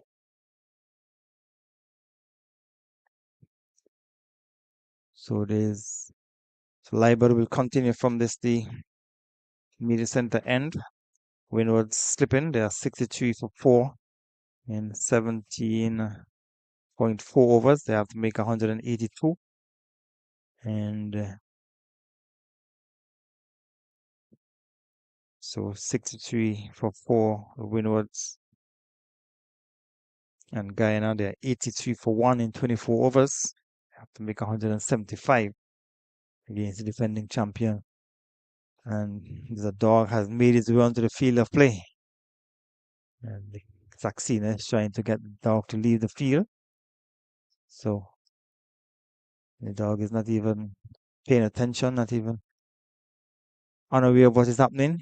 So play is slightly held up because of the dog has made its way onto the field of play. Now the owner seems to have gotten the attention of the dog. He has turned around and hopefully making its way off the field. Play will continue as Clark will go over the wicket to bowl to Mohammed. Outside the off stump, a bit too wide. And so the dog is making his way wide, has been signaled by the umpire, another wide. So Carla, we've seen a number of wide deliveries by the Leeward bowlers. Too many. So another extra to the total, 33 for 2 in over number 13. And Mohammed is standing up straight, gets it down into the offside, down to Claxton, a backward point. So the rebuilding stage for the TNT Red Force team. They lost their second wicket when they scored on 10 in over number 5. So they have progressed to 33, which means they've added 21 runs. And you have the two experienced players. And they would want to put on a good partnership for the Red Force team. When these two teams met last year, the TNT came out victorious. They won by some 6 wickets, or by 4 wickets, sorry. They was made 151. Delivery, which was short outside the off stump, played it down into the offside. 33 for 2 in over number 13. And need another 156 from 225 balls. As the Leeward will go over the wickets. He's in the second over. So Mohammed, who has faced some 31 deliveries, he's on 8. And Captain Cooper has faced 20. So Mohammed came in at number 4, but she has faced more deliveries than Cooper, full delivery. And she just gets it down to mid-on. And there is no chance to run. That's Kimberly Anthony. So 1 delivery remaining in the over, just a wide coming from the first delivery. No run from the bat. 33 for 2. As this time she's getting it to the left of fielder Claxton at point. He knocks it down, kept it in front of her. The over is completed. Over number 13. 33 for 2. TNT. Just a single run off the over, the wide from the first delivery. And I want to see Leeward as well bowling a straighter line because she has protection on the onside. And she did that during the latter part of the over. So you want to see if she's going to continue in that vein. Another change of bowling from the far end. The captain has come off. And you see a new bowler being brought in for the Leeward. So the captain didn't last long.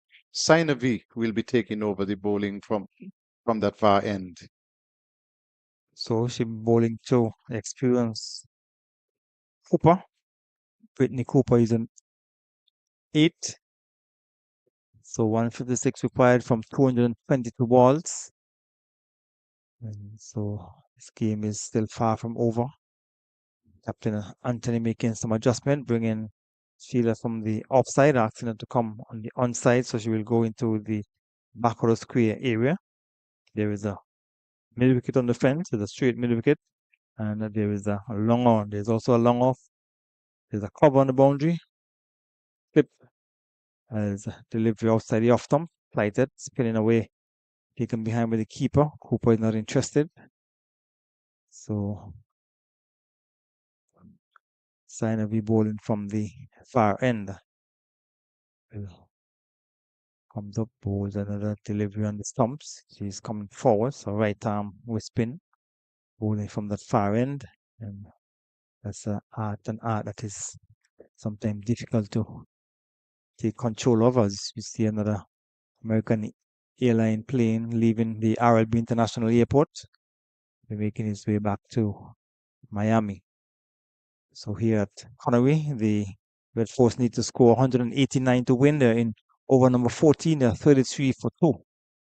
And delivery swung away for 4. Bad delivery, bad line. And Cooper made no mistake, swung it over the long leg area down towards the boundary for 4 runs. Bad delivery and punished by the experienced Your Cooper. Cooper line bowled outside the line of the leg stump, and it was easily swung away down to the vacant square leg backward of square position for 4. So bad delivery, and that has been punished by the experienced Cooper. 37 for 2 in over number 14. And so it's sign of bowling from that far end comes up, goes outside the off stump, and she will get a single at least. Fielder has some money to do across to her left and send it on the bounce to the keeper. So 1 more to the total, takes it on to 39, and 1 delivery remaining in over number 14. So at the end of his over, Smith will be replacing me. As Signaby comes up, bowls another delivery, looking to swing it to the onside, taking on the pad, and umpire is on move. So the total remains on 38 at the end of over number 14. After some words from you, Carlisle, we hear the voice of Earl Smith. 38 for the loss of 2 wickets, 13 overs gone. Leewards were similarly 36 for the loss of 2 wickets. And so not a lot between them at this point. And our cameramen have been doing some excellent work. Look at that flock of goats and 1 sheep in between them. That's fantastic camera work. Yes, and of course, our cameramen, they seem to be lovers of nature, animals in particular. I don't know if being from Trinidad and Tobago, they're thinking in terms of some cow with mutton or something of that nature. They just love animals. Yeah. I'm very, very sure that mutton would taste good in a roti. Yeah, definitely. Most definitely, Carla. Here's a delivery from Leeward, which is played away into the offside. Finds a sweeper coming off the boundary, and they'll have a single. And you know, So Brittany Cooper has moved on to 14, and it's 39 for 2. and you know, Carlisle, just going back a bit before the volcanic eruption in Montserrat, and when you went to certain parts of Montserrat, you just saw goats and sheep lining the hillside, a numerous amount. You know, I wondered where they got so many from, but that was, of course, before the volcanic eruption in Montserrat.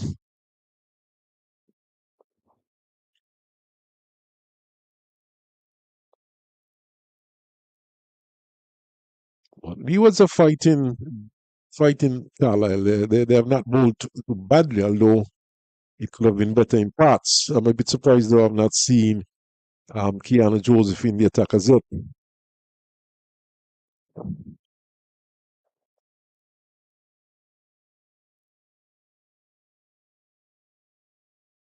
Leeward is in a 3rd over, none for 3 before this. Bowls to Anisa Mohammed, who is defending nicely down the track to the bowler. No runs. 2 elder stateswomen out there for Trinidad and Tobago. Anisa Mohammed with some 149 one day international or somewhere in that region, and Cooper with some 49 for the West Indies. Mohammed 36 years old, Whitney Cooper 35. And you need some experience between the youngsters. Mohammed, of course, having retired and then unretired, and he's back playing, and he's batting a lot higher this time around. Yes, certainly. He would have associated with number 10 or 11 spot in years gone by. End of another over by Rosal Leeward. And at the end of that, Trinidad and Tobago, 15 overs have been completed. They're 39 for the loss of 2. Yes, a good little partnership building here with Trinidad and Tobago having lost both wickets with this score and 10 runs. In fact, successive deliveries at the end of one over, the end of Anthony's over, and at the start of Josiah Claxton over, they would have lost those wickets. So, rebuilding effort required by these two. Lots of time left to bat, lots of deliveries left. We are just in over number 15. So, the rebuilding effort really and truly on for Trinidad and Tobago. And Sainavi Ambalapali will continue from the far end. I'm not going to say the second name too often. I'll call her Sainavi. Sainavi. And she's bowling to Brittany Cooper. Given good flight. She's a right arm wrist spinner. First saw her when she came to Nevis with an under 15 team, mixed team of male and female players. From Charlotte, she came from the USA. From the USA. Yeah, we've had two tours by a team from the USA of male and female players, and Sainavi is one of those. I suspect she has Bats well too. She has made hundreds. Okay, but in rather low today though. Very. I suspect she's from one of those Asian countries originally. Play down on the offside. When she pitches it, she can be very, very difficult to play. It's good to see some of the US female getting the exposure though. Short, pulled into the onside. There is protection down that way. And Melissa Clark comes off the mid-wicket boundary to limit it to 1. So it's 41 for 2 in over number 16, Trinidad and Tobago, chasing 189 to win. So CG United Super 50 for females. And here's a delivery which is played into the offside by Mohammed.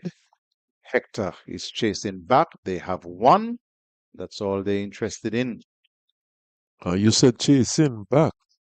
She was it's more like lumbering back. And the batters, being not so young themselves, didn't chase hard either. I'm trying to be kind. Well, you were very generous to Hector that time. Here we sign a V, sweeping in the air, and it is coming for the fielder from backward square. That's Saxena to chase back.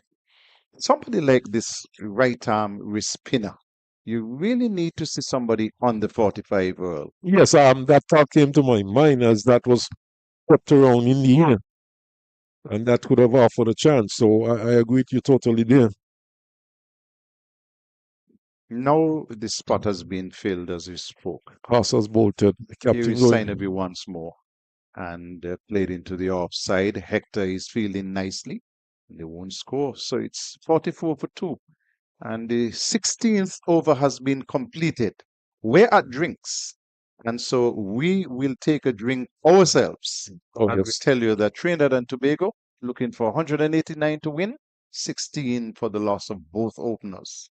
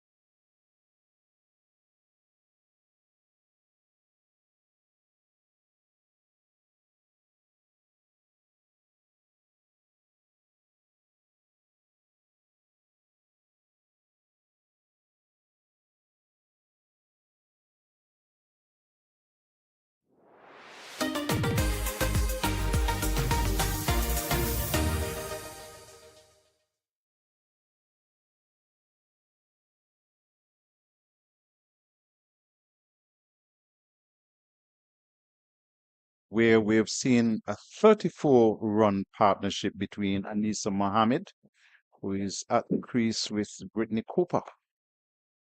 Trinidad and Tobago lost Joseph, who was bowled by Anthony for 3. The score was 1 for 10, which became 2 for 10 when Sowers LBW to Claxton for 6. And these two have taken the score now to 44 for the loss of 2 wickets after 16 overs. Roselle Leeward has been replaced, and Captain Amanda Edwards is back into the attack. She bowled 1 over from the far end and bowls now to Mohammed, who is sweeping in the air wide of the fielder there at short backward square and across the boundary for 4. Good start after the water break there for Trinidad and Tobago. Good shot. Picking up 4 runs. So, very good for Trinidad and Tobago. And Mohammed really showing that batting has improved, bringing some stability to the Trinidad and Tobago innings after losing those 2 quick wickets. So Edwards giving up a boundary off the first delivery of a second spell. Bowls again to Mohammed, who is driving firmly, finds mid-off in Hector, and they won't score. So Mohammed is 13 from her 42 deliveries. Guyana 106 for 1, Carlisle, with Mandy Mango on 45 from 93 deliveries, and Liana Grimond not out on 41. Of course, Mango is not out also, so strong reply to the 175 made, 30.5 overs at the moment. 12 overs? 30.5 overs completed. 30.5. So lots of overs to go in that game.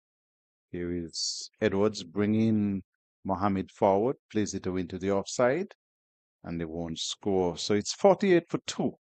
We're City United Super 50 for ladies from Connery Instant Kits. As Edwards gives this one some flight, driven into the offside. Saxena goes diving away and just takes the pace off the delivery. They will have a single, and that will take the score now to 49 for 2, Trinidad and Tobago. It's the end of the over.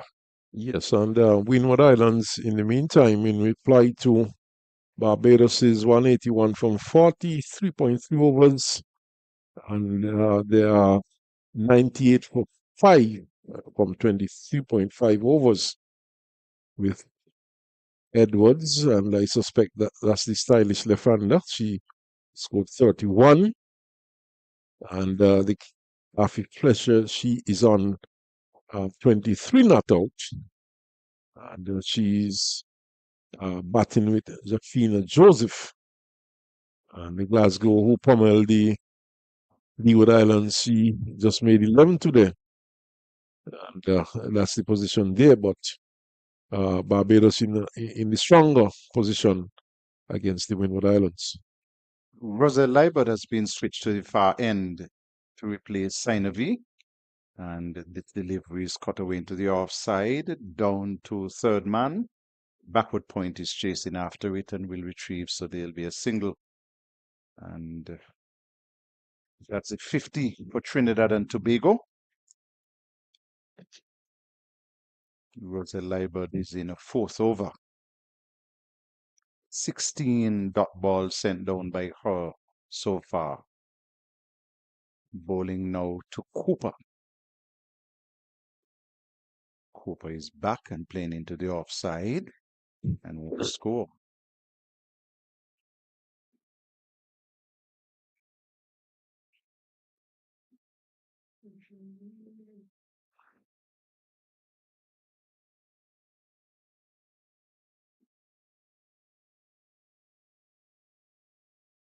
See a number of supporters down there in the area of the bar.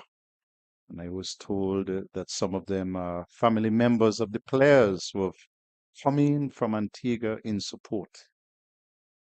All decked in there a Leeward Island shirt, of course. Delivery which Cooper is playing over and around. Goes into the pads. Roselle Leibert has a polite inquiry, but the umpire is not interested. Two fielders offering protection on the onside, a mid-wicket and a backward square. Here is Leibert bowling a delivery which is short, punched into the offside, and they won't score.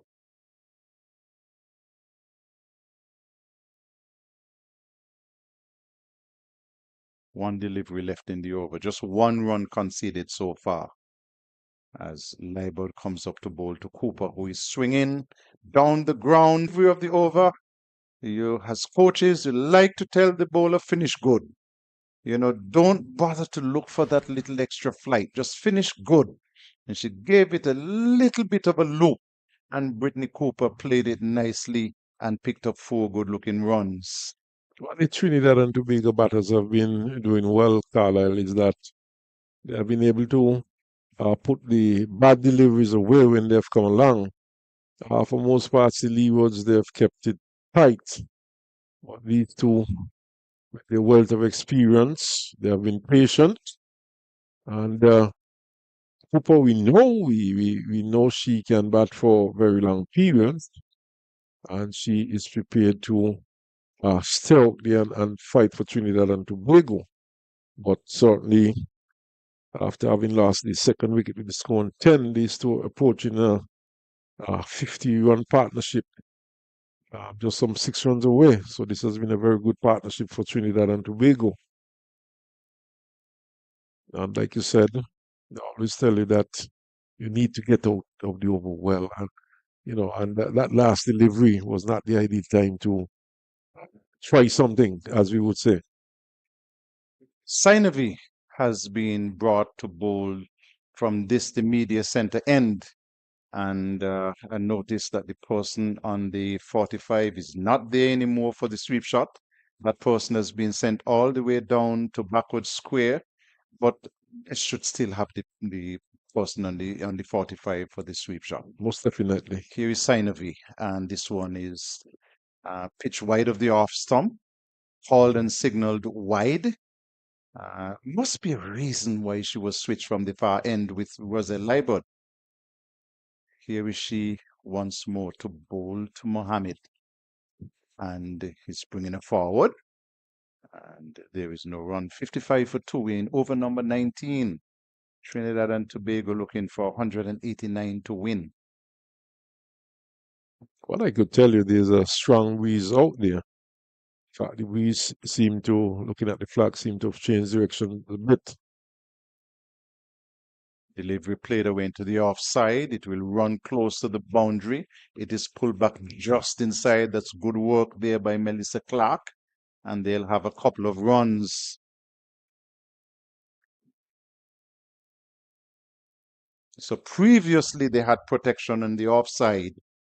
And for some strange reason, there was none.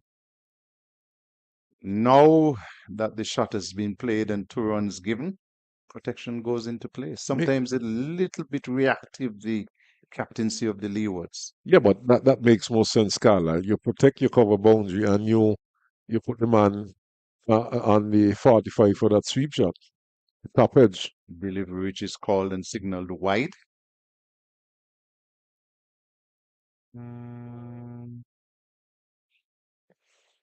Here is Sainavi once more. And it's driven to the field at extra cover. And there is no chance of a run.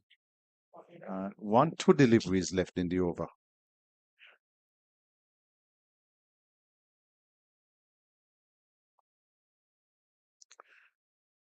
There's also a deep mid wicket in place. In fact, more of a square leg. And I wonder that one, Carlisle.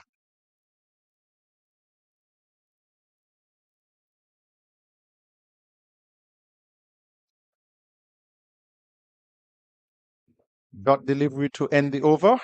End of over number 19. It's 58 for 2. The Trinidad and Tobago team, this partnership is 48 so far.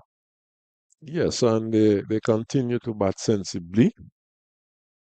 good rebuilding effort by these two experienced players, and they're looking to get the Trinidad and Tobago team as close as possible to that 189 runs required to win this one. So, you could say that this has been a strong response so far from Trinidad and Tobago, having lost 2 early wickets. Roselle Leeward will continue from the far end. What if I tell you, Earl Smithson, that Sinavi is just 15 years old? That's a bit of a surprise to me. I would have thought she might have been older than that. Here is Roselle Leeward, and it's driven into the onside, brings protection from the mid-wicket boundary, just a single. And so Cooper moves on to 22, and it's 59 for the loss of 2. I can't recall some of the names on the US female team, but is she on the US female team? No, she isn't. Okay.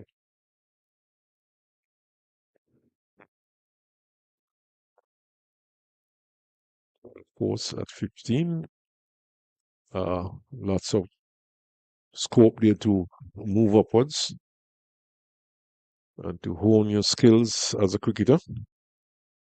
Leeward is bringing Mohammed forward, defending, no runs. And interestingly, she has moved the fielder from there on the 45 and put her in the offside. So she'll have to be bowling a more off-stump line, which she does. And Mohammed is defending away and doesn't score. Partnership is 49 between these two.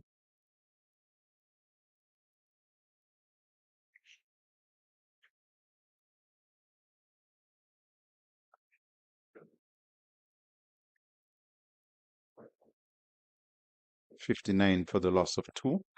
We're in the 20th over.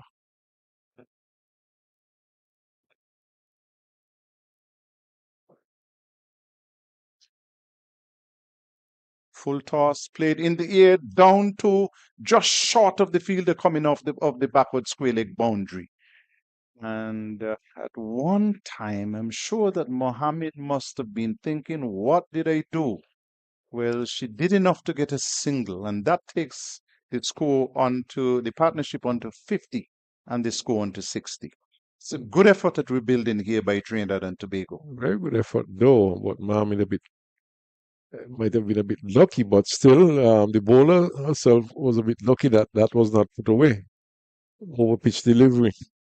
End of the over, 2 runs coming from that over. Leeward has now sent down 5 overs for 10 runs, and Trinidad and Tobago, after 20 overs, are 60 for the loss of 2. So yes, good rebuilding process here by these two, and really giving the team a very good chance at eclipsing this 188 runs scored by the Leewards. Leewards, of course, they would have left some runs out there.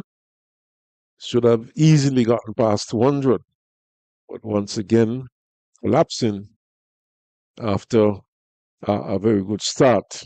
But batting, of course, seems to be a bit top heavy. Here is Sainavi bringing the batter forward. She's driving. Hector is making good ground to her left from mid-off, and they'll have a single.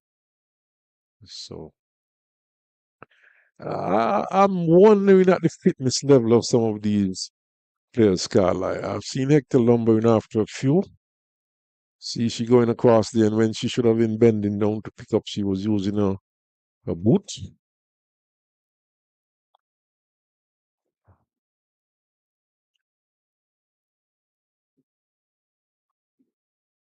Sainavi, right arm wrist spinner, does bowl the googly as well.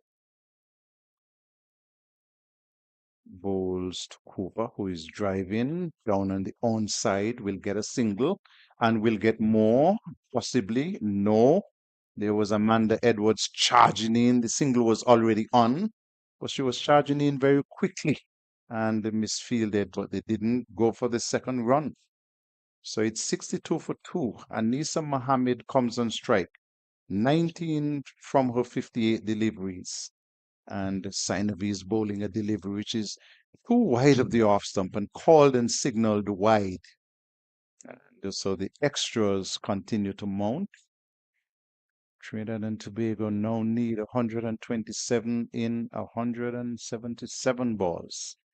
Here is Sinovi, bowls a delivery which is coming from the bat into the onside. Backward square picks up and they won't score.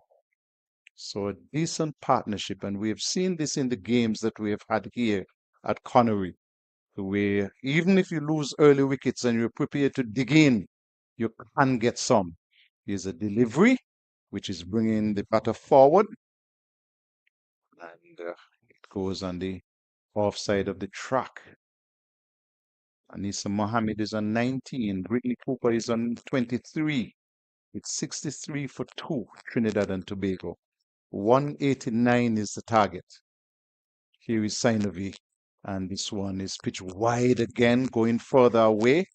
And so it's the second wide of the over, and that will have to be rebowled.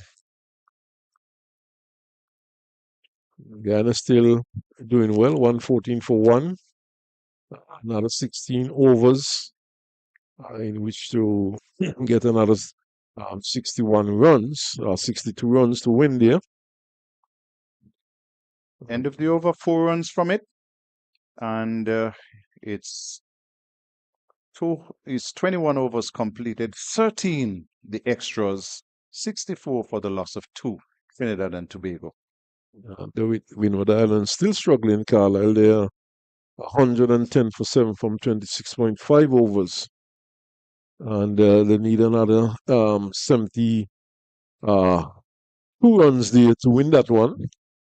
With Barbados, of course, scoring 181. Lots of time in which to get those runs, but not many wickets left. Cooper works the delivery into the onside, and the mid-wicket comes off the boundary to restrict it to 1. It's 64 for 65 for 2. And Mohammed comes into strike.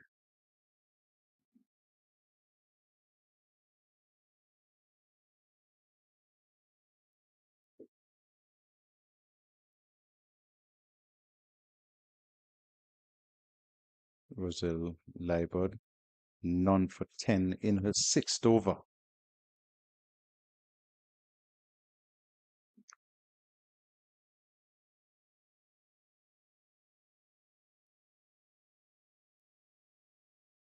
She has bowled well so far, Earl. Yes, she has bowled well. I was speaking to a good friend of mine from Nevis. He would have played for Nevis also. I think he still plays cricket earlier today. And one of the things he was telling me that was that Leeward would have played a lot of cricket with the guys from back in the area, even as a youngster coming up. And that single to Mohammed. She moves on to 20, 66 for 2.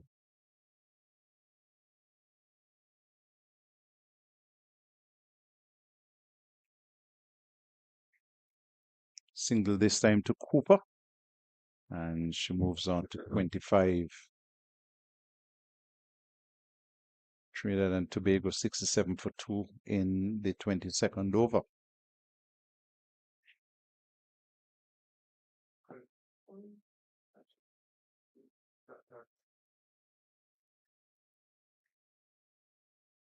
End of the over, and at the end of it, it's 66 for the loss of 2. 67 for the loss of 2, correction. Mohammed and Brittany Cooper, they continue to look very comfortable out in the middle. The Leeward Island bowlers, they're not very threatening at the moment. We have seen 1 or 2 good deliveries. Not a bad over that time by Roselle Leeward, but not really troubling the Trinidad and Tobago batters. And rather belatedly, in my estimation, we are seeing the advent of Kiana Joseph into the attack from the media center end. And she would be looking to break this partnership as I welcome back Gary Pemberton. Good afternoon, Jason, and good afternoon to listeners and viewers. So Joseph is banged out towards cover. The single to Whitney Cooper. Still a strong breeze blowing across the field. But certainly the day has cleared up not quite nicely. And we are seeing virtually all Bruins ahead of us. I mean, of course, there are a few fluffy clouds around, but still perfect weather. If there's ever perfect weather for cricket, this one angled into the offside by Mohammed and no run. So Trinidad and Tobago, they're taking their time about what they're doing well at the moment. Mohammed steals it down to short term and sets off a quick single. Gets it.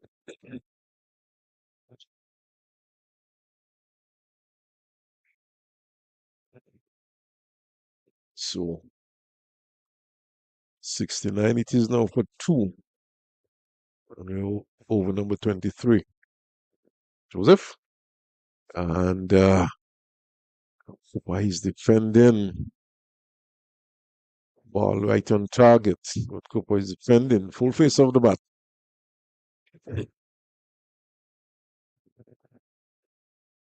Kiana Joseph tosses up, driven down to long on for a single. And batters continue to look rather comfortable. Gary and Leewards at this stage, they do not look as if they're going to take a wicket just now. Shorter from Joseph and pushed into the outside. No run. But certainly Gary bowling not threatening at the moment. The two batters are looking rather comfortable. They have settled in nicely. Yes, they have put on a partnership of some 60 runs. They came together when they scored on 10 in the fifth over. So they have batted until over number 23. So it means they've faced 18.5 overs and they would have scored some 60 runs. So that is scoring just over 3 runs per over. So I think they're doing well, and that is exactly what the management of the TNT team would have been hoping for. Of course, these two are probably the two most experienced players in the Trinidad and Tobago team, as this one is driven back to Leeward, who falls to the ground, but seems to be okay. Really took some time getting back to feet.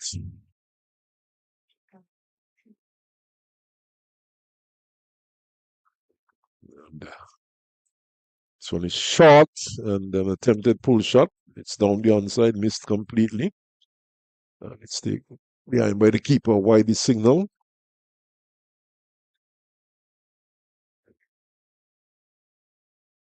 So he was searching for a wicket after the initial breakthrough. And that was some 4.1 overs in the past. And now at some 23.1 overs. So that's about some 19 overs ago when they got their second wicket. So really struggling to get another wicket at this point. Scooper settles. She's sweeping this one down towards fine leg. Saxina's around. Stops it. In fact, she might have dragged it onto the ropes. Well, there's no signal coming from the umpire, so she might have kept it in play. And of course, there's not the benefit of a replay to determine whether or not she would have infringed. But we do have the benefit of a replay here. We look at it. She stops it, falls over, Oh, that's 4. No, it's good. It's good. It's good. It's good. It's good. I have to look at that again though, as straight into the onside. I know you have better eyesight than I do, but we'll have to see that one. Seems as though the ball seemed to have gone under, might have touched. Yeah, but she was not touching the rope at the time. She was not Well, over the boundary at the time. we'll have a look at that at the end of the over, I'm sure. Once it's Leeward who continues from the far end. This one is driven back to her by Mohammed. And if she can't score, sure that would have had a 5 minutes replay. If that was an international match, looking at it from different angles to determine whether or not the player had really infringed. But the over comes to an end of over number 24-74 for Trinidad and Tobago. Interesting game between Guyana and Jamaica. Guyana 128 for 1 after 37 overs. They need to score 176, so they need another 47 runs in 13 overs. And Mango is still there. She's not out on 59. Liana Grimon, she is not out on 50. So good batting by the Guyanese batters. We still have Sherman Campbell to come. And Katana Mento only got to 7. So Guyana certainly doing well against Jamaica. Kiana Joseph continues. Attempted cut and a miss there by Brittany Cooper.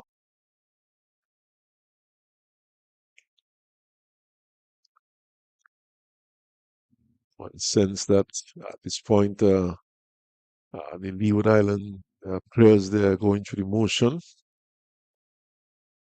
Drive here into the offside. And it's that picked up here by Hector. It's not fielded by Hector. And the single allowed.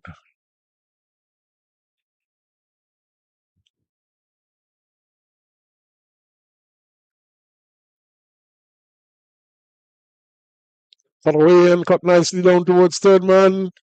And it should get across the boundary rope for 4. That's a good shot. Yes, another boundary for TNT, and here's now where they would have settled in, and now they're scoring a lot fewer than they did earlier. And that is exactly what would have happened in the few matches. Once you spend some time in the middle, you should be able to get runs quicker coming down to the end of your innings, and that's what is happening here with Trinidad. They're certainly doing well. A very good third wicket partnership here, and it's continuing to blossom. I think it's time to bring back the opening bowlers, or at least one. Of course, they were the ones who would have picked up the wickets to fall. I think Claxton, for example, bowled pretty well. Got a 1 or 2 to swing a bit. Of course, this is a much older ball, as this one is defended by Mohammed. Now I can see why Mohammed is now batting at number 4 for Trinidad and Tobago. See, of course, he's on 25. Plays into the offside and bringing all the experience to bear and going out there and stabilizing the innings for Trinidad and Tobago. Quicker delivery. Then through it goes to the keeper. So the over is now finally coming to the end. The score is indicating that we are a 7-ball over. It's 7-ball over, but previously they made an error in terms of they miscounted when they said the over was over when it was not over, and now it is over, but they added an extra one. So these things happen. These things happen, but the good thing is that a batter didn't get out, runs were not scored. So in the end, everyone came out of that unscathed without any harm being done. As you see American perhaps lining up to take off. But in the well, I'm not too certain if it's one coming in, but I suspect that's one leaving. Coming in. Okay, that's one coming in. We would have seen one earlier. Flash that outside the half stump and through to the keeper. Of course, I don't normally see them when they're landing. They land from the other end, way back.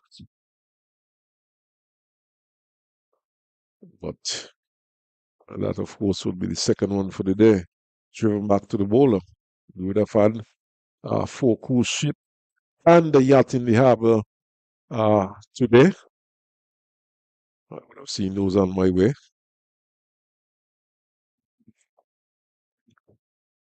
So she's pulling, looking to be a bit more aggressive. Go straight to short mid wicket, which fielded by Hector, and there's no run. So Leeward once more. Driven into the offside, Hector trots after it. And in the end, it is picked up there. At mid wicket by looks like Savini.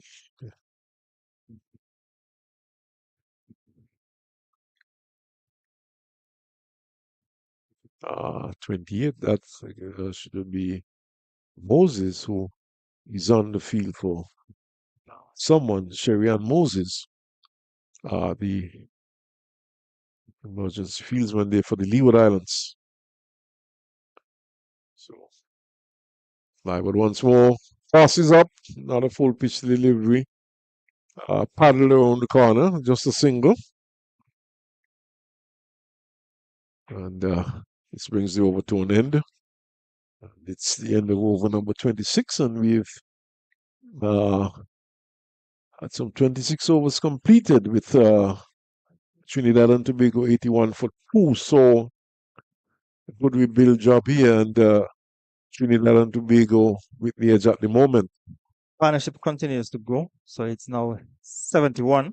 So Anisa Mohammed in the first game, she batted at number 5. She got 14 from 26 deliveries, and now she's on 26 from 76. So certainly doing a good job of holding the innings together. We still have Kirby who can hit the ball, and so a good partnership, as indicated. No real pressure from the Leewards. No, they're not really being troubled by the Leewards bowlers. They were just trying to keep things tight and hoping that they can get a wicket. Of course, Kirby is a very experienced player also. Attempted cut there by Mohammed. She missed it, and through it went to Boyce. But the Islands, they're rather flat-footed out there at the moment. And they have been looking at this partnership for quite some time. Tossed up and swept around, but it's not down there at backwards square. And no run. So looks like Anthony, who would have knocked that one down.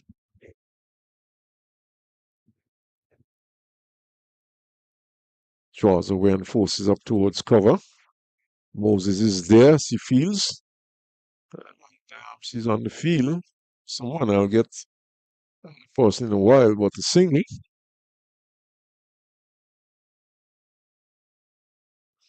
Melissa Clark. Clark is the one who's off the field. Attempted cut and a miss through to the keeper. Taken behind by Boyce. Leeward Islands, though, Gary, they do have some big-bodied women in this team. Powerful looking. This one is played up to short extra cover. It's fielded. And Leeward, she throws it to the umpire, of course. We must remind viewers that there are 2 balls used in 50 over cricket these days. One from either end.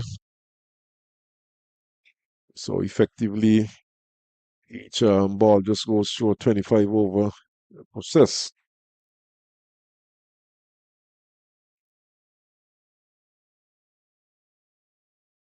So over number 27 has been completed 80.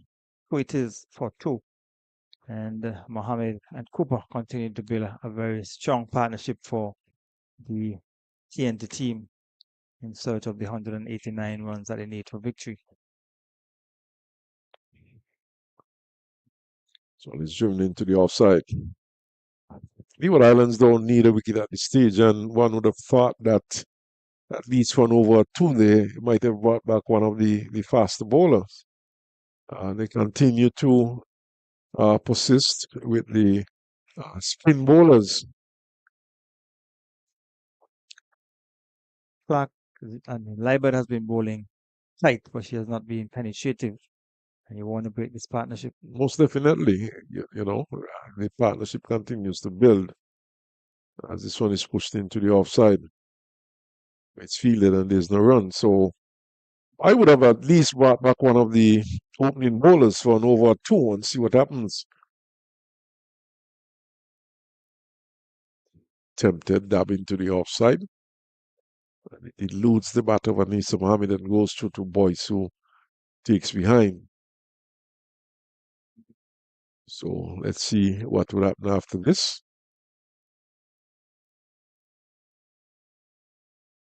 And so often, Gary, we have seen teams, some teams not being flexible. They go out there with a plan, and there's no second plan. And if things are not working with that plan, they tend to stick to that plan until it's too late. Wide delivery from Leeward, signaled there by the umpire, and one more to the score. So I would think at this stage, the key thing here would be to pick up some wickets.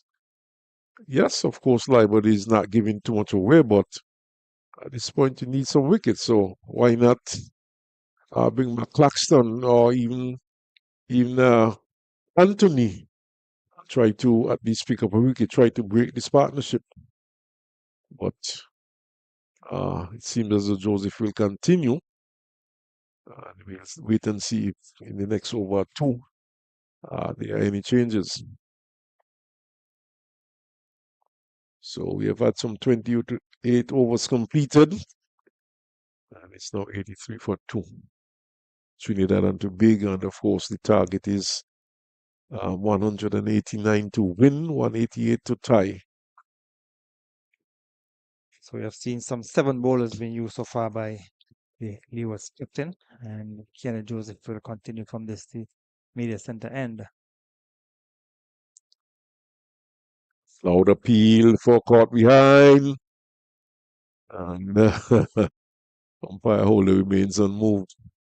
Yes, 7 bowlers have been used, but we have only seen the opening bowlers being employed for a spell each, and none of the opening bowlers been given a. And when I say opening bowlers, I'm referring specifically to the faster bowlers not being given a second spell, at least to try and break up things a bit, change the pace of the game, try and prize out a wicket. Tossed up, driven out towards cover. Moses is off the boundary fields, just a run. Claxton has bowled 5 overs, 1 for 11, and Kimberly 4 overs, 1 for 8. So those are the wicket takers for the Leeward Islands. What punched away towards backward point, but well fielded, and there's no run. And the batters have been allowed to become accustomed to the bowlers in operation.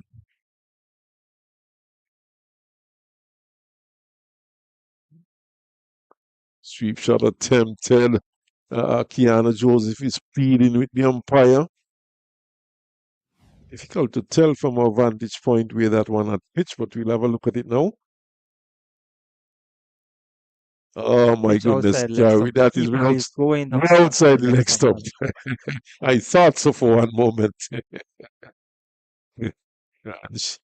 There she was pleading with the umpire. Well, the keeper gave her a bit of support, but none of our other teammates seem to have joined in that one, but certainly not the slightest chance of getting a wicket there.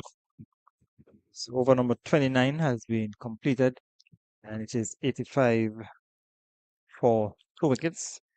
And the Leewards in over number 29, they were 96 for 3. They lost in the third wicket in the 29th over. And so TNT 85 for 2 after 29. So we see Anisa Mohammed being given some attention. And of course, she's no longer 26, she's now 36. And she has been out there for a long time batting. So perhaps suffering a bit of cramps. She has been given some attention, but perhaps Gary could take a short break while the players are having just a short one also.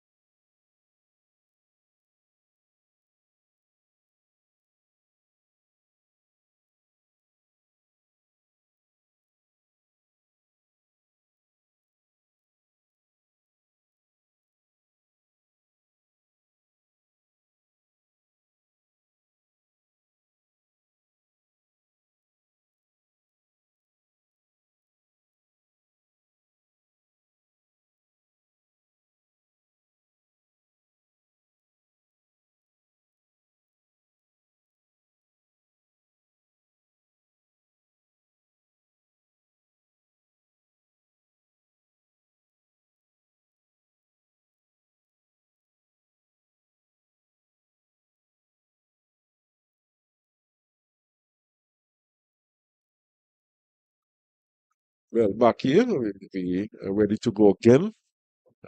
Mr. Mohammed seems to be okay. Gary, you seem to have been following what's going on in the other games. Listeners, viewers, I'm sure, would be glad to get an update. Well, Barbados have defeated the Windward Islands by some 56 runs. And then the match between Guyana and the defending champion, Guyana 150 for 2 in the 42nd over. 150 for 2, and they're chasing. So they need 26 runs in 8.4 overs. So that looks like Ghana is, well on course to get those runs, but we'll never know. But Leeward continues here. And she is bowling from the far end. And still no move yet to bring back one of the opening bowlers. And Leeward has bowled well, but the key thing is that they need to get a wicket at this stage. And just the 2 Trinidad and Tobago wickets down with people like Kirby, Dean Kirby to come. Leewards really need to break this partnership as soon as possible. Leeward once more. And here's an attempted drive, but it goes back up the track. And it's fielded. Of course, the asking rate is going up all the time, Gary. It's over 5 now, required rate. Over 5 runs for over 5.07. So Trinidad and Tobago still has to be careful here also. Too short, attempted pull, missed completely. And a wide signal, that one down the leg side. So another extra to the total, but it it's still within manageable proportion, just over 5 runs per over. Still not too demanding for the TNT team. Too demanding, but if you have to follow the history of these games, as this one's driven to mid-on, uh, the, the teams do not score at a very brisk rate over the last couple of seasons. I've seen them. I've seen Brittany Cooper bat for hours without really advancing the scoreboard down at St. Paul's uh, last year. So Trinidad and Tobago still have to ensure that they do not allow the asking rate to get out of reach, even though they might not be losing wickets. But at the end of another over, and at the end of it, it's 88 for 2. And of course, they're chasing 189. So another 101 required from 20 overs, and just over 5 runs per over. So 101 from 120 balls, and Keanu Joseph will continue from this immediate center end. Russell's spell has come to an end, so obviously there'll be a change of bowling from that far end. Well, obviously, Fourth change. obviously the idea was to bowl her out. I'm not too sure that is good planning, though. I would have thought that she might have kept back an over or two from Russell, but they do have other plans. Push back to Keanu Joseph. And Russell, as you said, would have completed at 10. And she would have kept it fairly tight. Here is one swung by Cooper up to short mid wicket. And it's knocked down there by Savini. And there's no run. But what he was looking to do at this point is to tighten the screws, even though they're not getting wickets. So it has not been all bad by the, oh my goodness, a better return to the keeper. And Mohammed could have very well been on away, as it was played to cover, fielded by Ozalai, but the return was poor. And Mohammed, who was struggling to get to the other end, in the end made it home. Well, an opportunity there. Better return, as you indicated, could have seen disaster for the TNT team, but the partnership continues to go, and the Leeward will have to find some other means of breaking this partnership. So here is Mohammed using a feet, lifting it out towards long off, rather straight, just a single.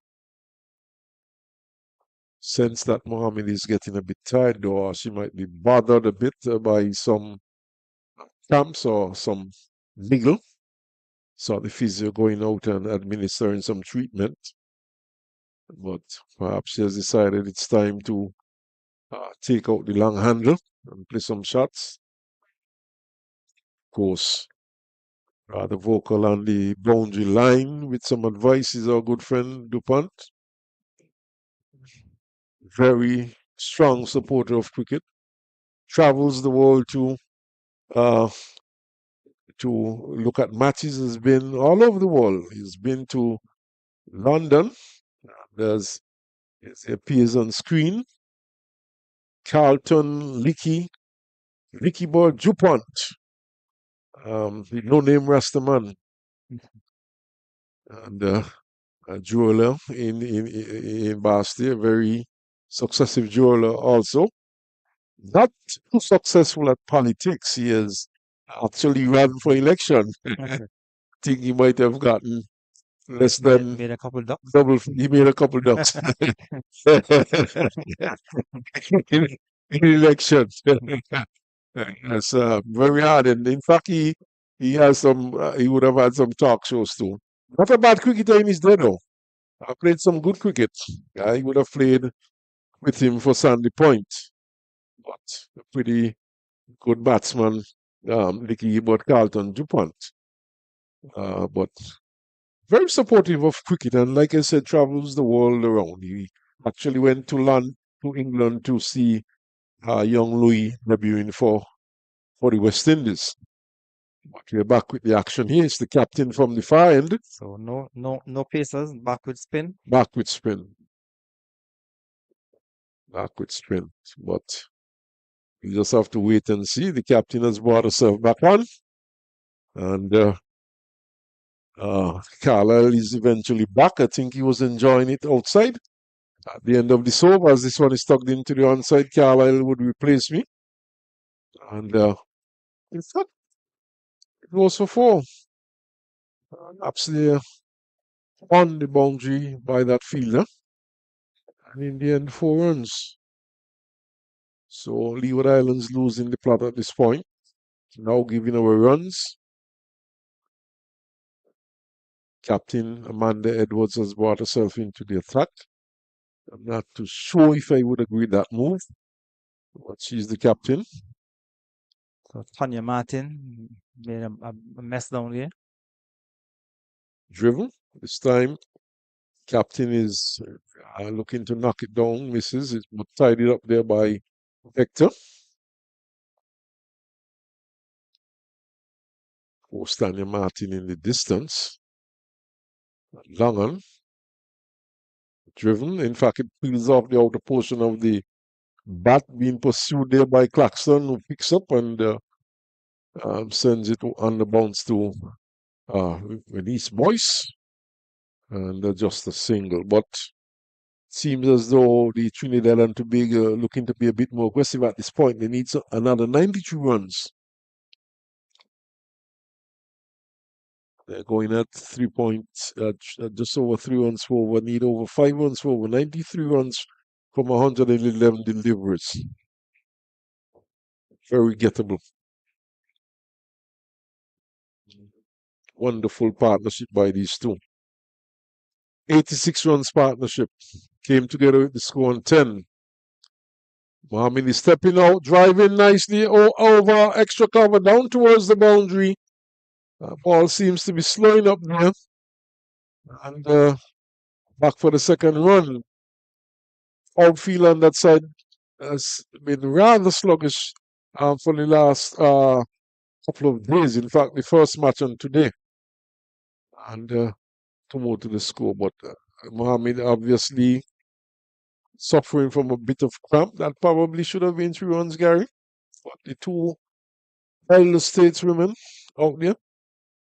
Well, since she has come to the middle, they have not been really running quickly between the wickets. Steps out once more, gets to the pitch and just pushes it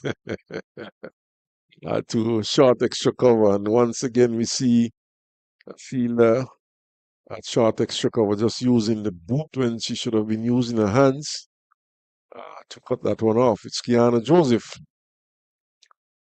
And now we see a conference there. And they're probably deciding on tactics, Gary. But of course, it's Carlisle Powell who will replace me from this end. So over number 32 has come to an end. It's 98 for 2. They need 91 runs at a rate of 5.06 runs per over. It's presently going at 3.06. And this partnership has certainly put the team in a good position to get the total of 189 runs. So they came together when the score was on 10 in the 5th over, and they've taken it all the way to over number 32. So they have batted some 31.5 overs, and they have added some 88 runs. And this has been a very, very good partnership, the biggest partnership of the match. And this could certainly make the difference between the Leewards winning or losing this game, Carlisle. Welcome back. It's a very big partnership, Gary. But the run rate required is still over 5 and over. So if you're in the Leeward's camp, there is absolutely no need to panic. What you need are some very tight overs strung together. Kiana Joseph will continue from this to be the center end. And she's taking on the pad, a loud appeal, but might be going down the onside via Holder. He's in the best position. He indicated not out. Kiana Joseph seemed to have had other ideas, so that she might have been from in front. We look at it on the monitor. Yeah. Pitch outside leg? Yep, fun. So Kiana Joseph will have to try once more.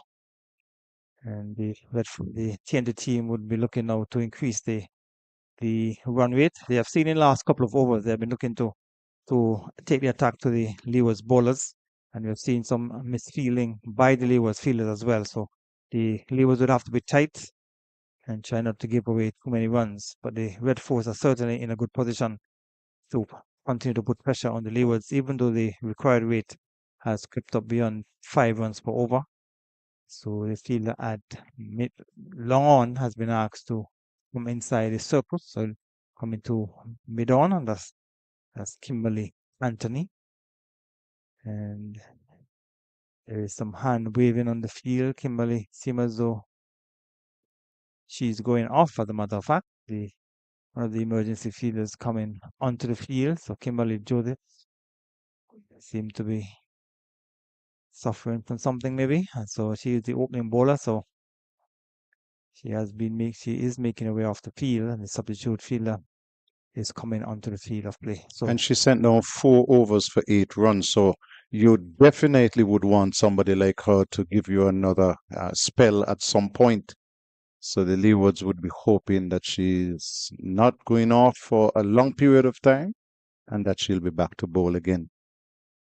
So Joseph will continue to bowl to Mohammed. So Mohammed came in at number 4 for the TNT team, and she has faced some 95 deliveries. She's on 32.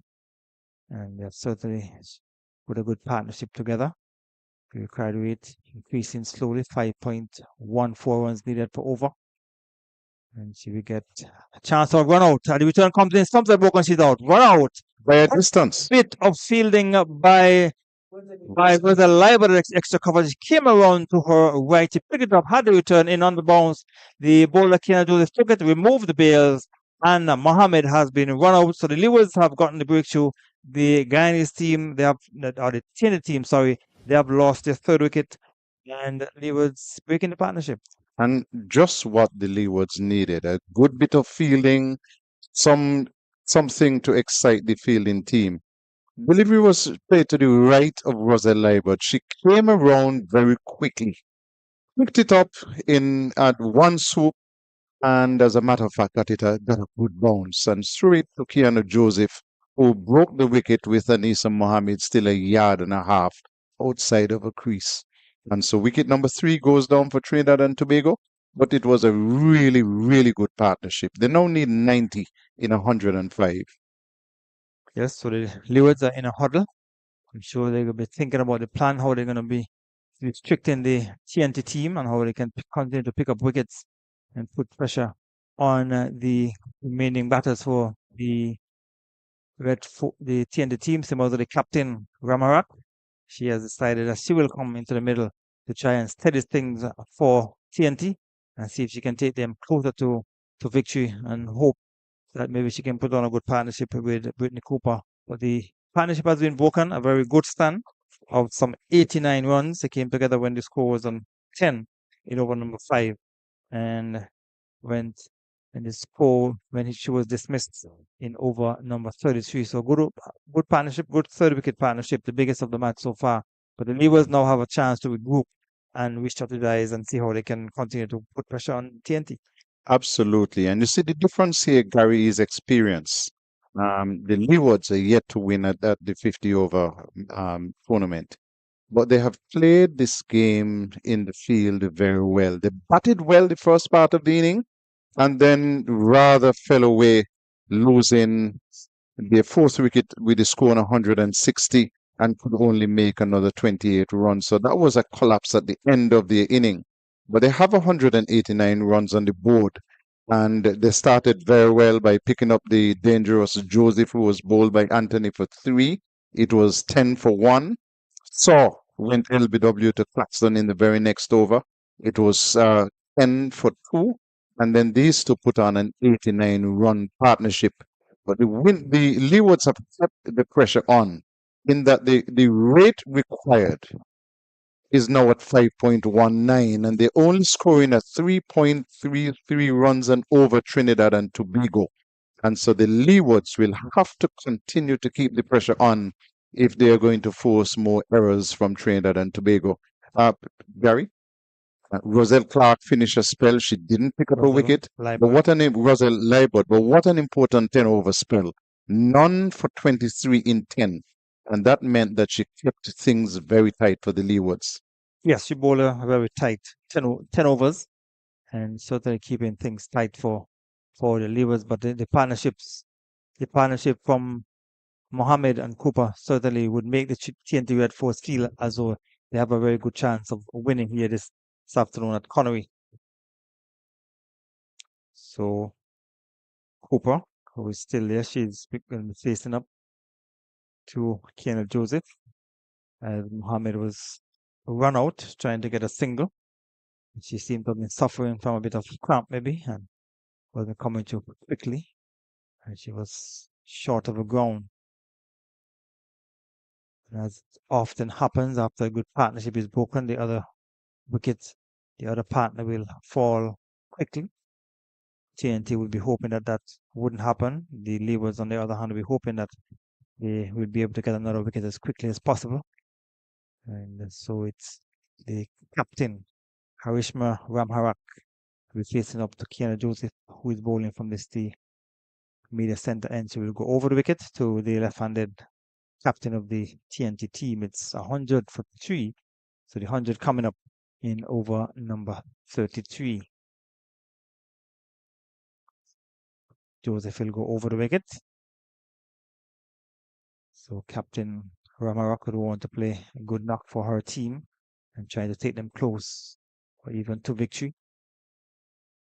So they're 100, so they're 89 runs away, and then have some 17 overs to make the 89 runs. So over number 33 has come to an end, and so the captain has come to the middle, Carlisle, and will want to spend some time with the experienced Cooper.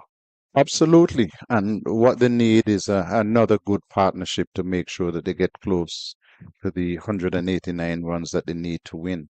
In fact, they would be looking to do more than get close. They'd be looking to go past that mark.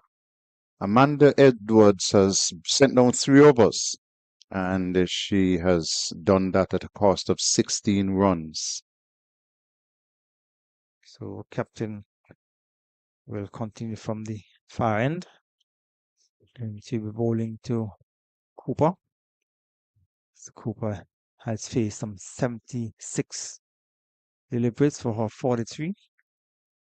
So they need 89 from 102. Field on the cover boundary has been asked to come inside the circle. So there are 3 fielders out. There's a long on, there's a mid wicket, and a backward square. There's a fine leg inside the circle. Wide delivery on the onside. Another wide has been signaled by the umpire. It'll be interesting to find out how many wides the Leeward's bowlers have. 17 wides they have delivered so far, and so they want to be tighter in over number 34. Another wide delivery on the onside. They go so quickly for the single, and it goes down towards the far end, so they get an extra run. So 2 wides. Another wide delivery, another good start to the over by the captain. Well, that is giving Trinidad and Tobago an extra 3 overs to bat.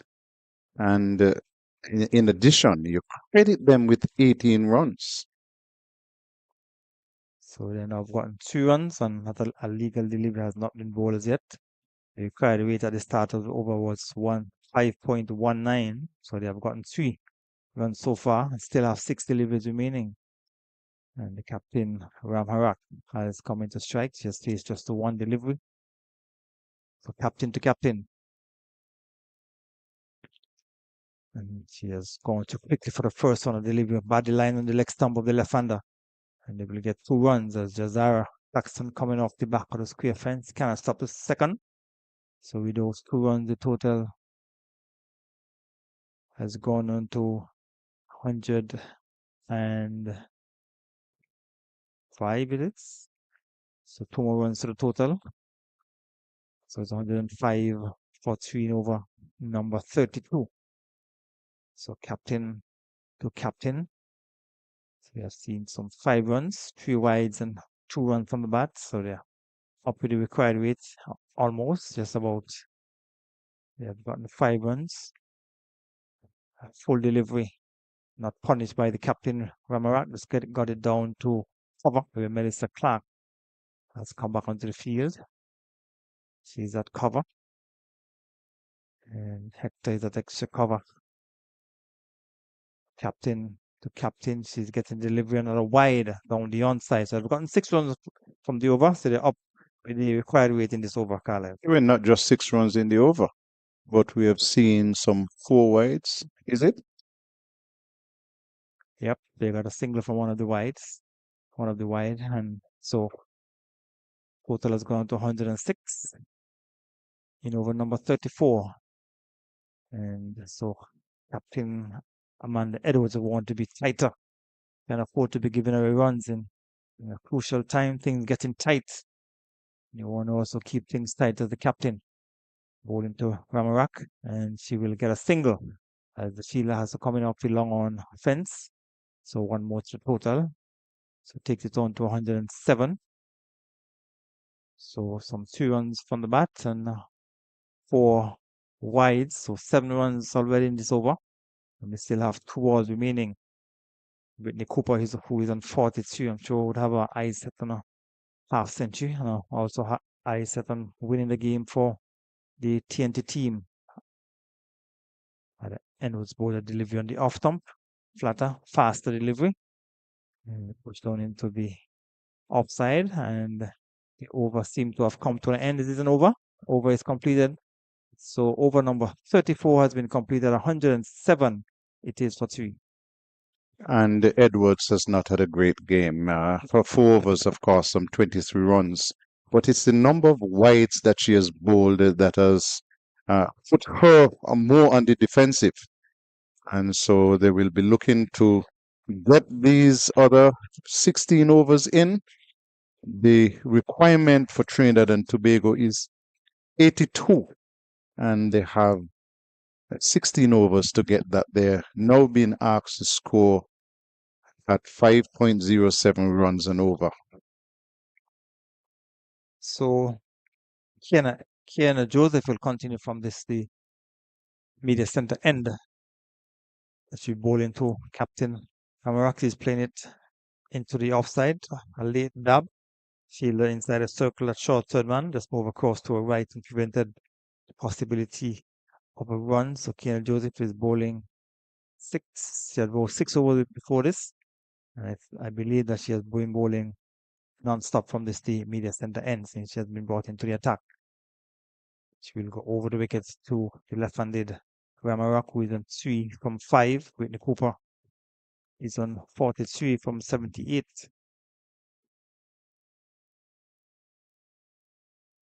And the captain is driving into the offside as they're going to quickly for the first run. Thinking about the second, they're going to come back for it. The return comes in. Stumps are broken, but Cooper is quickly through for the second run. So 2 more runs to the total. It has gone on to 109. 109. It is for 2 wickets in over number 35. So the Leewards would want to keep things tighter.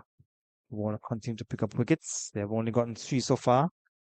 The Leewards lost their 3rd wicket on 96. And TNT losing their 3rd wicket on 99. The 3rd wicket for the Leewards went down over number 29. 3rd wicket for TNT went down over number 33. They have now progressed to 109 for 3 over number 35. Delivery, which is turn around the corner. They come too quickly for the first one. That's the captain Ramarak actually going to go back for the second as the fielder down at back of the square has to run away all the way around to her left down towards the long leg area. So 4 runs to the total. So we have seen some 4 runs being scored so far in this over. Some 3 deliveries have been bowled, or 4 deliveries, and 4 runs have been scored in this over. Just a little bit too easy there, Gary. The Leewards must keep the fielder on the 45. So Edwards will continue. And the captain will want to steady it as Captain Ramarak to take her team close to victory. The previous over we saw 7 runs coming. 4 runs have now been scored in this over, which means the TNT team are up with the required weight. She's driving and is out caught. Roland caught. A delivery on the off stump. And there was Ramara going to the drive pitch straight back down the strip to Kiana Edwards, who says, "Thank you very much. The fourth wicket has been dismissed, 111 for 4. 4 runs and a wicket in the over, but then it's the experience of Kiana Joseph. Just gave this one just a little bit more loop. And there was Ramhara coming forward, driving firmly, but into the hands of Kiana Joseph, who took it gleefully and threw it towards the heavens, as if to say, "Thank you very much. We're in this game." And so Trinidad and Tobago losing their 4th wicket. So the new batter for TNT, Kirby, experienced Kirby. She's a hard-hitting batter. And I'm sure she'll be looking to settle first of all and then try and take the attack to the Leeward's bowlers. So Kirby has gone to the middle, and so Leeward's picking up another wicket at the end of over number 35. So Leeward will want to continue pick up wickets. So the 2 experienced players, Cooper, now having a conversation with Kirby. I'm sure she's encouraging Kirby to stay with her because they're in with a chance of winning this game. They need another 78 runs from 15 over 78 runs from 90 balls. And if they can get a partnership going here, they can get close, or they can get up to the 189. On the other hand, they will want to continue to pick up wickets. Absolutely. And Amanda Edwards will continue from the far end. Some 15 overs left in the game. And Jazara Claxton bowled 5 overs in her first spell. And Kimberly Anthony also bowled 5 in her first spell. So Amanda Edwards, the captain, is continuing from that far end. And she's bowling to Cooper. Cooper is on 43. So Cooper would want to stay there. He has been there for some time. And a bit of a hesitation as it goes for the first single. Return goes down toward the far end stumps. It misses the stump, so you want to look at it on the monitor to see if it was close. It was pushing to the offside, a bit of a hesitation. And Kiana Edwards picked it up, or Kiana Joseph, and had a shot at the stump. She missed it. She might have just made it if the stumps were broken. So another single to the total. 112 for 4 in over number 36. Required rate 5.25. As Edwards will continue from that far end. Kirby is a hard-hitting batter. Should want to settle first before trying to go after the bowling. Still have 14.2 overs remaining. Required rate continue to creep up. 5.31. And Kirby inside the stumps and is working it into the onside. Gets an easy single.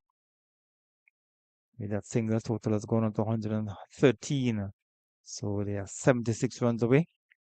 The Leewards needs to pick up 6 wickets so to keep the required rate below the 5.31 runs per over to win this game. And Cooper, who has been there for some time, wouldn't want to give her hands away. We want to continue to play a long innings for her team. 1 delivery remaining over number 36, 113. It is for 4 wickets here at Connery. She's swinging into the onside. We get an easy single. Goes down to fielder Melissa Clark down on the mid-wicket fence. Another easy single, 114. And so over number 36 has come to an end, 114 for 4. A better over by Amanda Edwards that time around. And so it's 114 for the loss of 4 in this CG Women's Super Cup. Amanda Edwards now none for 26 from a 5. 75 needed in 84 balls. And again, the Leewards would be looking to keep this tight. Kiana Joseph is 1 for 20 from her 7 overs. And she has put in a good spell for the Leewards. And news out of St. Paul's. Guyana winning over Jamaica by 8 wickets. That's a bit of a surprise. 178 for 2 in 47.1 overs. So the defending champion have been defeated by Guyana, and Barbados will feel very happy about that. Barbados would have defeated Guyana when they played here in the first round game on Monday. So, I tell you something, the Guyana team must have had a good chat last night because they were in a position to win their first round game and then faltered and fell away badly. So they would take some joy from not just beating Jamaica, but they would tell themselves that they beat the defending champions. Yes, so a win for Guyana over there in St. Paul's. And so here at Connery, the Red Force looking to win over the Leewards, and they was looking to prevent that from happening. Mango made 60. She was LBW to Morgan. And Rieliana Grimon, she made 72, not out.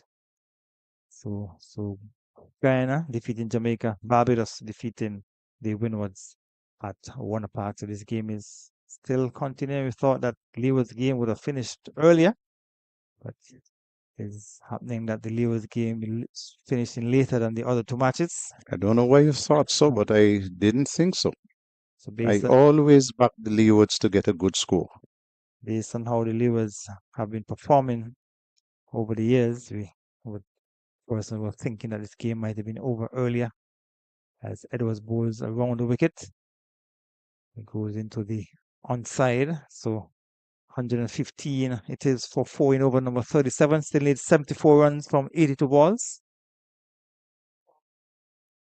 And required rate continue to creep up, 5.5 runs per over.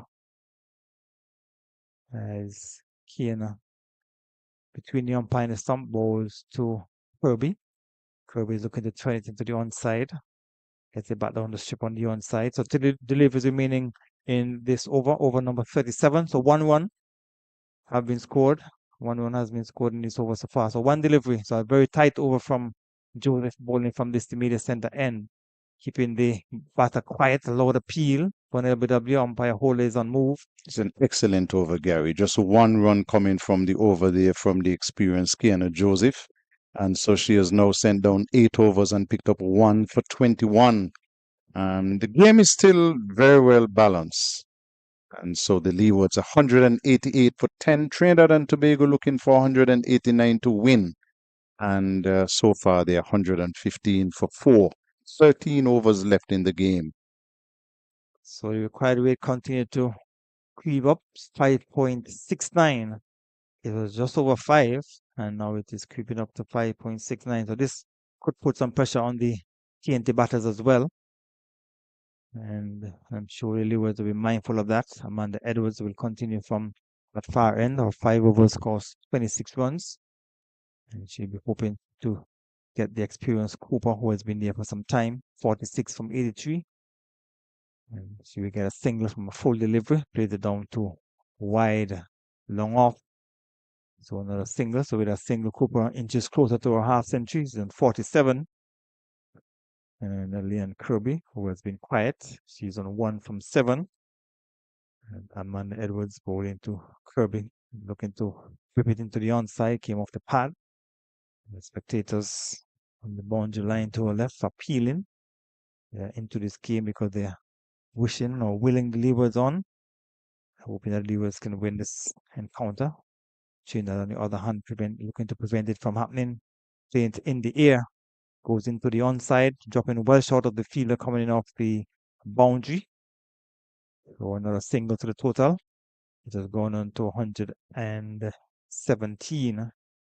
So once you score less than 5 runs per over, the required rate will continue to mount. In over number 38.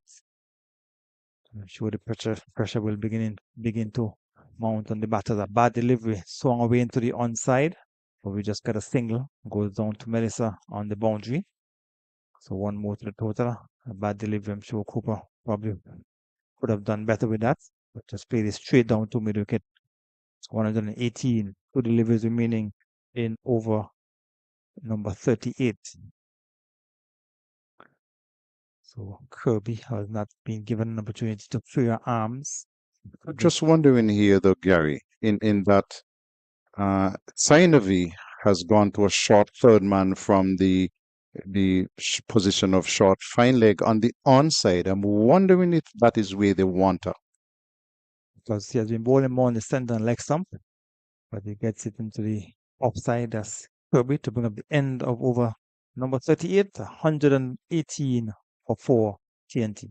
Just 3 runs conceded in that over. And so Amanda Edwards has made a very big comeback and is bowling well. And she needs to, because we still haven't seen the return of Kimberly Anthony to the field. And so somebody is going to have to make up those overs. Well, they have used some 7 bowlers so far. Still have Jazara Claxton who bowled 5 overs. She's picked up 1 for 11. And Smitten is belatedly coming into the boot. But at the end of his over, he will be replacing me. So Kiana Joseph will continue from the media center end. 118 for 4, 12 overs remaining.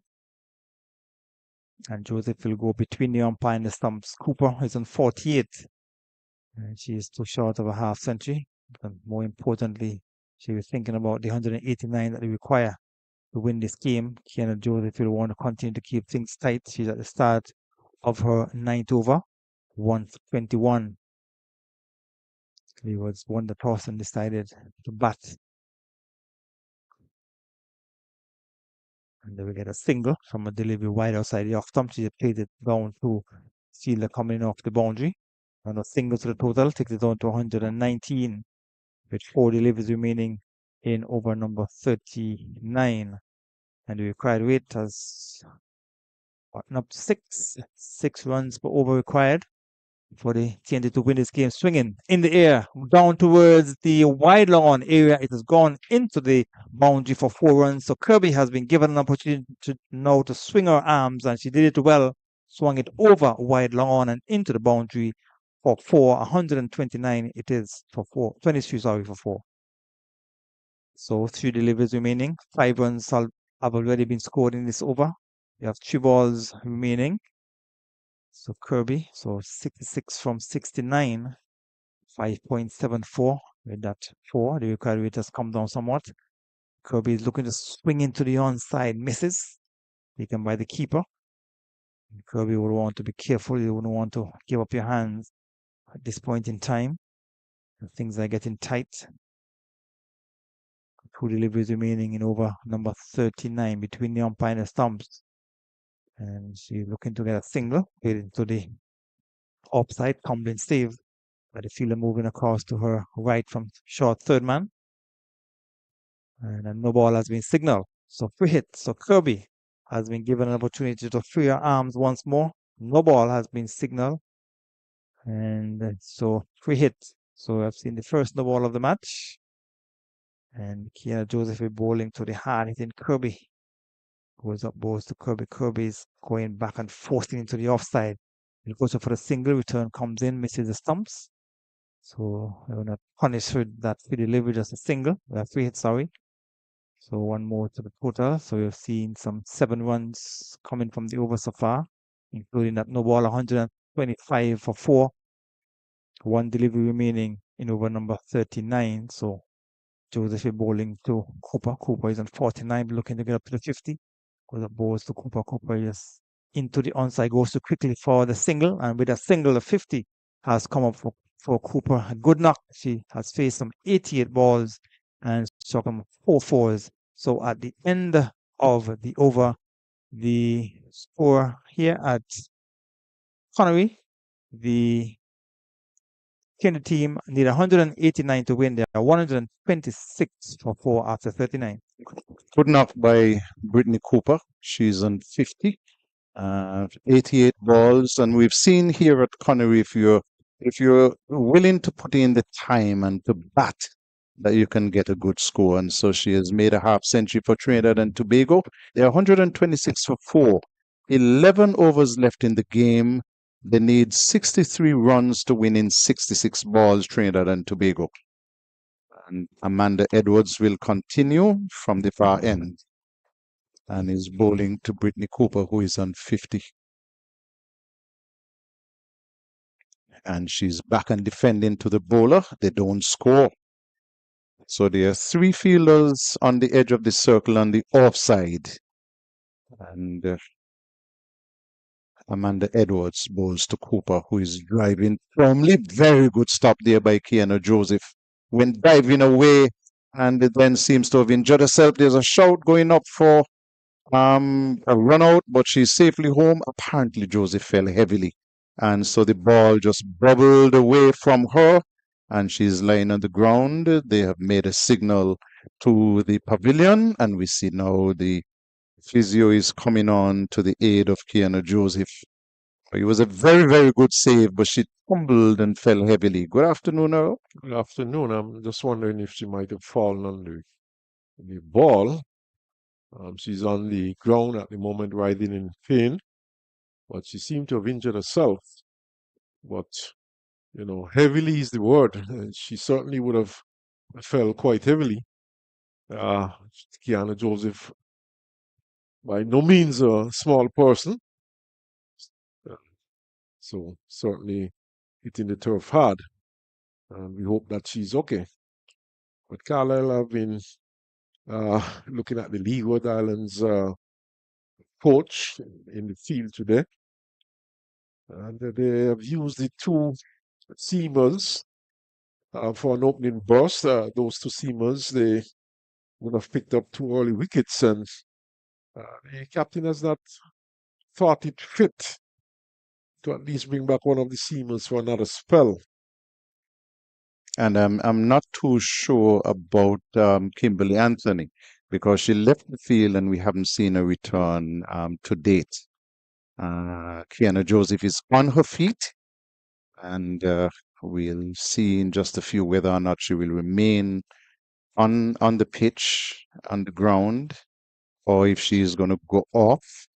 Seems like she's having a chat there with Voice, and it doesn't appear. Well, what is she doing? She's walking kind of awkwardly. Maybe she did injure that shoulder.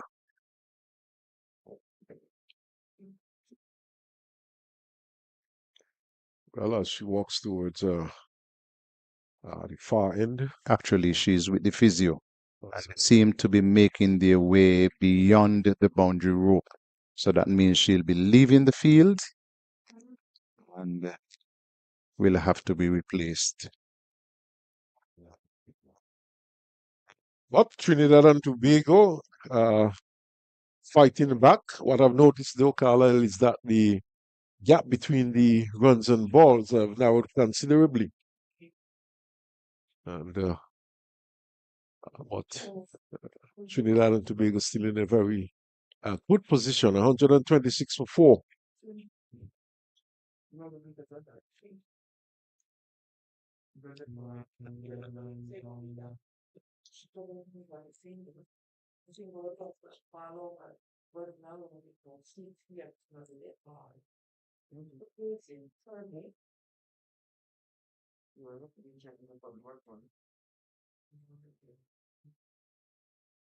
One delivery since Joseph has left the field, and it's Kirby who is on strike to Amanda Joseph.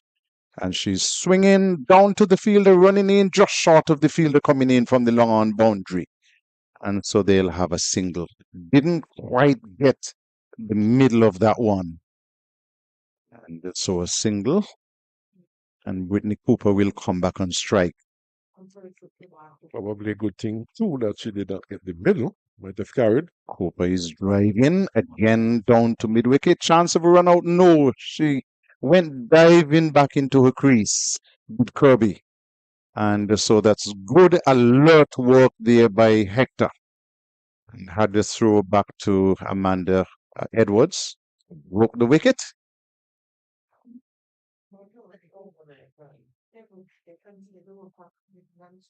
Here is Amanda Edwards.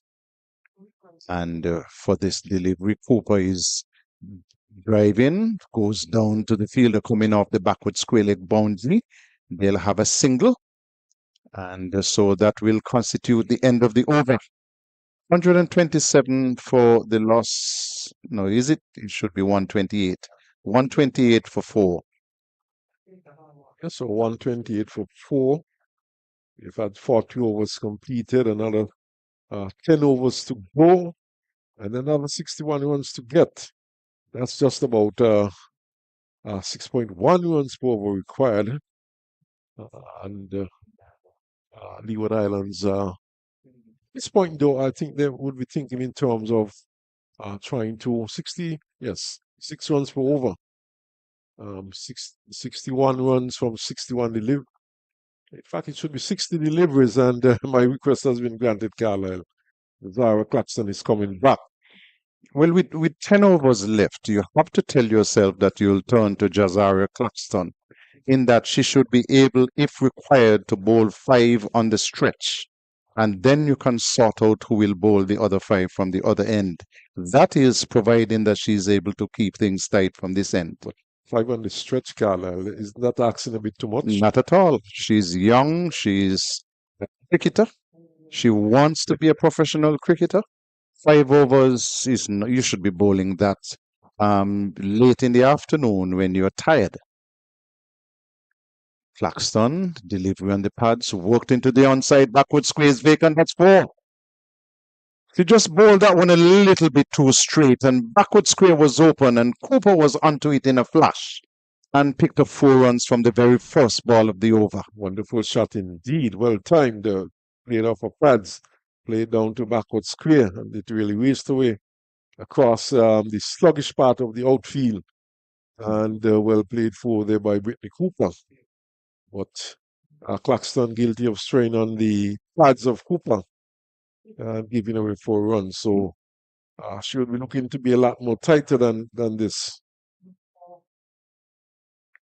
Cooper is driving firmly, finds Hector at mid-off, and they don't score. Backward square has gone down to the boundary.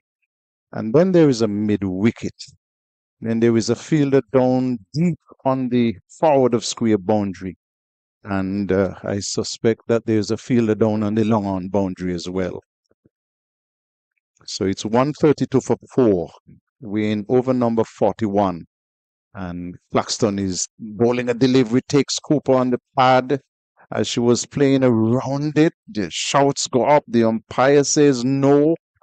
Probably heading down the leg side. And so that's given not out, and rightly so. Sense though that Cooper is looking to play a few more shots at this point, probably realizing that in fact a no ball is signaled, rather belatedly. So it's another free hit. And question is, let's see. Let's look around the field. Is that it is not a fielding infringement because, and there is a square leg umpire counting again. yes? They had 5 inside the circle. The question is, why is it a no ball? Because there was no indication of overstepping. It seemed as if they are calling a no ball for the fielders. But in fact, that is in error. It's because they do have the 5 required inside the circle. You have a fielder at mid-wicket. There is one down at short third man, backward point, extra cover, mid-off, all on the edge of the circle. That does not constitute a no ball based on the rules of the competition. And they are counting and saying to the umpires, we only have the 4 fielders out. And so the call has been revoked, rightly so. That was a poor call from the umpire at square leg. And Carlisle, there's just one fielder behind backward square on the onside. Correct. So no chance there of that being an infringement either. So here is Claxton once more to bowl Cooper. And she's driving in the air over the head of the fielder at mid-wicket. And they come charging back for a second run. And they will have that easily as well. Cooper though looking to up the tempo though, realizing that the asking rate is going up. And looking to play a few more shots at this point. And there is Hector asking Claxton to bowl some darts. Here is she from over the wicket to bowl to Cooper, who is driving in the air. This will be 4. Will it? It's bouncing down. No, the fielder from long on is straight and comes charging across. And they get a couple of runs. But these are useful runs in the over. 18 the over so far. Correct. Has to pull a length back a little bit, Jazara Claxton. And of course, going above the required run rate, which was 6. At the start of this over, 6.1 to be exact. And already picking up 8 in the over. Into the pads, onto the onside. They'll have a leg by. And so that's 9 runs coming in the over. And so it's now 137 for the loss of 4. So a productive over there for Trinidad and Tobago, picking up some 9 runs in that over. And this is one of the danger of bringing back your fast ball, especially at this point with a set batter in Cooper. One would have thought that she might have been brought back on earlier on for an over or 2 to try and break the partnership. But this was not to be so. And bringing her back now. Now, the danger now is that she has come back. She has bowled an expensive first over. Now, if she go for runs in the second over, the captain, of course, might be forced to take out of the attack, and then you would not have the 5 and the Trot Carlisle.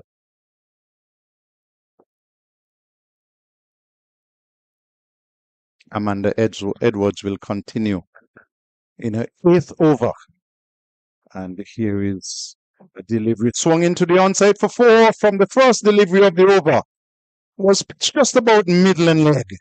And there was Cooper coming forward and playing it between the fielders at mid-wicket, straight and square leg, and picking up 4 important runs from the first ball of the over.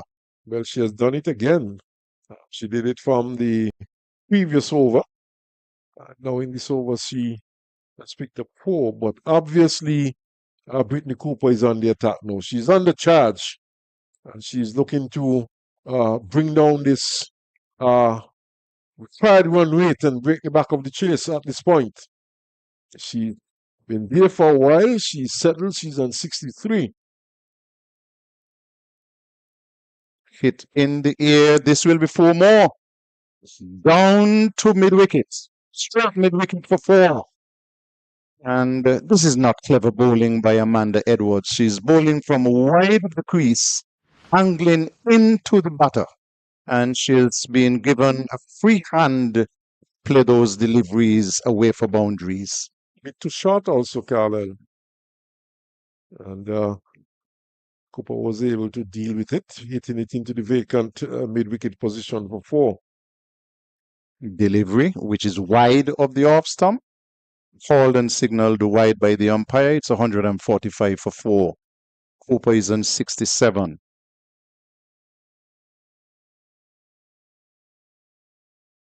Again, wide, this time down the leg side. And this has not been the happiest game for Amanda Edwards. None for 41 in her 8th over. I think those 2 boundaries would have rattled her a bit. Boundary from the first and second deliveries of this over. It's a good over for Trinidad and Tobago. A single to Cooper to take on to 68. This over has been 4-4, wide, 1. 11 runs. Very good over for Trinidad and Tobago. And back on target. Now the required run rate has gone from 6.1 to 4.82. Here is Edwards to bowl to Kirby. And she's playing it into the onside. Gets an easy single. And so it's now 149 for 4 in over number 42. Leewards, when they batted, went from 96 for 3, 160 for 4, 488 all out. Delivery, which is short, played away into the onside, down to mid-wicket. They'll get a single. And that will take Brittany Cooper up to 69. And the score to 150. 150 coming up for Trinidad and Tobago for the loss of 4 wickets, and we're in over number 42. Cooper has batted well. Kirby is on strike and is driving firmly and refused the single. That could have been a single, should have been a single. And they refused the single. There seems to be a dead ball being signaled. Okay. So that's why the batter didn't. Oh, the umpires apparently have miscounted, so they're asking for a ball check. Not for the first time, Carlisle. Seems as though they need some batches out there.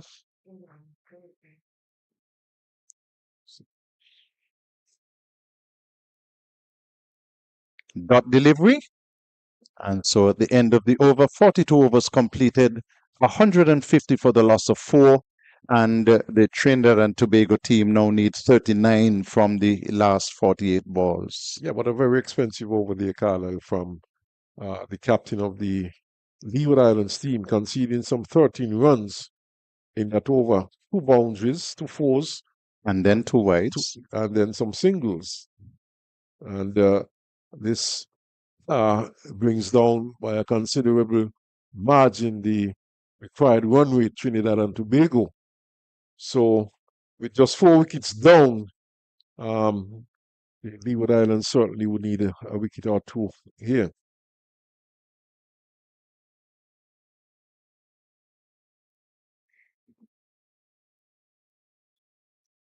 A little crowd would have gathered on Carlisle. Leeward's, of course, playing. The local girl, Zara Claxton, in the squad. So a nice little crowd would have gathered. Much bigger than what we saw on Monday. Short delivery, pulled into the onside. It brings Martin off the long on boundary. They'll have a single. And so Cooper will move on to 70. And it's 151 for 4. Win over number 43. The Leewards didn't bat their full allotment of overs. I'm sure they would be doing that now. I'm sure they would be regretting not going past 200. Claxton is bringing Kirby forward. She defends the delivery. And the score remains 151 for 4. 3 balls in the over so far. Zara Claxton is in her 7th over, 1 for 20 before this.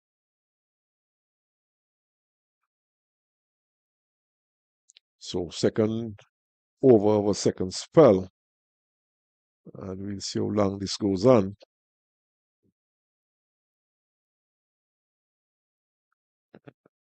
Bowling to Kirby. Bowls a slow delivery, which is punched down to long off. Shawnisa Hector comes off the boundary. They'll have a single. And so good strike rotation. 37 required in 44 balls.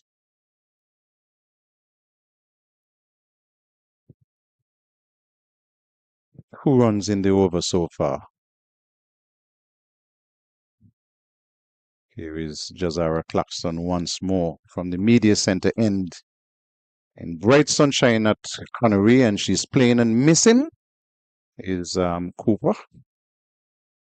And so 1 delivery left in the over. Last week it went down with the score on 111. And so these two have gone about their business with purpose. They have added 41 runs between them. Claxton to finish out the over. And he's bowling a Yorker length delivery, which is played away backward of square. They want a second run. They'll have a second run. That's not the fault of the bowler. She bowled well. And Cooper has been there for a long time and played it well. She moves up to 72. It's 154 for the loss of 4 wickets.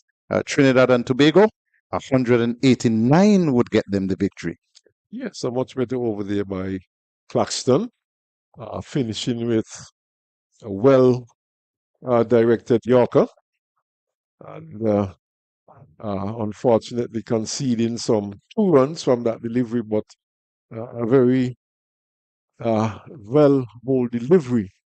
Now we see Trinidad and Tobago needing 35 from some 42 deliveries. They would have to go at just about 5 runs per over. And what perhaps Leewards would be hoping to get at this point, Carlisle, is probably the wicket of Cooper, who is set and who is batting well. And she's finding the boundary quite easily. Leewards, of course, would have to tighten up as young Savina, Sainavi. Sainavi, sorry, comes back into the attack. Of course, I would not attempt that last name, Carla. Very easy to call. Very easy to call. Kambalapali. Kambalapali. It might be easier than the first name, Kambalapali.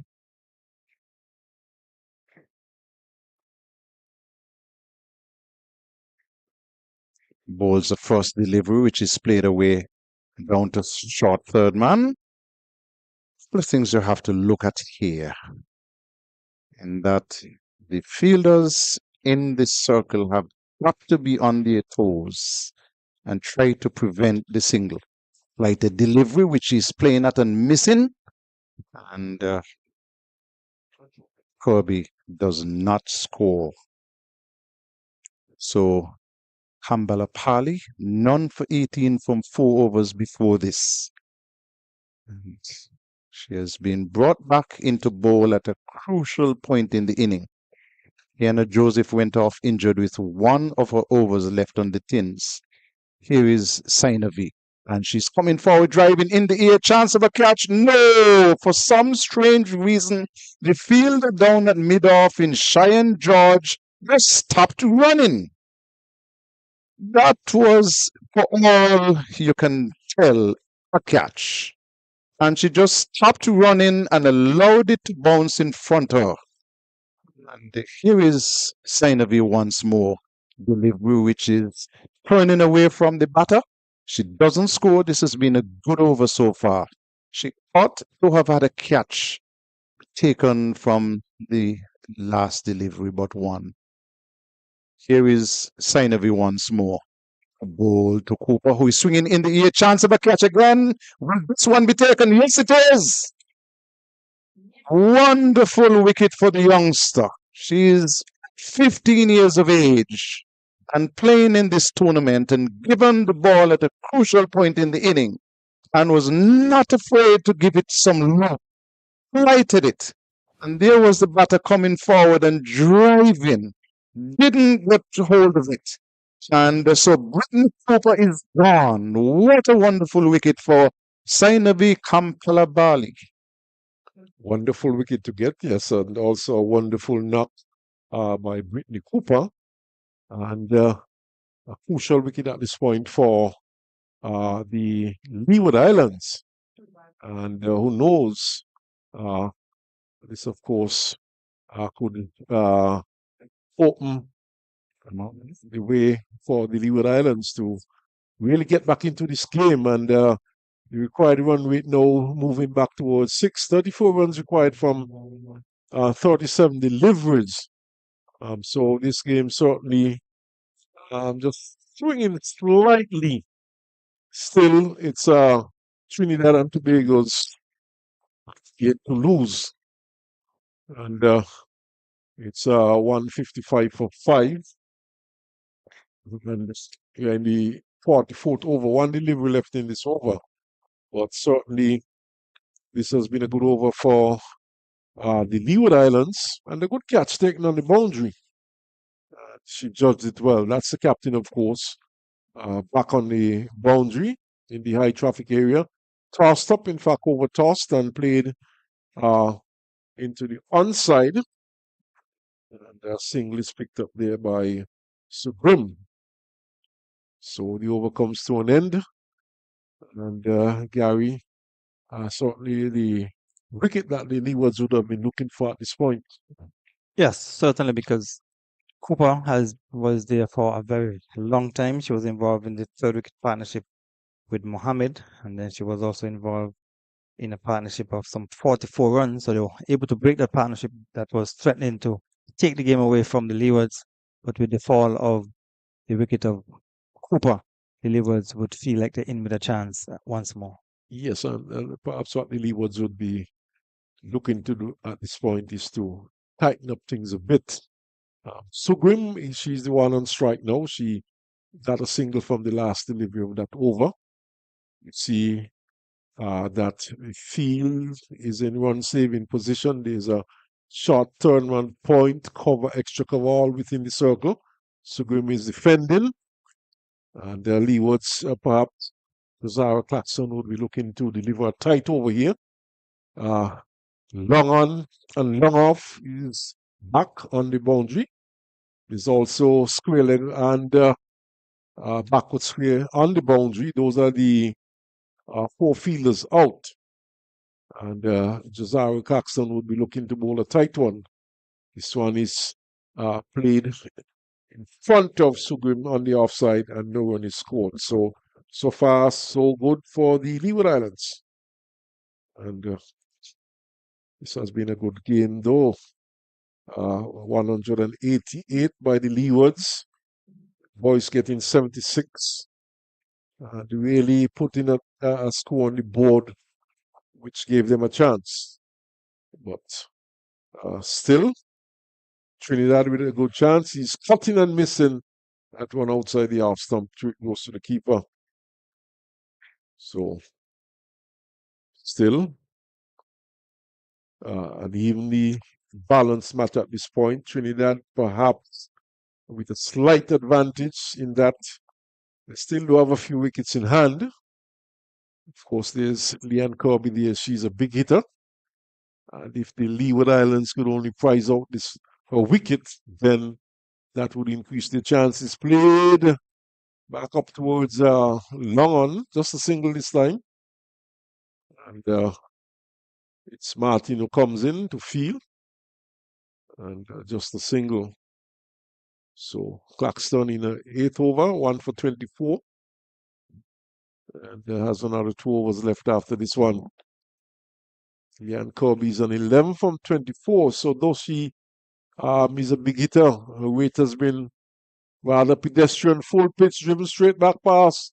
The bowler, Hector is around. They're thinking of a second run and just a single. One thought that there might have been an attempt for a second run there. Well, Kirby ambles through for the first run, so it's highly unlikely that she'll be able to come back for the second run. Perhaps thinking in terms of having strike for the next over. Just one delivery left in this over.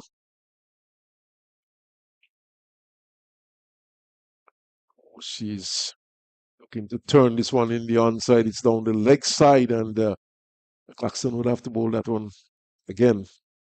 One more to the score, though.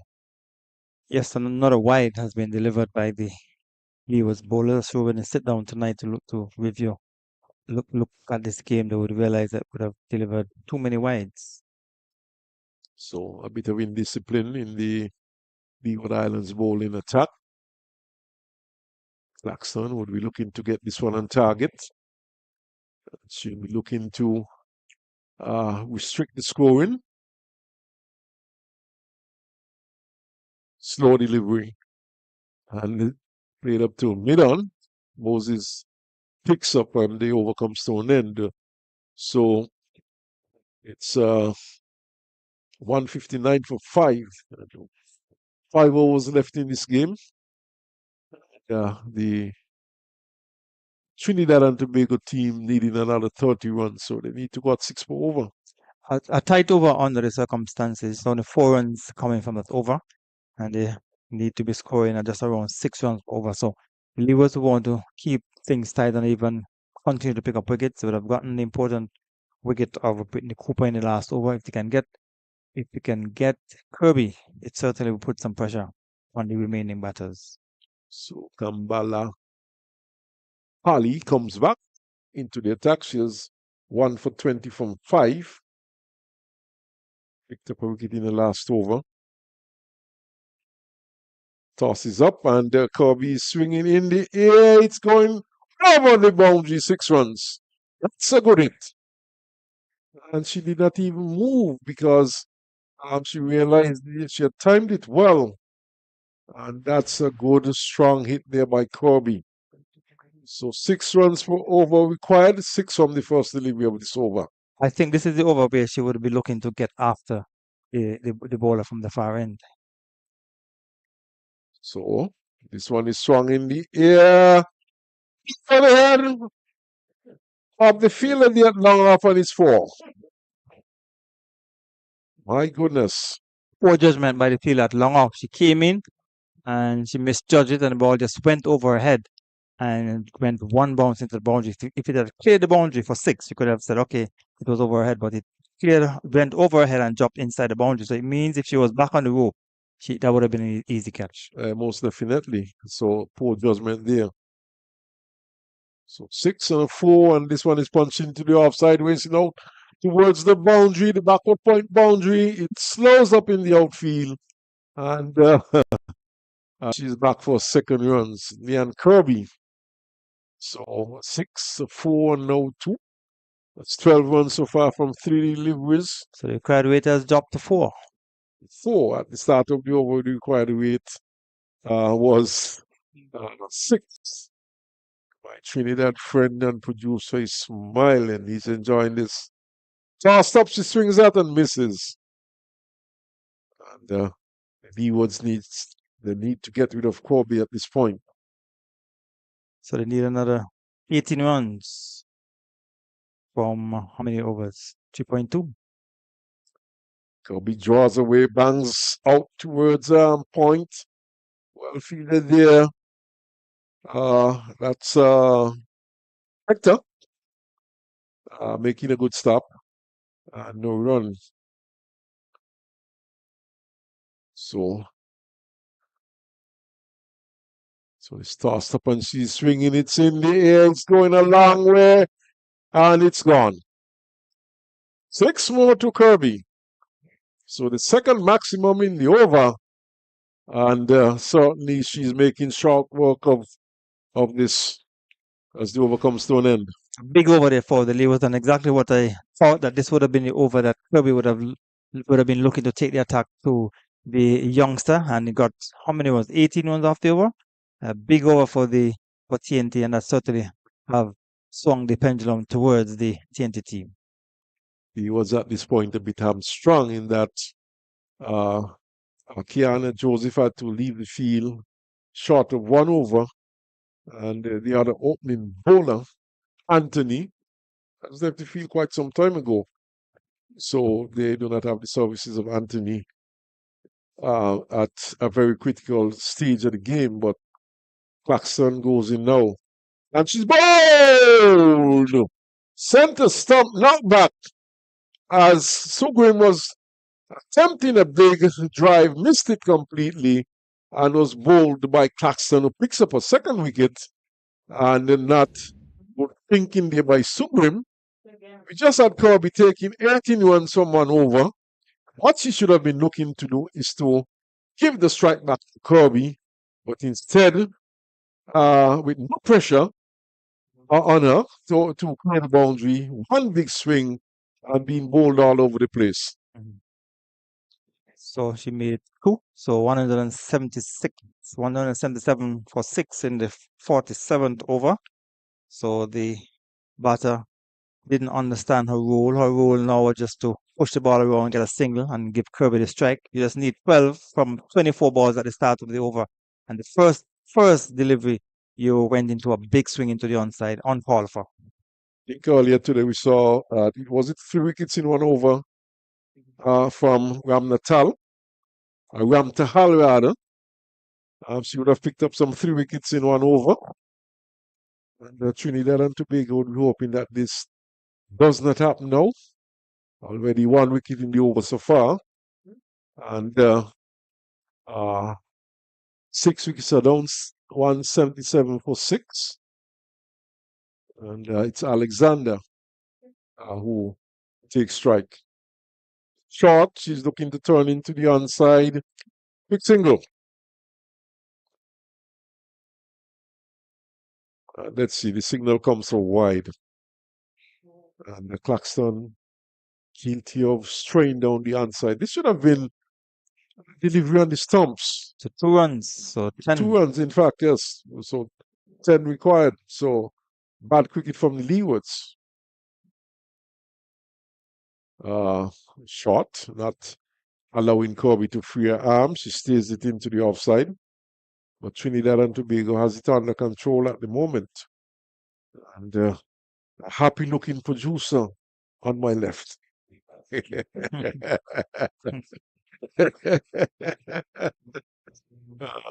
Kobe Settlers. And it's good to be happy. Short, and she gets it down to backward point. Can't score the ball. Bouncing out to the captain, Edwards, who fields. There's no run. So Leewards, as American goes away, Gary. The game is slipping away from the Leeward as well. Yeah, certainly. And probably going on that flight.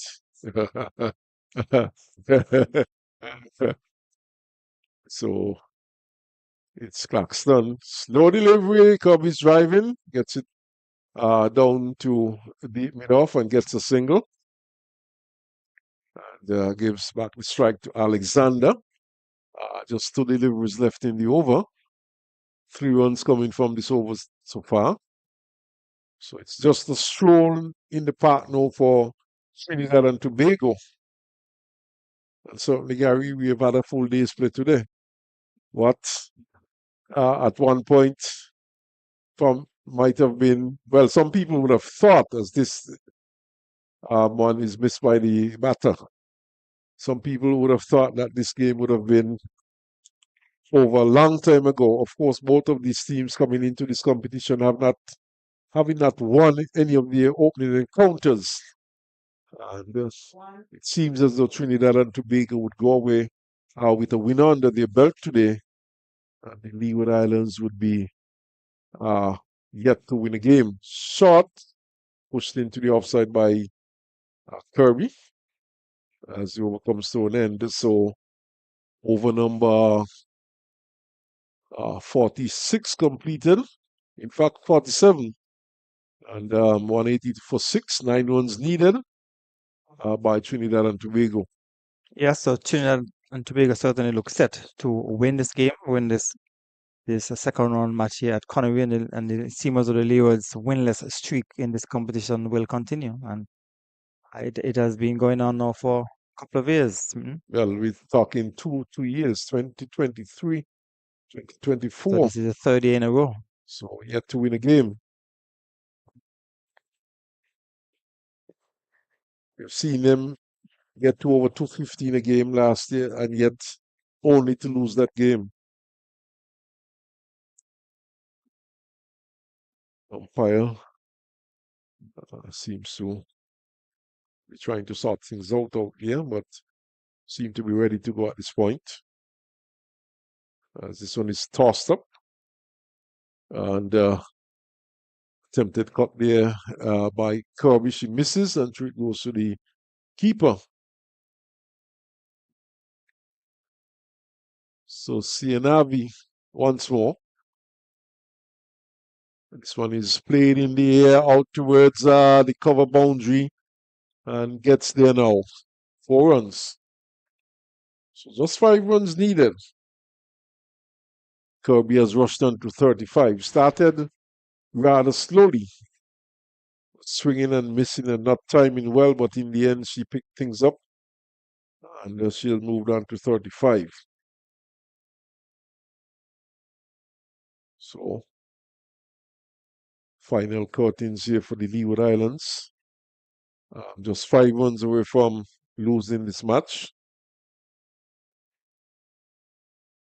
Pies confirming with the scoreboard that the score is correct. In fact, we see some adjustment being made to the scoreboard.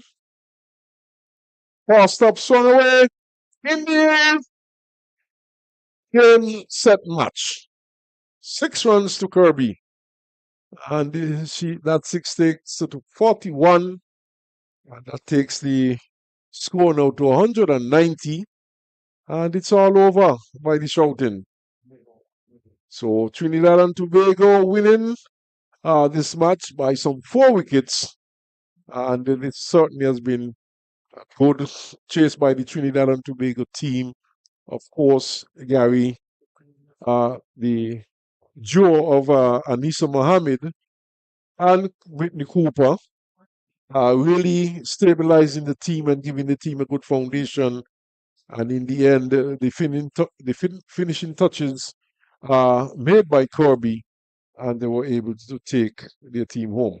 Yes, so congratulations, certainly, in order for the TNT team for winning over the Leewards by some 4 wickets, a similar margin that they would have won last year, because when Leeward made 151, they made 152 for 6. So another victory for TNT, and the winless streak for the Leewards in this competition has continued. So congratulations to Trinidad for winning over the Leeward. But we saw some good performances in the Leeward's batting. We saw Boyce made 76, and Hector quick-fire 35, just putting them up to 188. But then when the TNT team batted, we saw a good partnership for the third wicket of some 89 runs between Mohammed and Cooper. And that was the partnership that made a difference between winning and losing for the TNT team. And they ended up winning by some 4 wickets. So congratulations to the TNT team. Yeah, so well played by the TNT team, and a well-constructed chase, well-paced chase, and coming out victors in the end. But just to tell listeners, though, that we do return here on Friday, and it would be Jamaica coming up against Barbados. That should be a good one. Here at Connery, match, of course, scheduled to start at 10 a.m. And in the other matches, Leeward Islands will be coming up against Guyana at Warner Park, and Trinidad and Tobago will be coming up against the Windward Islands at St. Paul's. So we do hope that you would have enjoyed our commentaries. And until we return here on Friday, we wish you a pleasant good evening.